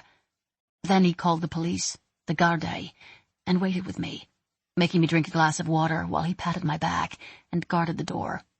He thought I was going to run, and I would have. I couldn't hold on to a thought, couldn't stop shuddering, and when he asked me questions, I could only shake my head. He began talking to me instead, keeping his voice low as he checked his watch every few minutes. You called me Eamon. That was my grandfather's name, he said, trying to distract me. He lived here on the loch too. We Donnellys have lived here for generations. I tried to sip my water, and it slipped from my hand and crashed to the floor. He jumped to his feet and brought me a towel. Can I bring you some coffee? He asked as I took the towel from his hand. My stomach roiled at the mere mention of coffee, and I shook my head and tried to whisper my thanks, sounding like a shuddering snake. He cleared his throat and tried again, his voice conversational. There was a woman who drowned in that loch a very long time ago, a woman named Anne Gallagher. My grandfather knew her, and he told me the story when I was a boy. It's a small place, and she was a bit of a mystery. Over the years, the story's taken on a life of its own. The police thought I was pulling a wee joke when I called them and told them your name. It took me a while to convince them that I wasn't kidding. He grimaced and fell silent. They never knew what happened to her? I asked, the tears streaming down my face. No, not really. They never found her body, which was where the mystery started. She lived at Garvaglebe, the manor there, behind the trees, he said, his face reflecting my distress. He rose and came back with a box of tissues. And her family, I whispered. What happened to them? I don't know, miss. It was a long time ago. It's just an old story, probably half true. I didn't mean to upset you. When the police arrived, Jim Donnelly leapt from his chair in relief, ushering them in, and the questions began again. I was taken to a hospital and admitted for observation. My pregnancy was confirmed, my mental health questioned, and numerous calls were made to ascertain whether I was a threat to myself or others. I grasped very quickly that my freedom and independence relied on my ability to reassure everyone I was all right. I wasn't. I was destroyed, devastated, reeling. But I wasn't deranged or dangerous. Deny, deflect, refute, Michael Collins had said. And that's what I did. In the end, I was released. It hadn't taken the police long to ascertain where I was staying and collect my suitcases from the Great Southern Hotel in Sligo. They had jimmied the locked door on my rental car and found my purse beneath the seats. My possessions had been combed through, but were readily handed over when the investigation was closed. I paid my hospital bill, made a donation to the county's search and rescue services, and quietly checked back into the hotel. The desk clerk didn't flinch when she saw my name. The police had been discreet. I had my purse, my passport, and my clothing, but I needed to rent another car. I bought one instead. I had no intention of leaving Ireland. I'd left Manhattan 1 week after Owen died. I left his clothes in his drawers, his coffee cup in the sink, and his toothbrush in the bathroom. I locked his brownstone in Brooklyn, put off the calls from his lawyer about his estate, and told my assistant and my agent to tell everyone I would deal with what was left of Owen's life and mine when I returned from Ireland. His death had sent me running away. His request to have his ashes brought back to his birthplace had been a blessing. It had given me something to focus on besides the fact that he was gone, and I wasn't in any state to go back and deal with it now. The police had discovered a business card inside my purse with my agent's name, Barbara Cohen, printed directly below my own. They contacted her, the only person on Earth who might know where I was or where I'd gone, and they'd been in constant touch through the investigation. When I called her the day after being released from the hospital, she cried across the miles, yelling and blowing her nose and telling me to come home immediately. "I'm going to stay here, Barbara," I said softly. Speaking was painful. It jarred my bruised spirit. "What?" she gasped in the middle of her rant. "Why?" "Ireland feels like home." "It does? But you're an American citizen. You can't just live there. And what about your career?" "I can write from anywhere," I answered, and I winced. I had said the same thing to Thomas. "I'll apply for dual citizenship. My grandfather was born here. My mother was born here too. Citizenship shouldn't be especially difficult to acquire." I said the words as if I meant them, but everything felt difficult. Blinking was difficult. Speaking, staying upright. "But what about your apartment here, your things, your grandfather's home?" "The best thing about money, Barbara, is that it makes so many things easier. I can hire someone to handle all of that for me," I soothed, already desperate to get off the phone. "Well, at least you have property there. Is it livable? Maybe you won't need to buy a home." "What property?" I said wearily. I loved Barbara, but I was so tired, so very tired. "Harvey mentioned your grandfather owned property there. I just assumed you knew. Haven't you talked to Harvey?" Harvey Cohen was married to Barbara, and he just so happened to be Owen's estate lawyer. It was all a little incestuous, but it was also convenient and streamlined, and Harvey and Barbara were the best at what they did. It made sense to keep it all in-house. "You know I haven't talked to him, Barbara." I hadn't talked to anyone before I left. I'd shoved everything away, sending emails and leaving messages, and avoiding everyone and everything. My heart picked up its pace, thundering clumsily, angry that I was making it move when it was so sore. "Is Harvey there now? If there's a house, I want to know about it." "I'll get him," she said. She was quiet for a moment, and I could tell she was moving through her home. When she spoke again, her voice was gentle. "What happened to you, kiddo? Where have you been?" "I guess I got lost in Ireland," I murmured. "Well," she harumphed, "next time you decide to get lost, give the Cohens a heads up, will you please?" She was back to her salty self when she handed Harvey the phone. Harvey and Barbara flew to Ireland 2 days later. Harvey brought all Owen's personal papers, our family records and documents, birth certificates, naturalization and medical records, deeds, wills, and financial statements. He even brought the box of unaddressed letters from Owen's desk drawer, stating that Owen had been adamant that I have them. Owen had named me executor of the Smith-Gallagher Family Trust, a trust I knew nothing about, of which I am the sole beneficiary. Garva Glebe and her surrounding properties were included in the trust. Thomas was a very wealthy man. He left Owen a very wealthy man. And Owen gave it all to me. I would give it all away to have one more day with either of them. Garvaglee belonged to me now, and I was desperate to return to her, even as I shuddered at the thought of living there alone. "I've made all the calls," Harvey said, checking his watch and eyeing the list in front of him. "We have a meeting at noon with the caretaker. You can walk through the property. It's huge, Anne. I never understood Owen's attachment to it.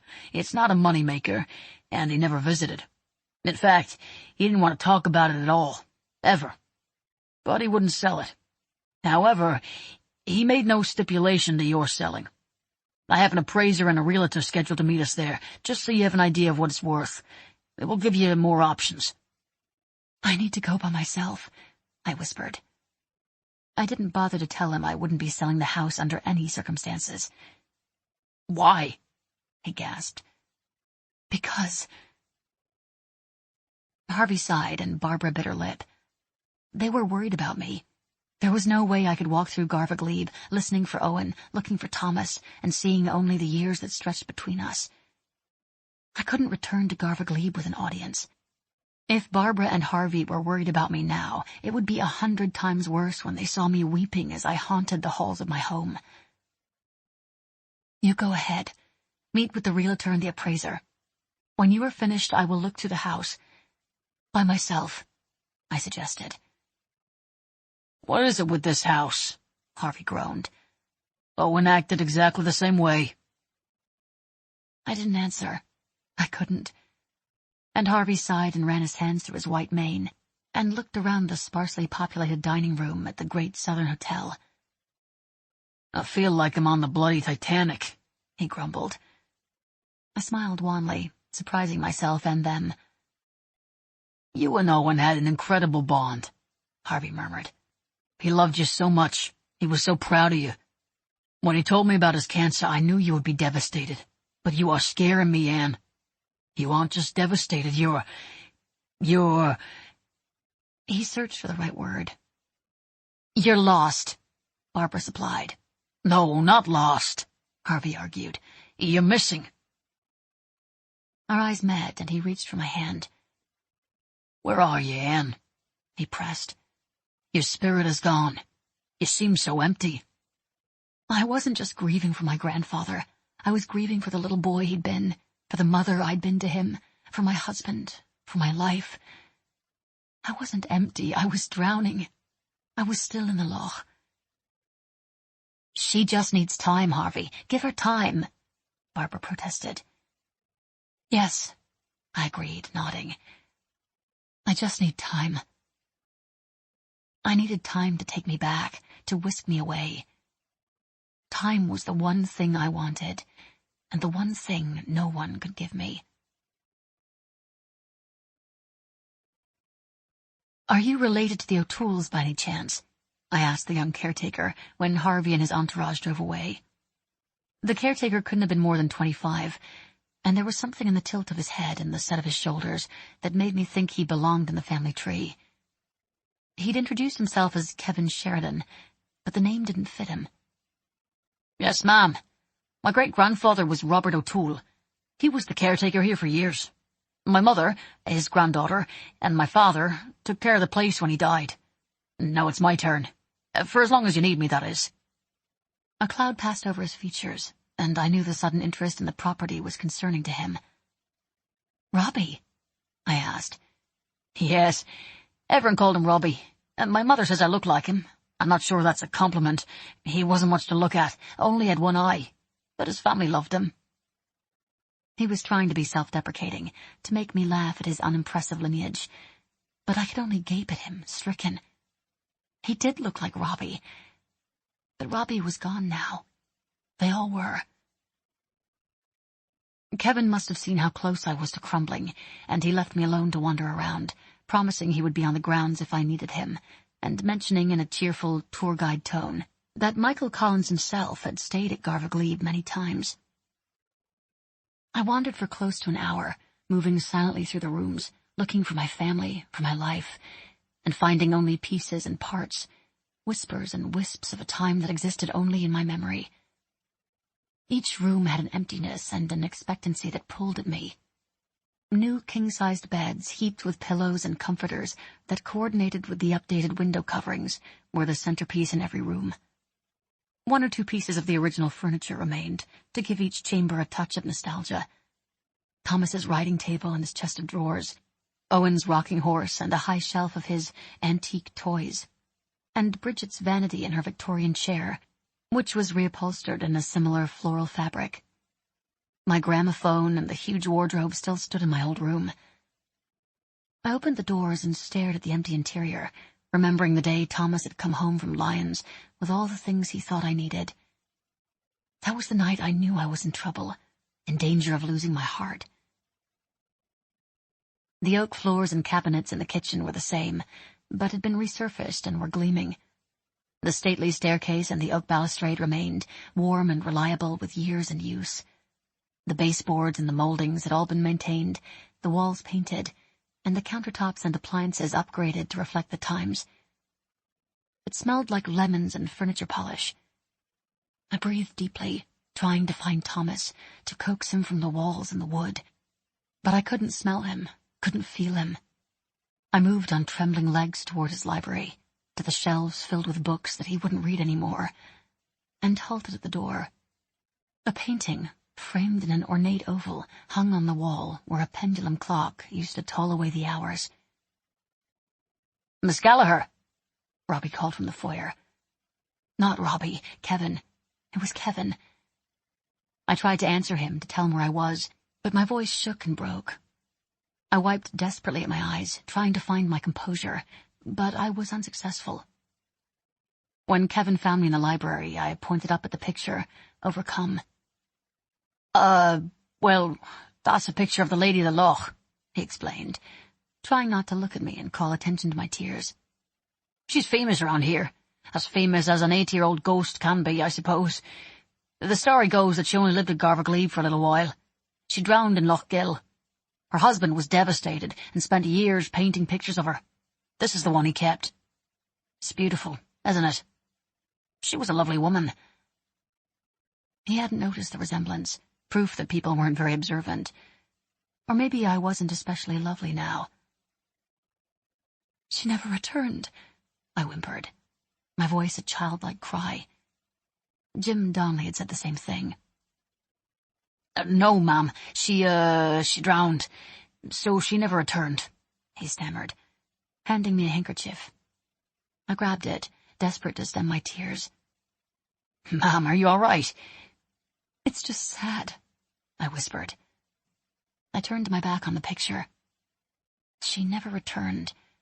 I never returned. God help me. "Yes, but it was a long time ago, miss." I couldn't tell him it was only a week and a handful of days. "Mr. Cohen told me you lost someone recently. I'm sorry, ma'am," he added softly, kindly. I nodded, and he hovered nearby until I regained control. "I know what Mr. Cohen said, Robbie, but I'm not selling Garvaglebe. I'm going to be staying here, living here. I want you to remain on as a caretaker. I will raise your salary for any inconvenience that causes, but we won't be renting out the rooms. Not for a while. All right?" He nodded enthusiastically. "I'm a writer. The quiet will be good for me, but I can't take care of this place by myself. I am also expecting a child, and will need someone to come in and clean and occasionally cook. I tend to get lost in my work." "I already have someone who cooks and cleans when we have guests. I'm sure she would be glad to have regular employment." I nodded and turned away. "Miss, you called me Robbie. It's Kevin, ma'am," he said gently. "Kevin," I whispered. "I'm sorry, Kevin. I won't forget again. And please, call me Anne. Anne Smith is my married name." I forgot again. I kept calling Kevin Robbie. He always quietly corrected me, but it never seemed to bother him too much. I was a guest that slowly became a ghost, flitting through the halls, not disturbing anyone or anything. Kevin was patient with me and stayed out of my way for the most part. The barn behind the house had been converted into living quarters. and when he wasn't working he was there, letting me haunt the big house alone. He checked on me every day and made sure the girl from town, Gemma, kept the house clean and the fridge stocked. When my things arrived from the States, he unloaded boxes and assisted me in setting up a new office in my old room. He marveled at the books I'd written, the languages they'd been translated into, the famed bestseller lists, and the random awards. And I was thankful for him, even though I know he thought I was a little crazy. I waded out into the loch at least once a day, reciting Yeats and pleading with the fates to send me back. I sent Kevin to buy a boat from Jim Donnelly. I didn't dare approach him, and rowed it out into the middle of the lake. I stayed all day, trying to recreate the moment I'd fallen through time. I willed the mist to roll in, but the August sun did not cooperate. The beautiful days played dumb, and the wind and the water were silent, pretending innocence.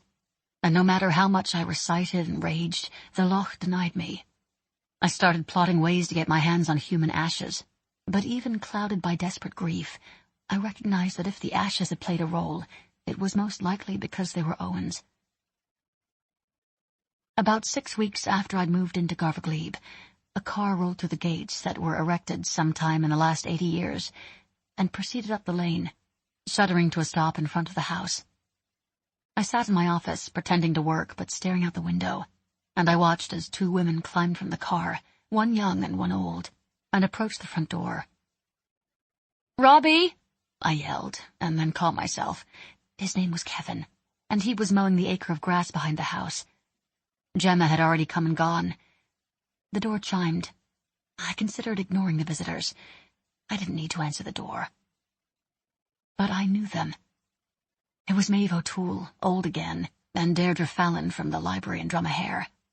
For whatever reason they'd come to call, and they'd made time for me once, when I needed help. I should return the favor.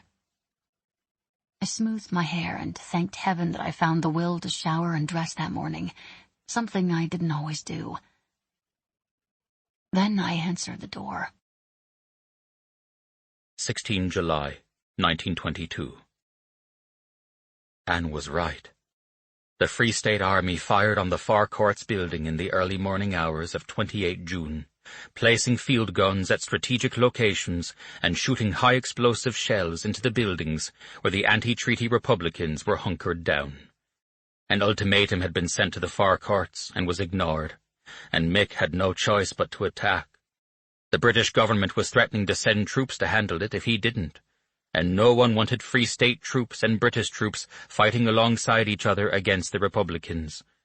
The buildings occupied by Republicans on O'Connell Street and elsewhere in the city were also blockaded to prevent anti-treaty forces from running to assist the besieged Four Courts.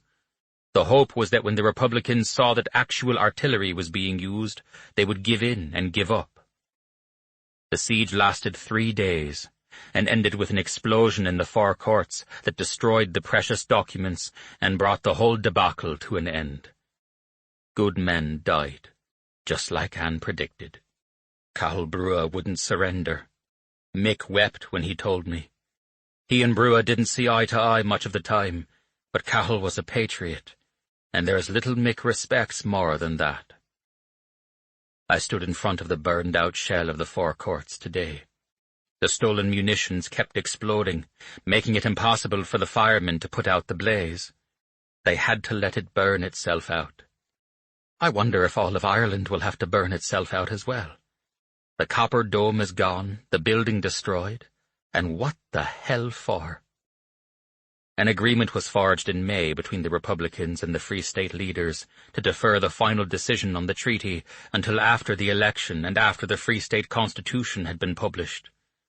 But the compromise devolved before it could gain any traction. Mick says Whitehall got wind of it and didn't like the sound of a delayed decision on the treaty. Too much was at stake, too much money had been spent, too much ground covered. The 6 counties in Northern Ireland, not included in the treaty, have descended into bloodshed and chaos. The sectarian violence is unfathomable. Catholics are being slaughtered and run from their homes, and new orphans are being made every day. My heart is numb to it all. I have an orphan of my own to worry about. Owen sleeps in my bed and shadows me wherever I go. Bridget has tried to console him, but he refuses to be alone with her. Bridget's health is failing. Stress and loss have made us all phantoms of ourselves. Mrs. O'Toole has stepped in to watch him when I cannot take him with me. Mick called 2 Sundays after Anne disappeared, asking about her health, seeking her counsel, and I had to tell him she was gone. He shouted into the phone like I had lost my mind, and showed up 4 hours later in an armoured car, Fergus and Joe with him, ready to do war. I am no longer equipped to do war, and when he demanded answers, I found myself weeping in his arms, telling him what Liam had done. "Oh, Tommy, no!" he wailed. "Oh, no!" "She's gone, Mick. She was worried about you, and she'd written out a warning and tucked it away. I think she intended to give it to me or Joe, hoping we'd be able to keep you safe. But Bridget found it. She thought she was plotting against you. Bridget told Liam, and he dragged Anne out to the loch. Robbie thinks he intended to kill her and hide her body in the marsh. Robbie tried to stop him. He shot him, but it was too late." I didn't bother with the whole truth, with all of Liam's sins. I couldn't condemn myself or Anne to Mick's disbelief or burden him with distrust. He stayed with me until the following day, and we drank ourselves into a stupor. Neither of us was comforted, but for a while I forgot, and when they left, Fergus at the wheel, Joe beside him, and Mick hung over in the back seat, I slept for 15 hours. He gave me that, and I was grateful for the brief reprieve. I don't know if Mick put out a hit on him, or if Fergus carried it out on his own because he was worried about Liam's volatility, but Liam Gallagher's body washed up on the strand in Sligo 3 days after Mick came to Garvaglebe. Mick was always pragmatic and principled in the terror he unleashed. I saw him scream in the faces of his squad and threaten them with discharge if they even hinted at a revenge hit. His tactics had always been about bringing Great Britain to her knees, not reprisals. The only time I'd suspected Mick of retaliation was when the Irishman who pointed out Sean McDermott to British soldiers after the Rising was found dead. Mick had seen the man do it, and he'd never forgotten the betrayal. We haven't spoken of Liam Gallagher's death. We haven't spoken of many things. Bridget said Anne wrote about an assassination attempt. She remembers something about August and flowers and a trip to Cork, but the page is disintegrated in the loch. It's not much to go on, and Mick doesn't want to hear it. He feels responsible for Anne's death, just another weight he carries, and I cannot relieve him of it, try as I might. Robbie feels responsible too. We are all convinced we could have saved her, and I am devastated that I have lost her. We are united in our self-loathing. Last week, while setting traps, Eamon found a small red boat in the bog. It had been washed up onto a muddy shelf, and he dragged it home. He found an odd satchel pushed up under the seat, a corked urn, and a leather journal inside. Both had been protected from the worst of the elements. He read the first page of the journal and realized right away that the book was mine. The urn and the satchel were Anne's, I have no doubt. I put the boat in the barn, tying it to the rafters to keep Owen out of it, and gave Eamon a finder's fee for bringing his treasures to me. I puzzled over the journal, trying to ascertain how it could have been inside a bag in the marsh when it already sat high on the shelf in my library. I was convinced my copy would not be there. But it was. The pages of the book weren't yellowed, and the leather was suppler, but it was there. I held the aged journal in my left hand, and the newer one in my right. Confounded, my mind tripping and tumbling, trying to formulate a plausible explanation. There wasn't one. I set them side by side on the shelf, almost expecting one to dissolve into the other, restoring balance and oneness to the universe. But they lay against each other, past and present, today and tomorrow, unaffected and unaltered by my limited understanding. Perhaps at some point the two books will become one again, each existing in their own moment, just like Anne's ring. I walk along the beach every day, watching for her. I can't help myself. Owen walks with me, his gaze continually returning to the glassy surface. He asked me if his mother is in the loch. I told him no. He asked me if she had crossed the loch into another place, like he did in his adventures.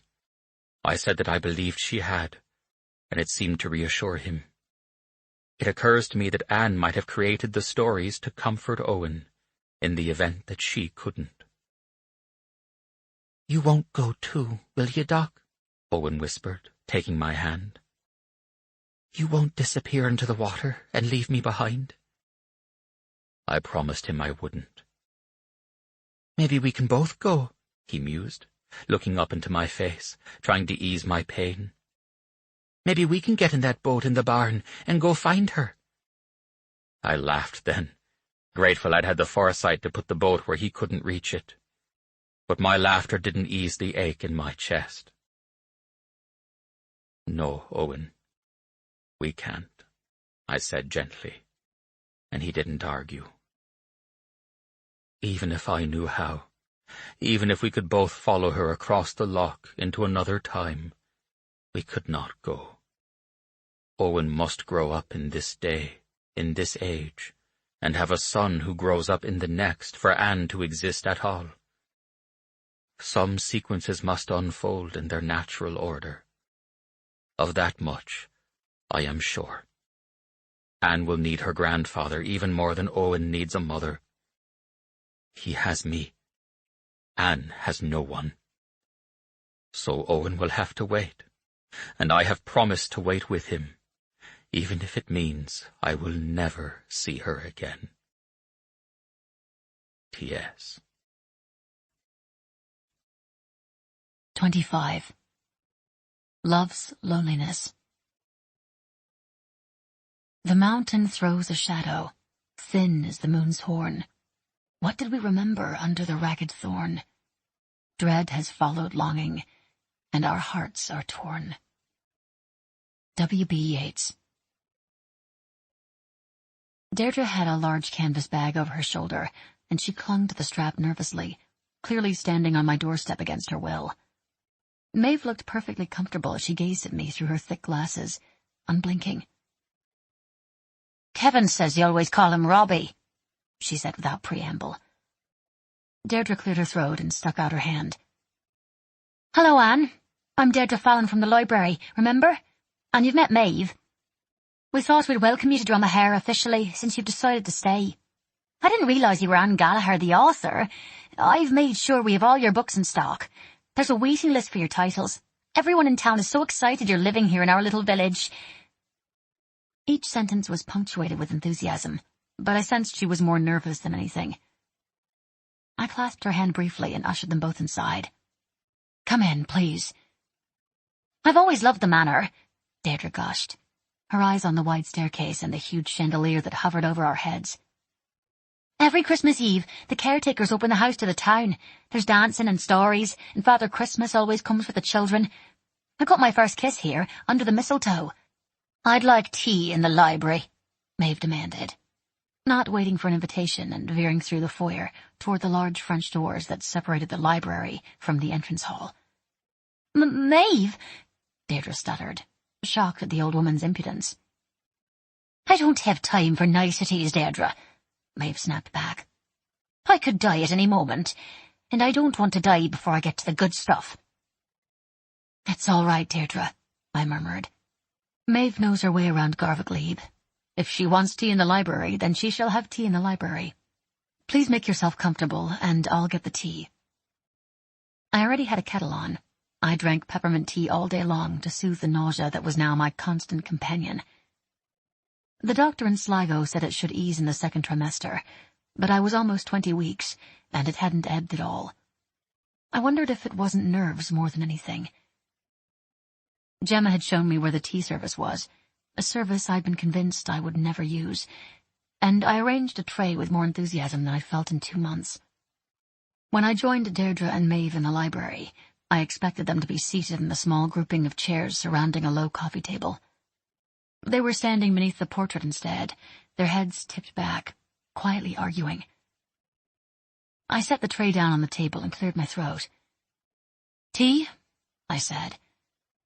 They both turned and looked at me, Deirdre sheepish, Maeve triumphant. "What did I tell you, Deirdre?" Maeve said, satisfaction ringing in her voice. Deirdre looked at me and looked back at the portrait. Then she looked at me again. Her eyes widened. "It's uncanny.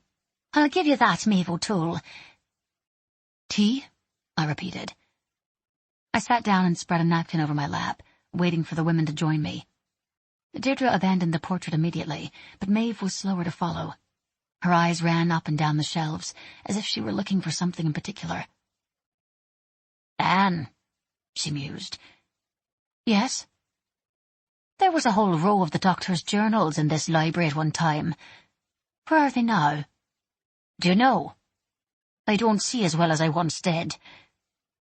I stood, my heart pounding, and walked to her side. "They were on the top shelf. I dusted those books at least once a week for 6 years. She extended the cane above her head and rapped it against shelves, as high as she could stretch. "Up there. Do you see them?" "I would have to climb the ladder, Maeve." There was a ladder on runners that could move from one end of the shelves to the other, but I hadn't felt any compunction to climb since moving to Garvaglebe. "Well," Maeve sniffed. "What are you waiting for? For God's sake, Maeve," Deirdre husked. "You are being incredibly rude. Come sit down and drink your tea before this poor woman has you bodily removed from her home." Maeve grumbled, but she turned away from the shelves and did as she was told. I followed her back to the coffee table, my thoughts on the books on the highest shelf. Deirdre poured, making polite conversation as she did, asking me if I was enjoying the manor, the loch, the weather, my solitude. I answered briefly, vaguely, saying all the expected things without really saying anything at all. Maeve harumphed into her cup, and Deirdre threw her a warning glance. I set my cup down. "Maeve, if you have something to say, please do. You've obviously come for a reason." "She's convinced that you are the woman in the painting," Deirdre rushed to explain. "She's been asking me to bring her here ever since word spread that you were living at Garvaglebe. You must understand, the whole village was abuzz when it was believed that another woman drowned in the loch, a woman with the same name. You can't imagine what a stir it caused." "Kevin told me your name is Anne Smith," Maeve interjected. "You are Kevin's great... I paused to calculate how many greats. "He's your nephew?" I asked. "Yes, and he's worried about you. He also says you are expecting a child. Where is the child's father?" "He seems to think there isn't one." "Maeve!" Deirdre gasped. "That is none of your business." "I don't care if she's married, Deirdre," Maeve snapped. "I just want to hear the story. I'm tired of gossip. I want to know the truth." "What happened to Thomas Smith, Maeve?" I asked, deciding I would ask a few questions of my own. "You and I never talked about him." "Who was Thomas Smith?" Deirdre said between sips. "The man who painted the picture," Maeve said. "The doctor who owned Garvaglebe when I was a girl.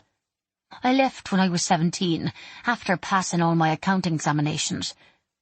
I went to London to work at the Kensington Savings and Loan. It was a grand time. The doctor paid for my schooling and my first year's room and board. He paid for all our schooling. Every O'Toole held him in the highest regard." "What happened to him, Maeve? Is he in Balnagar too?" I asked, bracing myself. My cup rattled against the saucer, and I set both down abruptly. "No. When Owen left Garvaglebe in 1933, the doctor left too. Neither of them ever came back, as far as I know." "Now, who was Owen again?" Poor Deirdre was trying to keep up. "My grandfather, Owen Gallagher," I supplied. "He was raised here at Garvaglebe."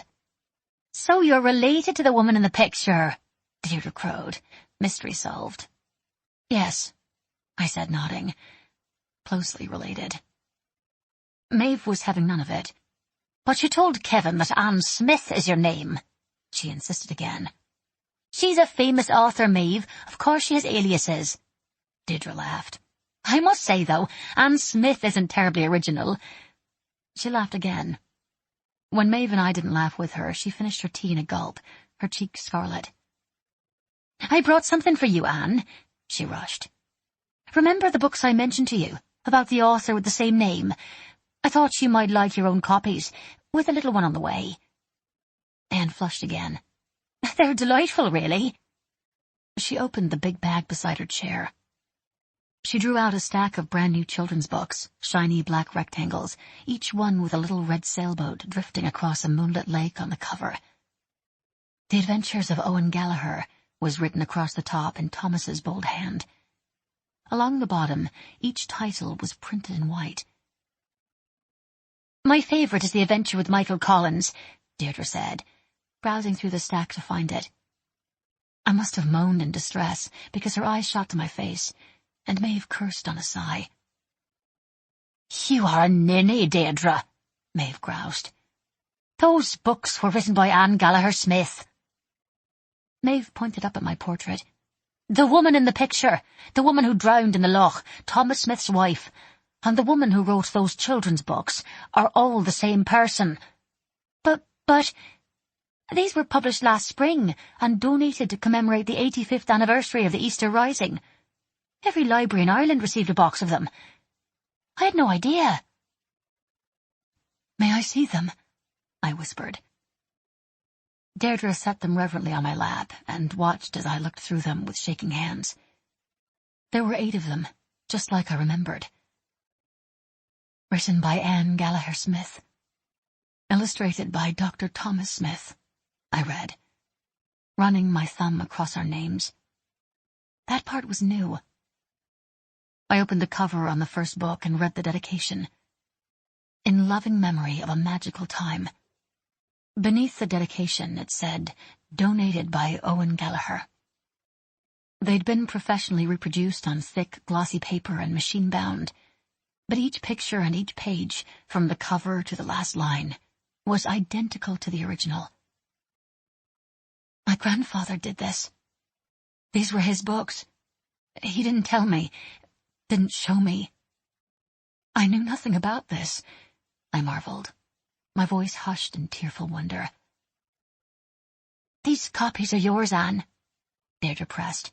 A gift. I hope I haven't upset you. No, I choked.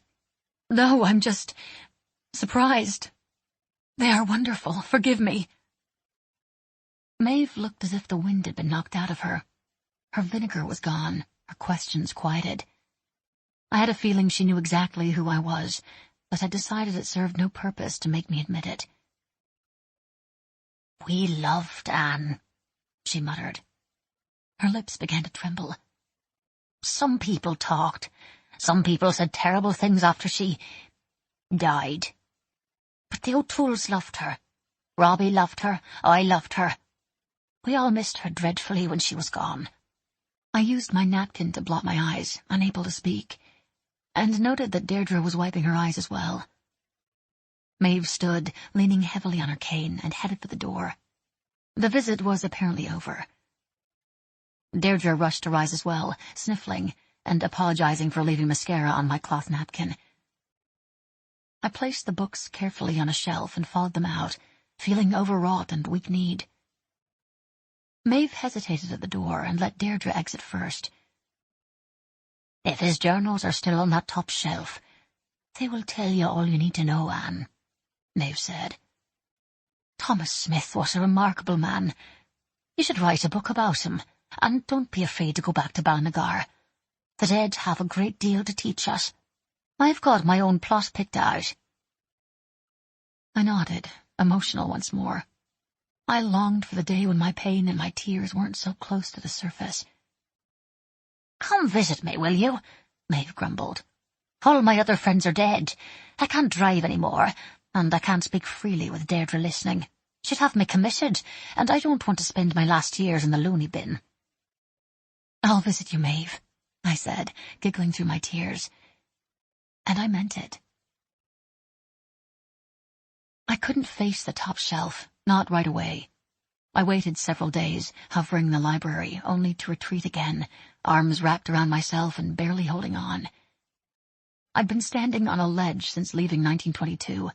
I couldn't move forward or back, couldn't move to the left or the right. I couldn't sleep or breathe too deeply for fear of falling. So I held perfectly still on my ledge, making no sudden moves. And in that stillness I existed. I coped. Kevin found me in the library, clinging to the ladder, not climbing, not moving, my eyes glued to the top shelf. "Can I help you, Anne?" he asked.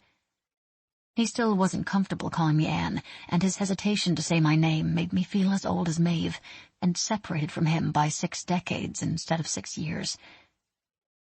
I moved away from the ladder gingerly, still firmly on my ledge. "Will you see if there are some journals on the top shelf?" I pointed. "Maybe you could hand them down to me." In my mind, I could hear a rush of smattering pebbles. I was standing too close to the edge. I closed my eyes and sipped the air, willing myself to be calm. I heard Kevin climbing the ladder, the rungs protesting each step. "There are journals, all right. Looks like 6 or 7 of them." "Will you just open one and read the date at the top of the page? Please," I panted. "All right," he said, and I heard the reservation in his voice. Pages ruffled. "This one says 4th February 1928. It looks like it starts in 28 and ends—" The pages ruffled again. "In June of 1933. "Will you read me something? It doesn't matter which page. Just read whatever it says." "This page says 27th September 1930, Kevin reported. "Owen's grown so tall, and his feet and hands are as big as mine. I caught him trying to shave last week, and ended up giving him a lesson, the two of us standing in front of the mirror, bare-chested, our faces lathered, razors in hands. It'll be a while yet, a long while, before he needs to remove his beard with any regularity, but now he knows the basics. I told him how his mother used to steal my razor to shave her legs. It embarrassed him, and embarrassed me. It was too intimate a detail for a boy of 15. I forgot myself for a moment, remembering her. It's been more than 8 years, but I can still feel Anne's smooth skin, still see it when I close my eyes." Kevin stopped reading. "Read something else," I whispered. He turned the pages and began again. "Our child would have been 10 years old now had Anne stayed. Owen and I don't talk about Anne as much as we used to, but I'm convinced we think about her even more. Owen is planning to go to medical school in the States. He's got Brooklyn in his head, Brooklyn and baseball and Coney Island. When he goes, I'll go too. I've fallen out of love with the view from my window. If I'm to be alone for the rest of my life, I'd just as soon see the world as sit here watching the loch, waiting for Anne to come home." "Can you hand it down?" I interrupted, needing to hold the book in my arms, to hold what was left of my Thomas. Kevin bent down, the book dangling from his fingers, and I took it from him, drawing it to my nose and inhaling desperately, trying to find the smell of Thomas lingering in the pages. I sneezed violently, and Kevin laughed, surprising me. "I need to tell Gemma she isn't doing a very bang-up job of dusting," he said. His laughter eased the tight knot in my chest, and I made myself set the book aside for later. "Will you open another one, please?" I asked. "All right, let's see. This journal is from 1922 to 1928. It looks like they're in order up here." My lungs bellowed, and my hands grew numb. "Want to hear something from this one?" I didn't. I couldn't, but I nodded, playing Russian roulette with my heart. Kevin opened the book and flipped through the first section. His fingers whispered past the pages of Thomas's life. "Here's a shorter one. 16th August, 1922. Kevin began to read, his Irish brogue the perfect narration for the heartbreaking entry. "Conditions in the country have disintegrated to the point where Mick and other members of the provisional government are at constant threat of being picked off by a sniper or shot in the street. Nobody goes on the roof to make a smoke anymore. When they're in Dublin, nobody goes home. They are all living, all 8 members of the provisional government, in government buildings surrounded by the Free State Army. They are young men constantly on the knife's edge. The only senior member among them, Arthur Griffith, suffered a brain hemorrhage on 12th August. He's gone. We've lost him. He'd been confined to his bed, but kept trying to carry out his duties. He's found the only rest available to him. Mick was in Kerry when the news reached him about Arthur's death, and he cut his southern inspection short to attend the service. I met him in Dublin today and watched as he walked at the front of the funeral procession, the Free State Army marching behind him, every face bleak with sorrow. I stood with him for some time at the graveside, staring down into the hole which held the body of his friend, each of us lost in our own thoughts. "Do you think I will live through this, Tommy?" he asked me. "I'll never forgive you if you don't," I answered. "I am terrified. It is August. Bridget remembers August from Anne's pages. August and cork and flowers. You will, just like you forgave Annie." I've asked him not to say her name. I can't bear it. It makes her absence too real. It makes a mockery of my secret hope that someday I will see her again. But Mick forgets. He has too many things to remember. Stress is eating a hole in his gut, and he lies to me when I press him about it. He's moving slower, and his eyes are dimmer. But maybe it is my own pain and fear I'm seeing. He is insisting on resuming his southern tour and continuing on to Cork. He has meetings scheduled with the key players causing havoc in the region. He says he's going to end the bloody conflict once and for all. For Arthur and Annie and every feckin' lad that's hung on the end of a rope or faced a firing squad trying to do my bidding. But Cork has become a hotbed for the Republican resistance. Railroads have been destroyed. Trees are downed all over the roads to prevent safe passage, and mines have been set throughout the countryside. I begged him not to go. "These are my people, Tommy," he snarled at me. "I've been all over Ireland, and no one's tried to stop me. I want to go home, for God's sake. I want to go to Clonakilty and sit on a stool at the Four Owls and have a drink with my friends." I've told him if he goes, I'm going with him. For a moment the library rang with those words, and Kevin and I were silent, wrapped in the memory of men who were larger than life, until life rose up and snuffed them out. "These are incredible," Kevin marvelled. "I know a little about Arthur Griffith and Michael Collins, but not as much as I should. Do you want me to read more, Anne?" "No," I whispered, heartsick. "I know what happens next." He handed the book down and set it aside. "This journal is a lot older. It's in bad shape." Kevin mused over another volume. "No, it's the next one," he reported, turning the pages. "It starts in 1916, May, and ends—" He flipped the page. "It ends with a poem, it looks like. But the last entry is 16th April 1922. "Read the poem," I demanded, breathless. All right." He cleared his throat awkwardly. "I pulled you from the water and kept you in my bed, a lost, forsaken daughter of a past that isn't dead." When I stared at him in stunned silence, he continued, his face as red as Owen's hair. With each word, I felt the wind roaring in my head and the loch gathering beneath my skin. "Don't go near the water, love. Stay away from strand or sea. You cannot walk on water, love. The loch will take you far from me." There was no ledge beneath my feet, and I sat down on Thomas's desk, dizzy with disbelief. "Anne," Kevin asked, "do you want this one too?" I nodded woodenly, and he climbed down, the book still clutched in his right hand. "Can I see it, please?" I whispered. Kevin placed it in my hands, hovering and clearly rattled by my shock. "I thought this journal was lost in the loch," I breathed, running my hands over it. I don't understand." "Maybe it's a different one," Kevin supplied hopefully. "It's not. I know this book, the dates. I know that poem." I gave it back to him. "I can't look at it. I know you don't understand, but can you read the first entry to me, please?" He took it back, and as he thumbed through the pages, several pictures fluttered to the ground. He stooped, scooping them up and glancing at them curiously. "That's Garva Glebe," he said. "This picture looks like it's 100 years old, but she hasn't changed much." He handed the picture to me. It was the picture I'd shown Deirdre that day in the library. The picture I'd tucked into the pages of the journal before rowing out into the middle of the lake to say goodbye to Owen. It was the same picture, but it had aged another 80 years. "This one is something else," Kevin breathed, his gaze captured by the next picture in his hand. His eyes widened and narrowed before lifting to meet mine. "That woman looks just like you, Anne." It was the picture of Thomas and me at the Gresham, not touching but so aware of each other.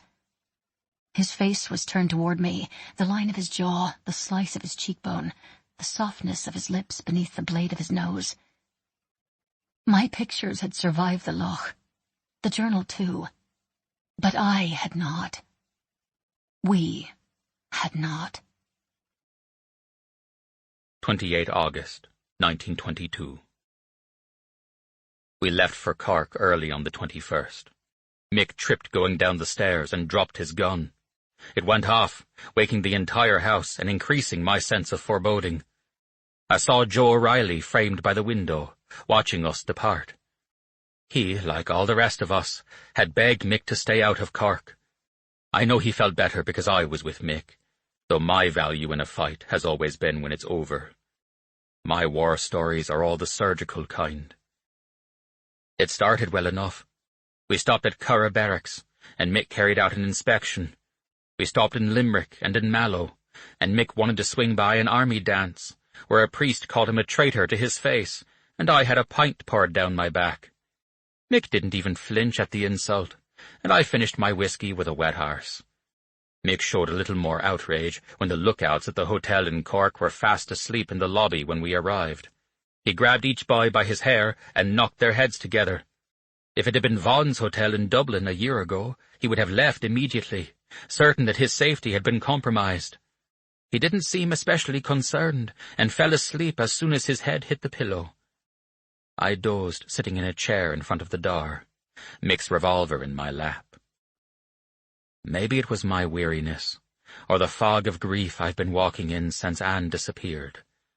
But the next day unfolded like a motion picture, jerky and dreamlike, with no colour or context to my own life.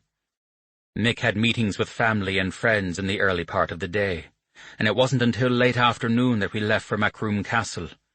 I didn't accompany him inside, but waited in the courtyard with the small convoy, Sean O'Connell and Joe Dolan from Mick's squad, and a dozen soldiers and extra hands to clear any barricades, assigned to escort Mick safely through Cork.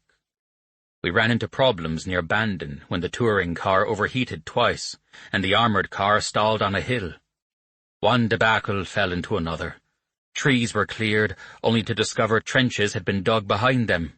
We took a detour, got lost, got separated from the rest of the convoy, asked for directions, and eventually reunited for the last appointment of the day, heading towards Crookstown through a little valley called Bail Namla, the mouth of flowers. The road, narrow and rutted, was more suited to a horse and buggy than to a convoy. There was a hilly rise on one side, and an overgrown hedge on the other. Daylight was slinking away, and a brewery cart missing a wheel lay tipped on its side in the middle of the road. Beyond that, a donkey, freed from the cart, grazed benignly. The convoy slowed, and the touring car veered into the ditch to avoid the obstacles blocking the road. A shot rang out, and Sean O'Connell yelled, "Drive like hell! We're in trouble!" But Mick told the driver to stop. He picked up his rifle and tumbled out the door, eager for the fight. I followed him. Someone followed me. Shots rained in from the left, high above us, and Mick whooped, ducking behind the armoured car where we crouched for several minutes, punctuating the steady stream from the vicar's machine gun with shots of our own. The back and forth continued, riddling the air with volleys that thunked and whistled over and around us. We had the firepower on our side, but they had the better position. Mick wouldn't keep his head down. I kept pulling him back to the ground. He kept popping back up. For a moment there was a lull, filled only with the ringing in our ears and the echo in our heads, and I dared hope. "There they are! They're running up the road!" Mick yelled, standing to get a better shot at the party of ambushers scurrying up the hill. He ran out from behind the car, and I immediately followed, shouting his name. A single shot rang out, clean and sharp, and Mick fell. He lay crumpled, face down in the middle of the road, a yawning hole at the base of his skull. I ran to him, Sean O'Connell at my heels, and we dragged him by his ankles back behind the car. I fell to my knees and began tearing at the buttons of my shirt, needing something to make a compress. Someone said an act of contrition, someone else began to rage, and others ran down the road, firing at the fleeing shooters. I pressed my shirt to the back of his head and rolled Mick towards me. His eyes were closed, his face young and loose in repose. Night had fallen, and the big fella was gone. I cradled him in my arms, his head against my chest, his body across the seat, as we headed back to Cork. I was not the only one weeping. We stopped for water to wash the blood from his face, and shell-shocked and unaccustomed to our surroundings, we got lost again. We were caught in a hellish maze of felled trees, blown-up bridges, and railroad crossings, and we drove aimlessly in the dark. At one point, we pulled over to ask for help and direction at a church. The priest came within several feet of the car, saw Mick propped against my blood-soaked chest, and turned and ran back inside. Someone screamed for him to come back and threatened to shoot. The weapon discharged, but thankfully the priest didn't fall. Maybe we misjudged him, but we didn't wait for him to return. I don't remember finally coming into Cork, only that we eventually did. 2 members of the Cork Civic Patrol led us to Shanakeel Hospital, where Mick's body was taken away, leaving us covered in his blood and stranded in the corner of the world that should have loved him most. He had been so sure they were his people. A cable was sent, warning London, alerting Dublin, and informing the world that Michael Collins had been brought down just a week after Arthur Griffith was laid to rest. They sent his body by boat from Penrose Quay to Dunleary. They wouldn't let me go with him. I took the train, crowded among people who talked of his loss, of Ireland's loss, and then talked of hats and the weather and the neighbours' bad habits. I became so angry, so irrationally livid, that I had to get off at the next stop. I am not fit to be around people, yet I don't want to be alone. It took me 2 days to get back to Dublin. They buried him today in Glasnevin, and I was there among the mourners, huddled with Garage O'Sullivan, Tom Cullen, and Joe O'Reilly. Their love for him is a balm to me. I won't have to carry his memory by myself. I am selling my house in Dublin. After today, I have no desire to return. I am going home, to Owen, to my little boy. Ireland has taken everyone else, and I have nothing left to give her. T.S. 26. A man old and young. She smiled, and that transfigured me, and left me but alout, maundering here and maundering there, emptier of thought than the heavenly circuit of its stars when the moon sails out. W. B. Yeats. The last day in August, I returned to Balnagar and climbed the hill behind the church, my breath hard to catch, my lungs crowded by my ever-expanding abdomen. My doctor, an ancient OB-GYN practicing in Sligo, said I was due the first week in January. At my first appointment, the nurse had tried to calculate my pregnancy based on my last menstrual cycle. I couldn't tell her it had been in mid-January of 1922. I had to plead ignorance, even though I suspected I was about 12 weeks along when I returned to the present. My first ultrasound confirmed my estimate, though the dates did not align. Time travel or not, I would still be carrying this child for 9 months, and I had 4 months more to go. I crouched in front of Declan's stone and ran my palm over the surface, saying hello. Anne Finnegan's name was still engraved beside his. That had not changed. I pulled the weeds around Bridget's grave. I could not find it in my heart to be angry with her. She'd been tangled in a web of deceit and impossibility, and none of it was her fault. She thought she was protecting Owen, protecting Thomas. My eyes kept flickering to the stone with Smith written on the base. It was set back from the Gallagher graves, a slim shadow covered in lichen. With a deep breath, trusting that Maeve had not been mistaken when she told me Thomas was not buried here, I approached it and knelt beside it, raising my gaze to the words on the rock. Anne Smith, April 16th, 1922. Beloved wife of Thomas. The grave was mine. I didn't gasp or cry out. I simply sat, barely breathing, looking at the monument he'd erected for me. It was not macabre or frightening. It was a memorial of our life together, to the love we shared. It testified that I was, that I had been, and that I always would be his. "Oh, Thomas," I whispered, resting my head against the cold stone. I cried, but the tears were a release, a relief, and I made no attempt to staunch their flow. He was not here in Balnagar. He was not in the wind or in the grass. But I felt closer to him in that moment than I'd felt in months. The baby fluttered inside me, and my stomach tightened in response, drawing around the new life that bore witness to the old. I lay down at the base of the stone, talking to Thomas the way I'd felt him talking to me through his journals, telling him about old Maeve and young Kevin and Owen publishing our stories. I told him how the baby was growing and how I thought it was a little girl. I discussed names and what color to paint the nursery, and when the sun began to set, I said a tearful goodbye, wiped my eyes, and made my way down the hill again. I began reading the journals in small pieces, opening the books to random pages the way Kevin had done. I read Thomas's final entry first, dated 3rd July 1933, and I could not read another for days. I kept going back to it like a moth to a flame. The pain I felt when I read it was almost joy.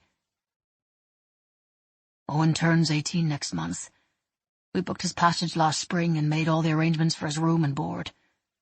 He was accepted at the Long Island College of Medicine, though he's quite a bit younger than most of the other students. I bought myself a ticket as well, intending to go with him. I want to get him settled, to see the streets he will walk and the places he will be, so that when I think about him, I can picture him in his new surroundings. But he is adamant that he go alone. He reminds me of Mick sometimes, an iron will and a soft heart. He promised me he would write, but we both laughed at that. I won't be getting any letters. In many ways, I've been given more than a parent could ask for. I have the reassurances Anne gave me. I know the pattern of his days and the path his life will take. I know the kind of man he is and what he will become. The adventures of Owen Gallagher are just beginning, even as our time together has come to an end." There were some entries and dates I avoided completely. I couldn't face 1922. I didn't want to read about Michael's death. I'd been unable to save him. Or about the continual collapse of the Irish leadership on all sides. I knew from my earlier research that after the death of Arthur Griffith and the assassination of Michael Collins, the scales tipped violently, the way they always do, and the provisional government granted special powers to the Free State Army. Under these special powers, well-known Republicans were arrested and executed, without appeal, by firing squad. Erskine Childers was the first to be executed, but he was not the last. In a period of 7 months, 77 Republicans were arrested and executed by the Free State Army. In return, the IRA began to kill prominent Free State figures. Back and forth the pendulum swung, leaving the earth scorched with every swath. I spent most of my time in the years from 1923 to 1933, soaking up every mention of Owen. Thomas loved him well, and his entries revolved around him. He reveled in Owen's victories, took his cares personally, and fretted like a father. In one entry he talked about catching 16-year-old Owen kissing Miriam McHugh in the clinic, and wondered that Owen would lose focus on his studies. "There is little that is more intoxicating than being in love and in lust, but Miriam isn't the girl for Owen, and this is not the time for romantic attachments. Owen sulked a little when I counselled him to talk to Miriam instead of kissing her. Kisses can fool a man, but deep conversation seldom does. He scoffed and questioned my experience. 'How would you know, Doc? You never talk to women, and you sure as hell aren't kissing them,' he said. I reminded him that I'd loved a woman who had excelled at conversation and kissing.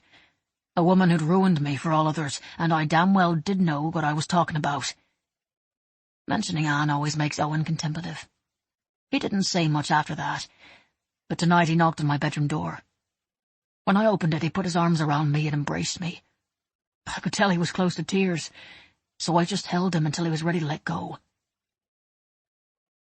I had to put the journals away for a few days after that, but I found more comfort in them than pain. When it hurt too much to think of Thomas and the little boy I'd left behind, I sifted through the pages and turned back the years, reading their triumphs and troubles, their joys and their struggles, and I watched them go on together. I found an entry written on the day that Bridget died. Thomas wrote about her with compassion and forgiveness.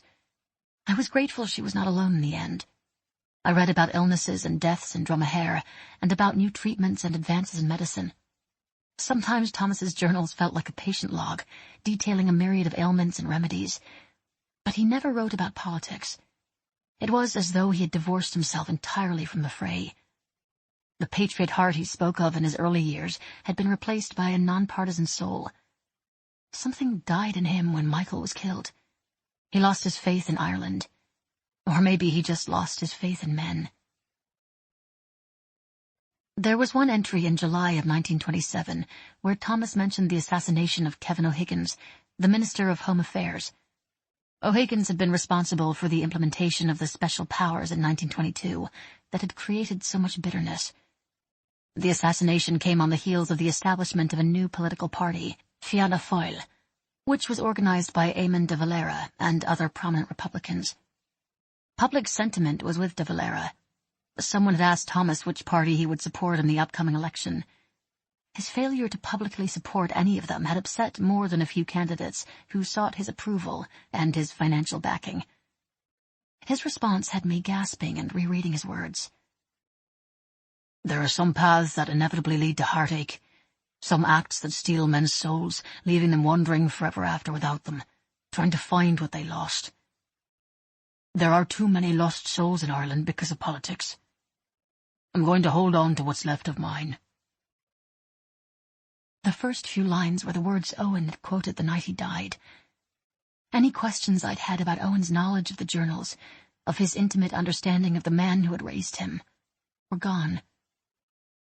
He'd only taken one journal with him when he left home, but he'd read them all. I bought Maeve a stack of romance novels in Sligo after my doctor's appointment, along with an assortment of little cakes and pale pastels. I showed up unannounced. I didn't have her phone number. She came to the door wearing a royal blue blouse, yellow slacks, and cheetah print house slippers. Her fuchsia lipstick was fresh, and her pleasure at seeing me was genuine, though she feigned irritation. "It took you long enough, young lady," she scolded. "I tried walking to Garvaglebe last week, and Father Dornan dragged me home. He thinks I have dementia. He doesn't understand that I'm just old and rude." I followed her into the house, pushing the door shut with my foot as she prattled on. "I'd begun to think you were rude too, Aunt Smith, not coming to see me when I asked so nicely. Are those cakes?" She sniffed the air. "Yes, and I brought you books too. I distinctly remember you telling me you liked big books best, the ones with lots of chapters." Her eyes grew wide and her chin wobbled. "Yes, I remember that too. So we're not going to pretend?" "If we pretend, then we can't talk about the old days. I need to talk to someone, Maeve." "So do I, lass," she murmured. "So do I. Come sit down, I'll make some tea." I took off my coat and set out the cakes, one of each kind, and left the rest in the box for Maeve to nibble on later. I stacked the new books near her rocking chair and took a seat at her small table as she returned with the kettle and 2 cups. "Owen insisted you weren't dead. He said you were just lost in the water. Everyone was worried about him. So Dr. Smith had a stone engraved, and we had a small service for you to give us all some peace and comfort. Father Darby wanted to have your name taken off Declan Gallagher's headstone, but Thomas insisted it be left alone, and he refused to put a birth date on the new one. The doctor was stubborn, and he was rich. He gave lots of money to the church, so Father Darby let him have his way. Owen threw a fit when he saw the grave. It didn't comfort him one whit to have his mother's name on a marker. Thomas didn't even stay for the service. He and Owen went for a long walk, and when they came back, Owen was still crying. But he wasn't screaming, poor mite. I don't know what the doc said to him, but Owen stopped saying daft things after that. I sipped my tea, and Maeve smirked at me over the edge of her cup. He wasn't daft, though, was he? No. Thomas wouldn't have told Owen everything, but he would have told him enough. He would have told him who I was, and that he would see me again. I'd forgotten all about Anne Smith. I'd even forgotten about Doc and Owen. It's been 70 years since I last saw them. Then you showed up at my door, and I started to remember. What did you remember? Oh, don't be coy, lass. I'm not 12 years old anymore, and you are not the lady of this house.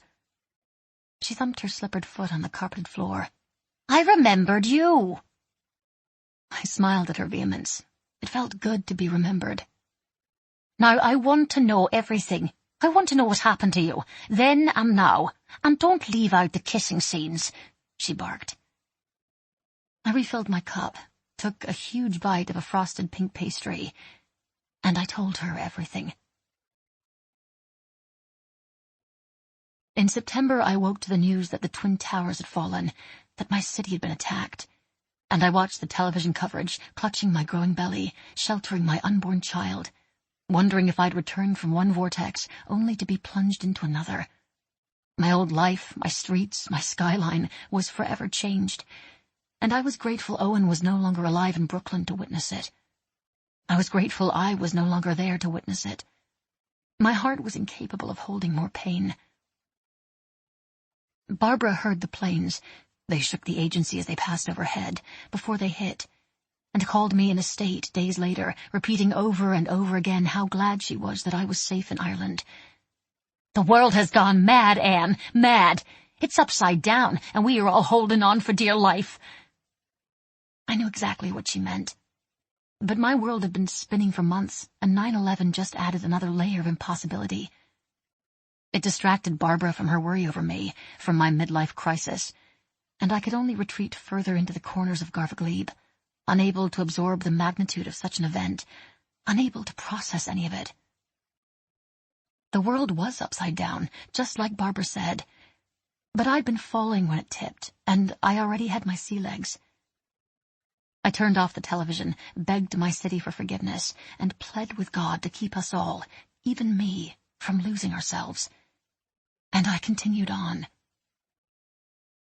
In October, I ordered a crib, a changing table, and a rocking chair to match the old oak floors. 2 weeks later, I decided that the floor in the nursery needed to be carpeted. The house could be drafty, and I had visions of my baby tumbling out of her bed and onto the unforgiving slats. The carpet was installed, the furniture assembled, and the curtains hung, and I told myself I was ready. In November, I concluded that the soft green paint on the nursery walls would look better with white stripes. Green and white stripes would work for a girl or a boy, and it would give the room some cheer. I bought the paint and supplies, but Kevin insisted that pregnant ladies should not paint, and hijacked my project. I made a half-hearted protest, but my enormous belly made a mockery of my ambitions. I was 32 weeks along and could not imagine getting any bigger or being any more uncomfortable, but I needed something to do. Barbara had called earlier in the week to see how my next book was coming along. I had to confess it wasn't coming at all.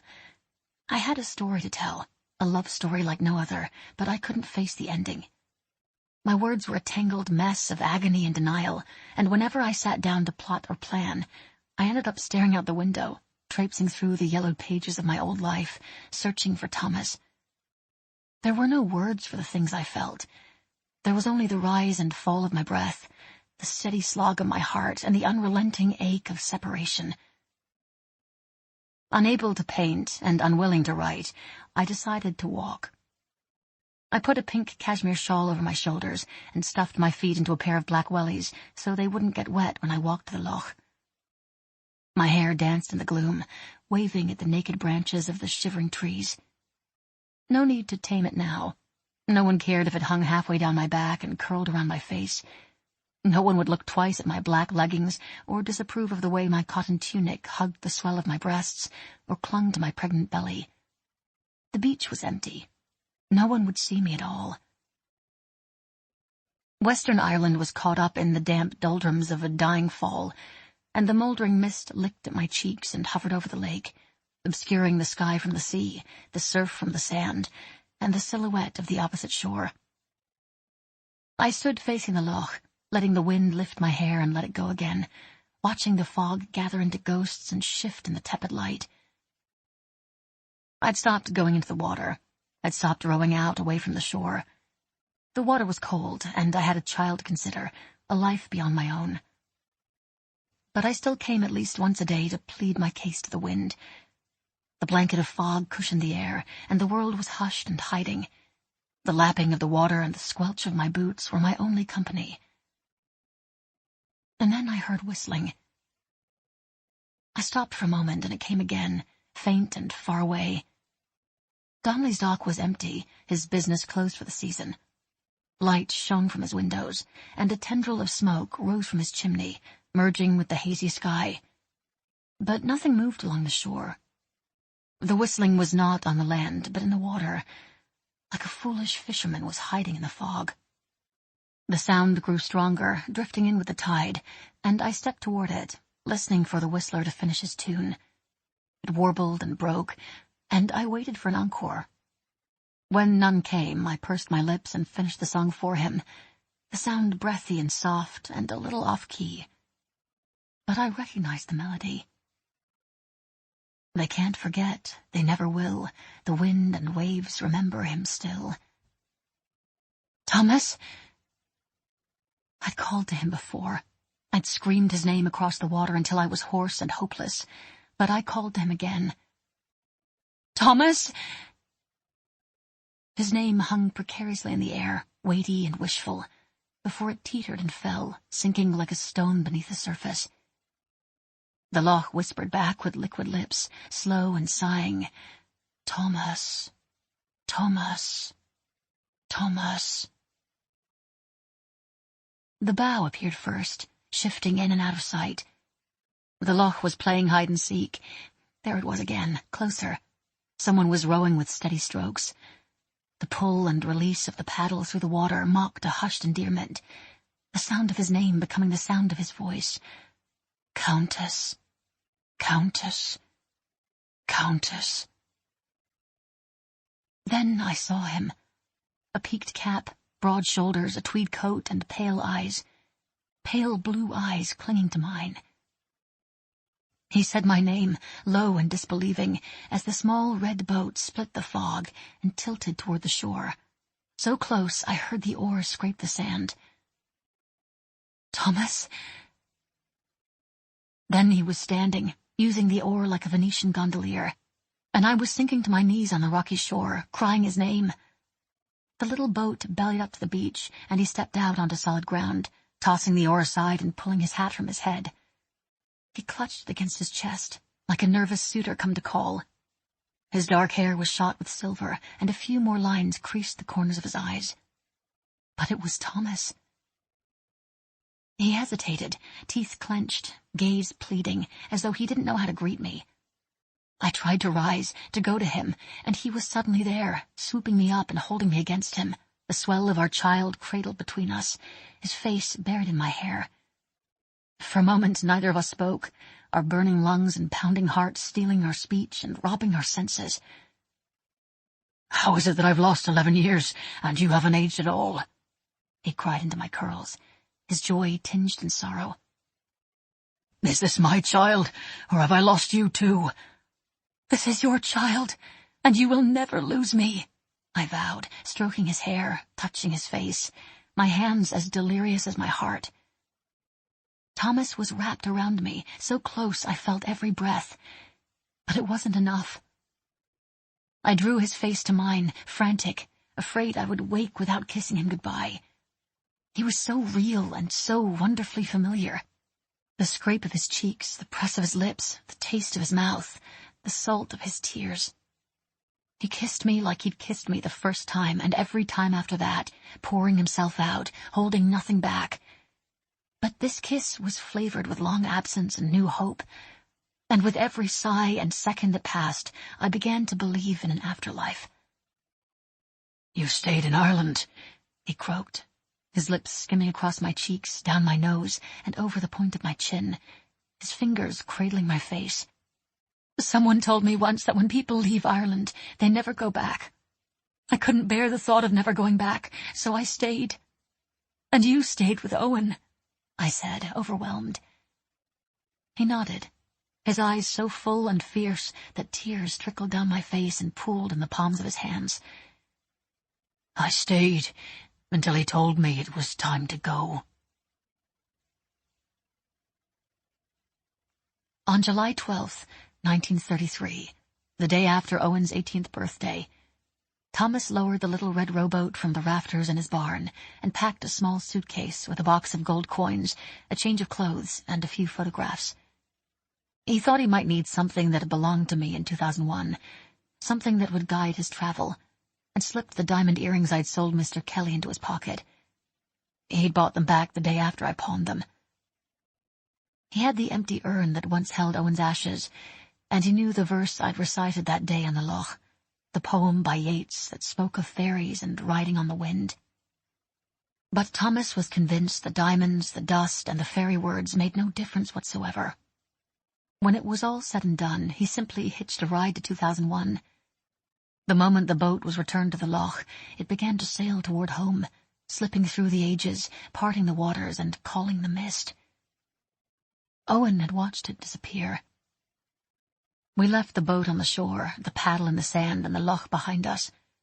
Thomas was wide-eyed but unafraid, his suitcase in his hand, his cap back on his head. I doubted much about Thomas would change, regardless of the decade he called home. For 11 years, 2 months and 26 days, he had patiently waited. He'd worried that I would be gone, that he would have to find me in an unknown world and across an ocean. He expected to find a son or daughter half-grown, if he found us at all. And what if time took him somewhere he didn't want to go, and he lost everything? It was the legend of Niamh and Uiscin all over again. And still, he came. 13 November, 2001.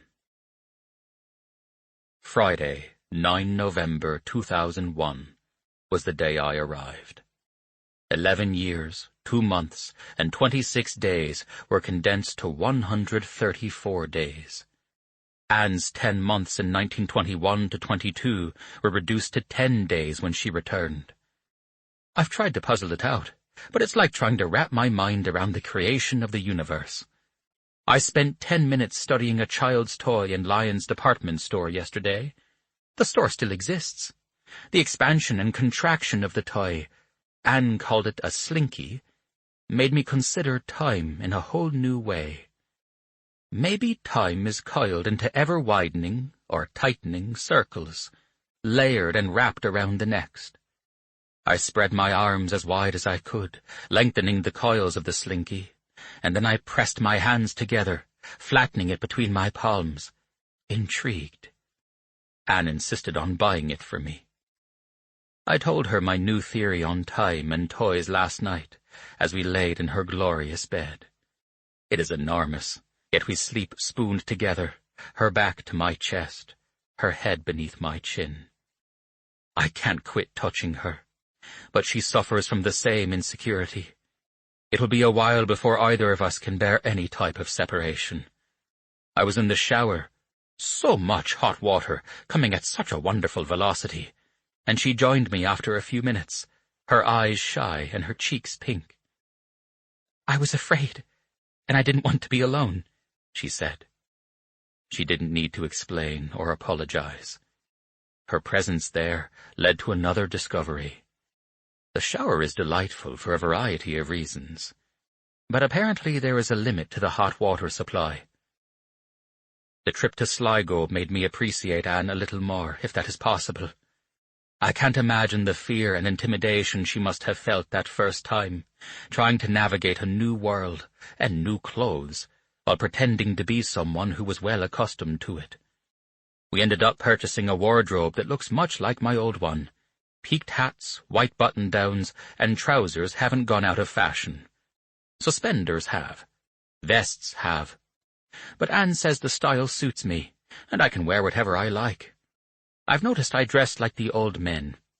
But I am an old man, even older than Maeve, who has taken all of this in remarkable stride.